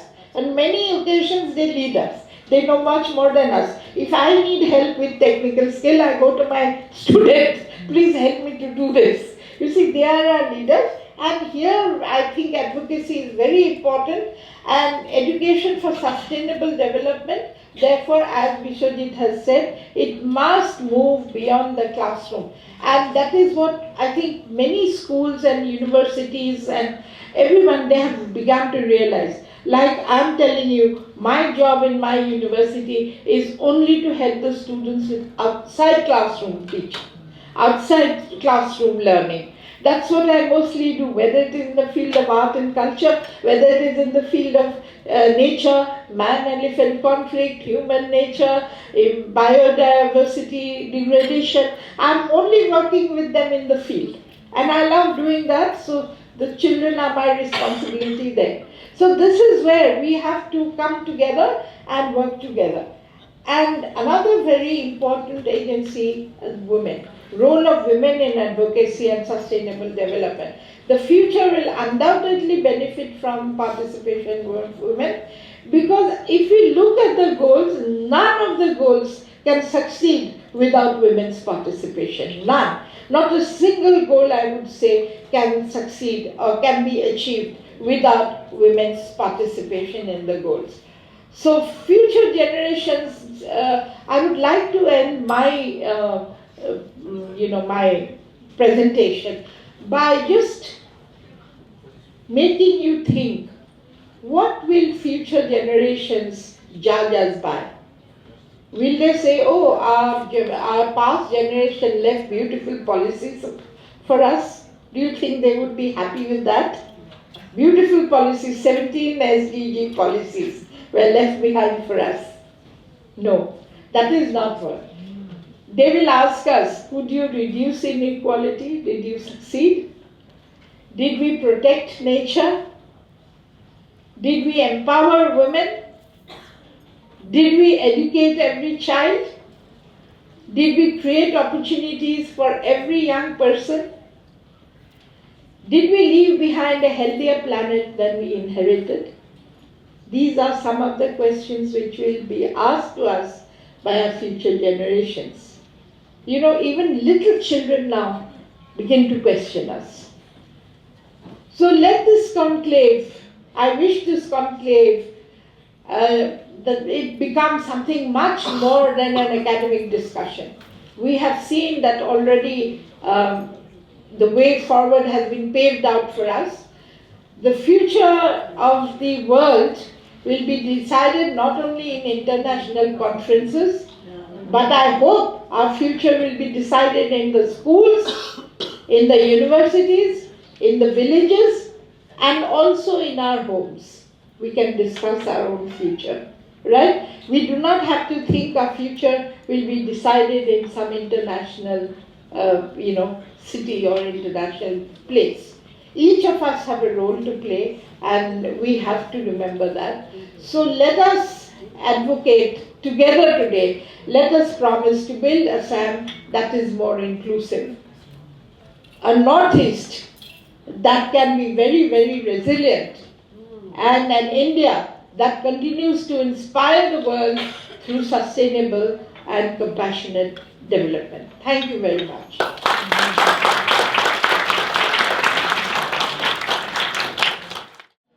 Bharadwaj ma'am from the Assamese Department of Marias Public School. She will be reciting selected excerpts from a few Assamese poems which are etched in the history of Assam for their brilliant picturization and depiction of women and their varied contribution to society. One of the poems refers to Pandit Jawaharlal Nehru, who was impressed on seeing the talents and work of women folk in Assam. It also mentions that Mahatma Gandhi, upon seeing Assamese women weaving clothes on looms, foresaw the potential for industrial development in Assam in the years to come.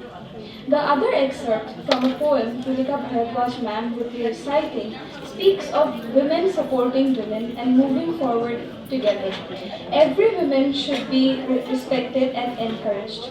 One enterprising woman can inspire and create 10 more enterprising women.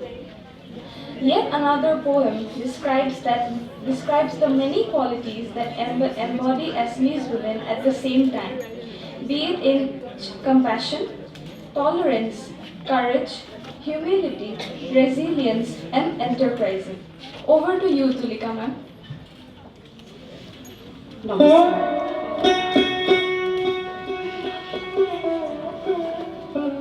Jyotiprasad আগৰৱালাৰ কবিতা অসমীয়া ছোৱালীৰ মুক্তি। প্ৰাণ জ্যোতিকাময় কামৰূপিকাময় নিজৰা লাস্যময়ী। মই অসমীৰ মই ভাৰতীৰ ছোৱালী কবিতাময়ী। মোৰ শিৰত সিন্দুৰ সোণ, কপালত মই ফোট লৈ পিন্ধো নীল আকাশৰ জোন। হৃদয়ত মোৰ থৌ কিবা থৌ কতলৈ তৰ থৌ, নিতে সাৰ পাই নিতে মাৰ যায় মানে কি মধুৰী মোৰ। মই নাগিনী চক্ৰেণ বৃণজা, গাইডালো মই বিপ্লৱী মই। মুক্তিৰ জুই জ্বলাই মই বন্দীশালালৈ যাওঁ, নিজৰ দুখতে নিজে বুকু ধুলি মোৰ কলিজাৰ জুইৰে। নিজেই নিজকে পুৰি নিজৰে আয়ুস খাওঁ।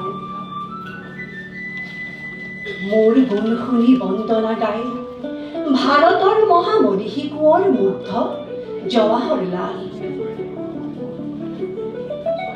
ময়ে ভাৰতৰ শিৰৰ শিপিনী, ময়ে ফুলতি তৰা। কত চানেকিৰে সূতাৰ গুণাৰে বাচি যাওঁ মন্তৰা। মহাত্মা মোহনে স্বৰাজ পক্ষীৰে দেখিয়ে মাকুতি ধৰা, কলে আইদেউ আটক ধুনীয়া বৈশাখনীয়া, সোণ সপোনৰে মৰম লেপন কৰা।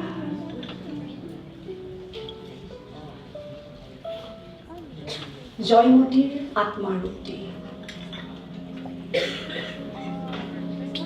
মই অকৃত্য, মই অচ্ছেদ্য, মই অদাহ্য। চানেকিৰো চানেকি, মহা চানেকি মই দিঠকৰ সত্য। মহামানৱৰ মই আদৰ্শ সনাতন, কাললৈ নুমাই জল চিৰকাল মই চিৰনিত্য। মই মহাসত্য। জগাবলৈ নিষ্পেষিত দলিত ধৰিত্ৰী, প্ৰতিৰোধ কৰিবলৈ মানৱীয় পাশবিকতাৰ উন্মত্ত বিলাস। আমুক শপতি লৈ আচলত মোৰ জানো অহোৰাত্ৰি।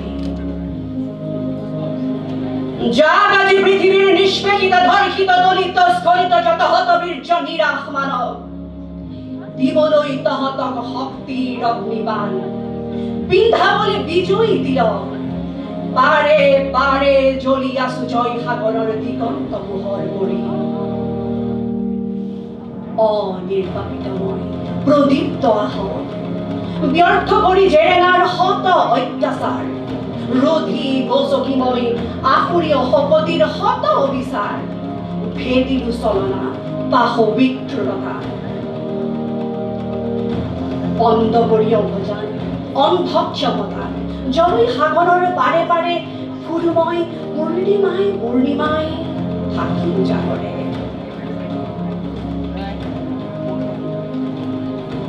ডক্টৰ গুৰুমী ডেকা হাজৰিকাৰ কবিতা চুলি নাবান্ধিবা যজ্ঞখিনি।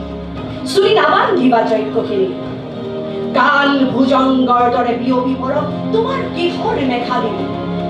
তাৰে ছায়াত ঢাক খাই যাওঁ জোন তৰা আৰু বেলি। চুলি নাবান্ধিবা যজ্ঞখিনি, ৰুক্ষ কাশত তেজ সানি ল'বা এইটো তোমাৰ পণ। সৌজন্যৰ মাত শুনা নাই, দেৱদত্ত বাজি উঠা নাই। হয়তো বহু পাৰে কৌৰৱ সেনাৰ নিধনৰ বাবে মিলা নাই মহাক্ষণ। পঞ্চকোটিৰ অনাথিনী প্ৰিয়া চুলিৰ ছায়াত মুখ লুকুৱাই ভীৰু পাণ্ডৱক ঢাকিবলৈ দিয়া লাজ। ধৰ্মপুত্ৰ নীতিৰ অধীন পাৰ্থৰো আজি বৃহৎ কলাবেই। বীৰ বিপুদৰ শোকত ভগ্ন, মাতৃত নহয় নাৱেই নলবা। কুমলীয়া দেহী তেজৰ কথাত হয়তো খাইছে ভয়। যজ্ঞখিনি সহায় নালাগে কাৰো, যাইকখিনি সহায় নালাগে কাৰো চুলিৰে মেঘত ধুমুহা নাব মেঘ গৰ্জনত বিদ্যুৎ জ্বলি হস্তিনাপুৰৰ সোণৰ কাৰেং ধূলি হৈ মিলি যাওক এতিয়া লভিছে আমাৰ নদীয়ে উভতি যোৱাৰ গতি একেলগে আমি তেজেৰে বোলাম কাল সাপ যেন বেৰি এতিয়া চুলি নাবান্ধিবা যাজ্ঞখিনি thank you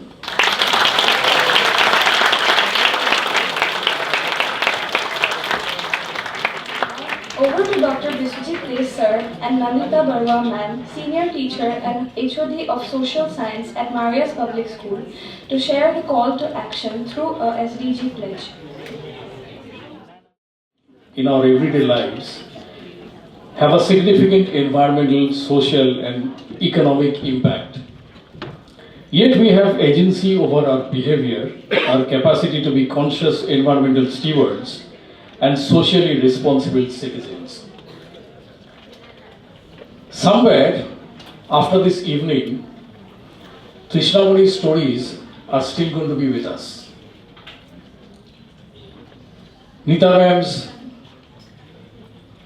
suggestions and also the pathways that she has laid down for us for education for sustainable development is going to guide us.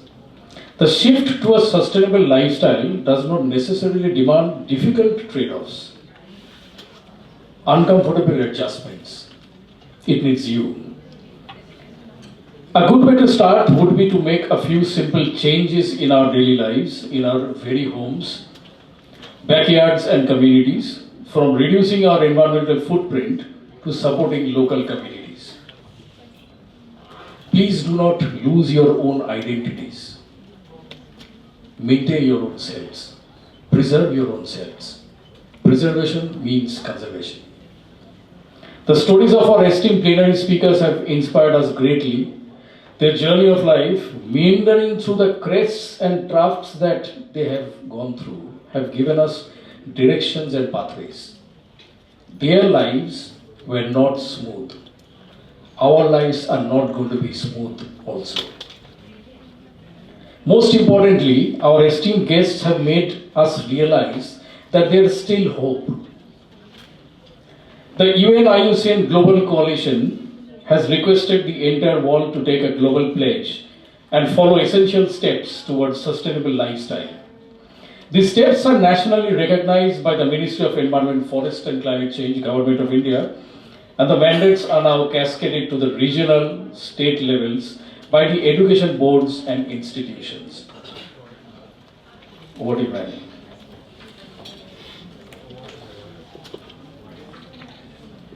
We invite you to take the Global Sustainability Pledge and incorporate as many as possible of the following sustainability principles into your daily routine. Yeah, may I request everybody to stand for the pledge?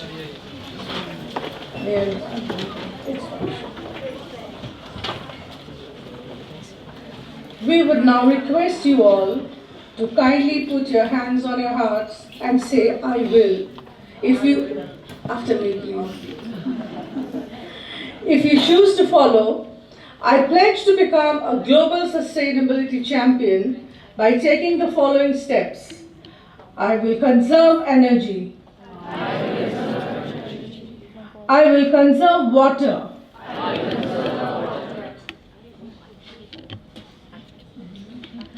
I will not waste any food. I will avoid single-use plastic.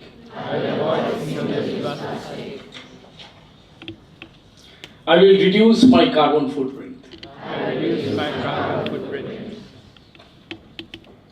I will engage myself into nature appreciation and holistic well-being.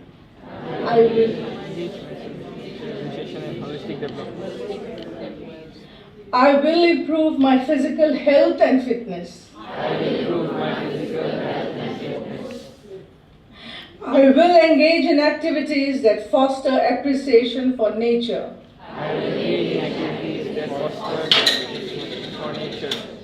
I will regularly allow myself a digital detox by spending enough time outdoors and away from the screen.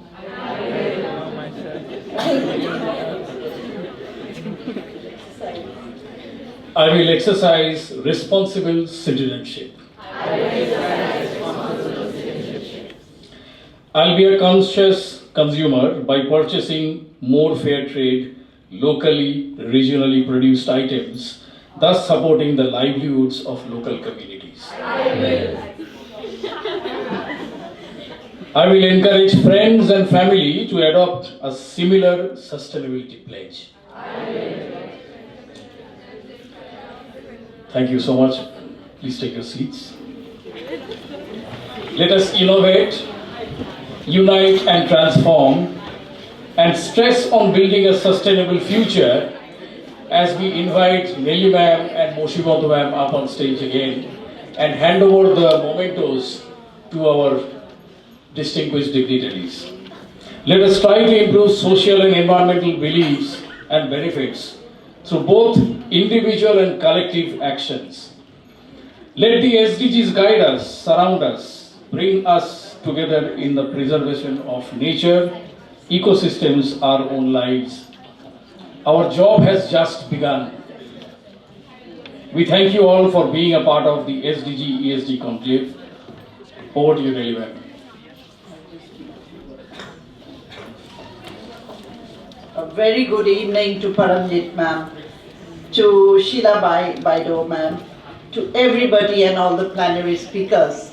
Believe me, to the students and the teachers of the respective schools, I'd like to thank each one of you for being here and patient listeners throughout the day till the evening, although we overshot our time.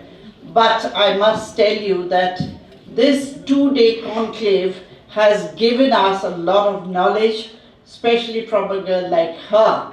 Yes, your story has touched our hearts. The architecture that you have been showing, and Meeta Goswami ma'am, all of you all, especially you from Shillong, from Meghalaya, truly has noted that nature is our best friend. And I think students, Sheila ma'am, what she has said, the advocacy, the policies is not just in paper. We want you to take it with you as the key takeaways back to your school. Okay? Maria's Public School has had this two-day conclave with the Secretariat working back to back. Sonia ma'am, please get up. Thank you. Viswajit sir, Mansoor and Man. Literally, when we were on holiday, they were working back to back to make this two-day conclave to what it is today. Thank you, ma'am, for coming all the way from Punjab, from losing your luggage and then getting it back. That was another adventure. When you come to Assam, all these things you have to take it in your stride. Yeah, love you all, children. We want you to be in touch with us, collaborate with us, don't feel shy. Get in touch with your teachers. Biswajit sir is here. Principal madam is here, and we are all there together to work towards the SDG goals, right? Yes, I want a big yes. Yes. Not yes. What about a big yes? Yes. Yeah, and cheers to WCCI. Yes, we may put on the music because ma'am has created this music last night, I must tell you this, through AI. So Biswajit, whenever you give the permission, it can be put on. Okay, thank you all. Thank you for coming and God bless all of you. Don't rise yet. Memento that we designed in the design lab of Maria's Public School. If you have noticed, we haven't used a single speck of plastic anywhere, no plastic bottles. I think that's how environmental and sustainability programs should be. Thank you so much. Thank you. Neha ma'am, can we have you on stage?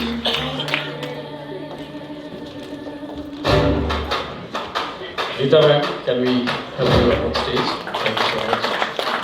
We are the women who dare to dream. Jigyasha ma'am, can we have you on stage? Scream with courage.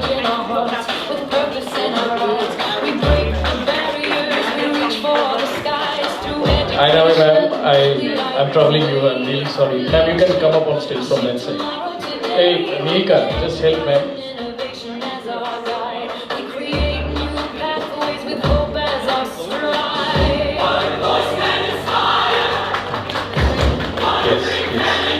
Can you have the teachers from the schools to come up on stage as well?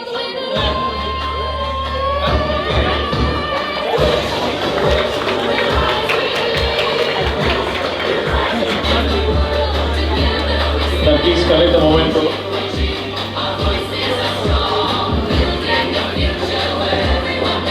Paranjit Kaur ma'am, can we also have you up on stage? Because I would request you to hand over a few mementos also to the teachers.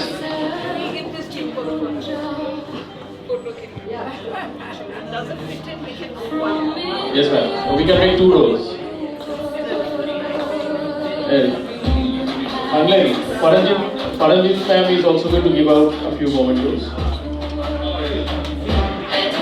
Then.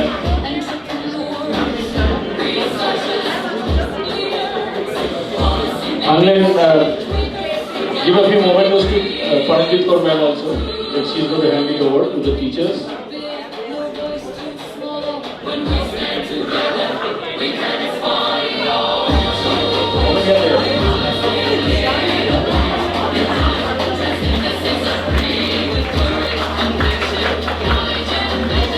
Mihika, how many are there?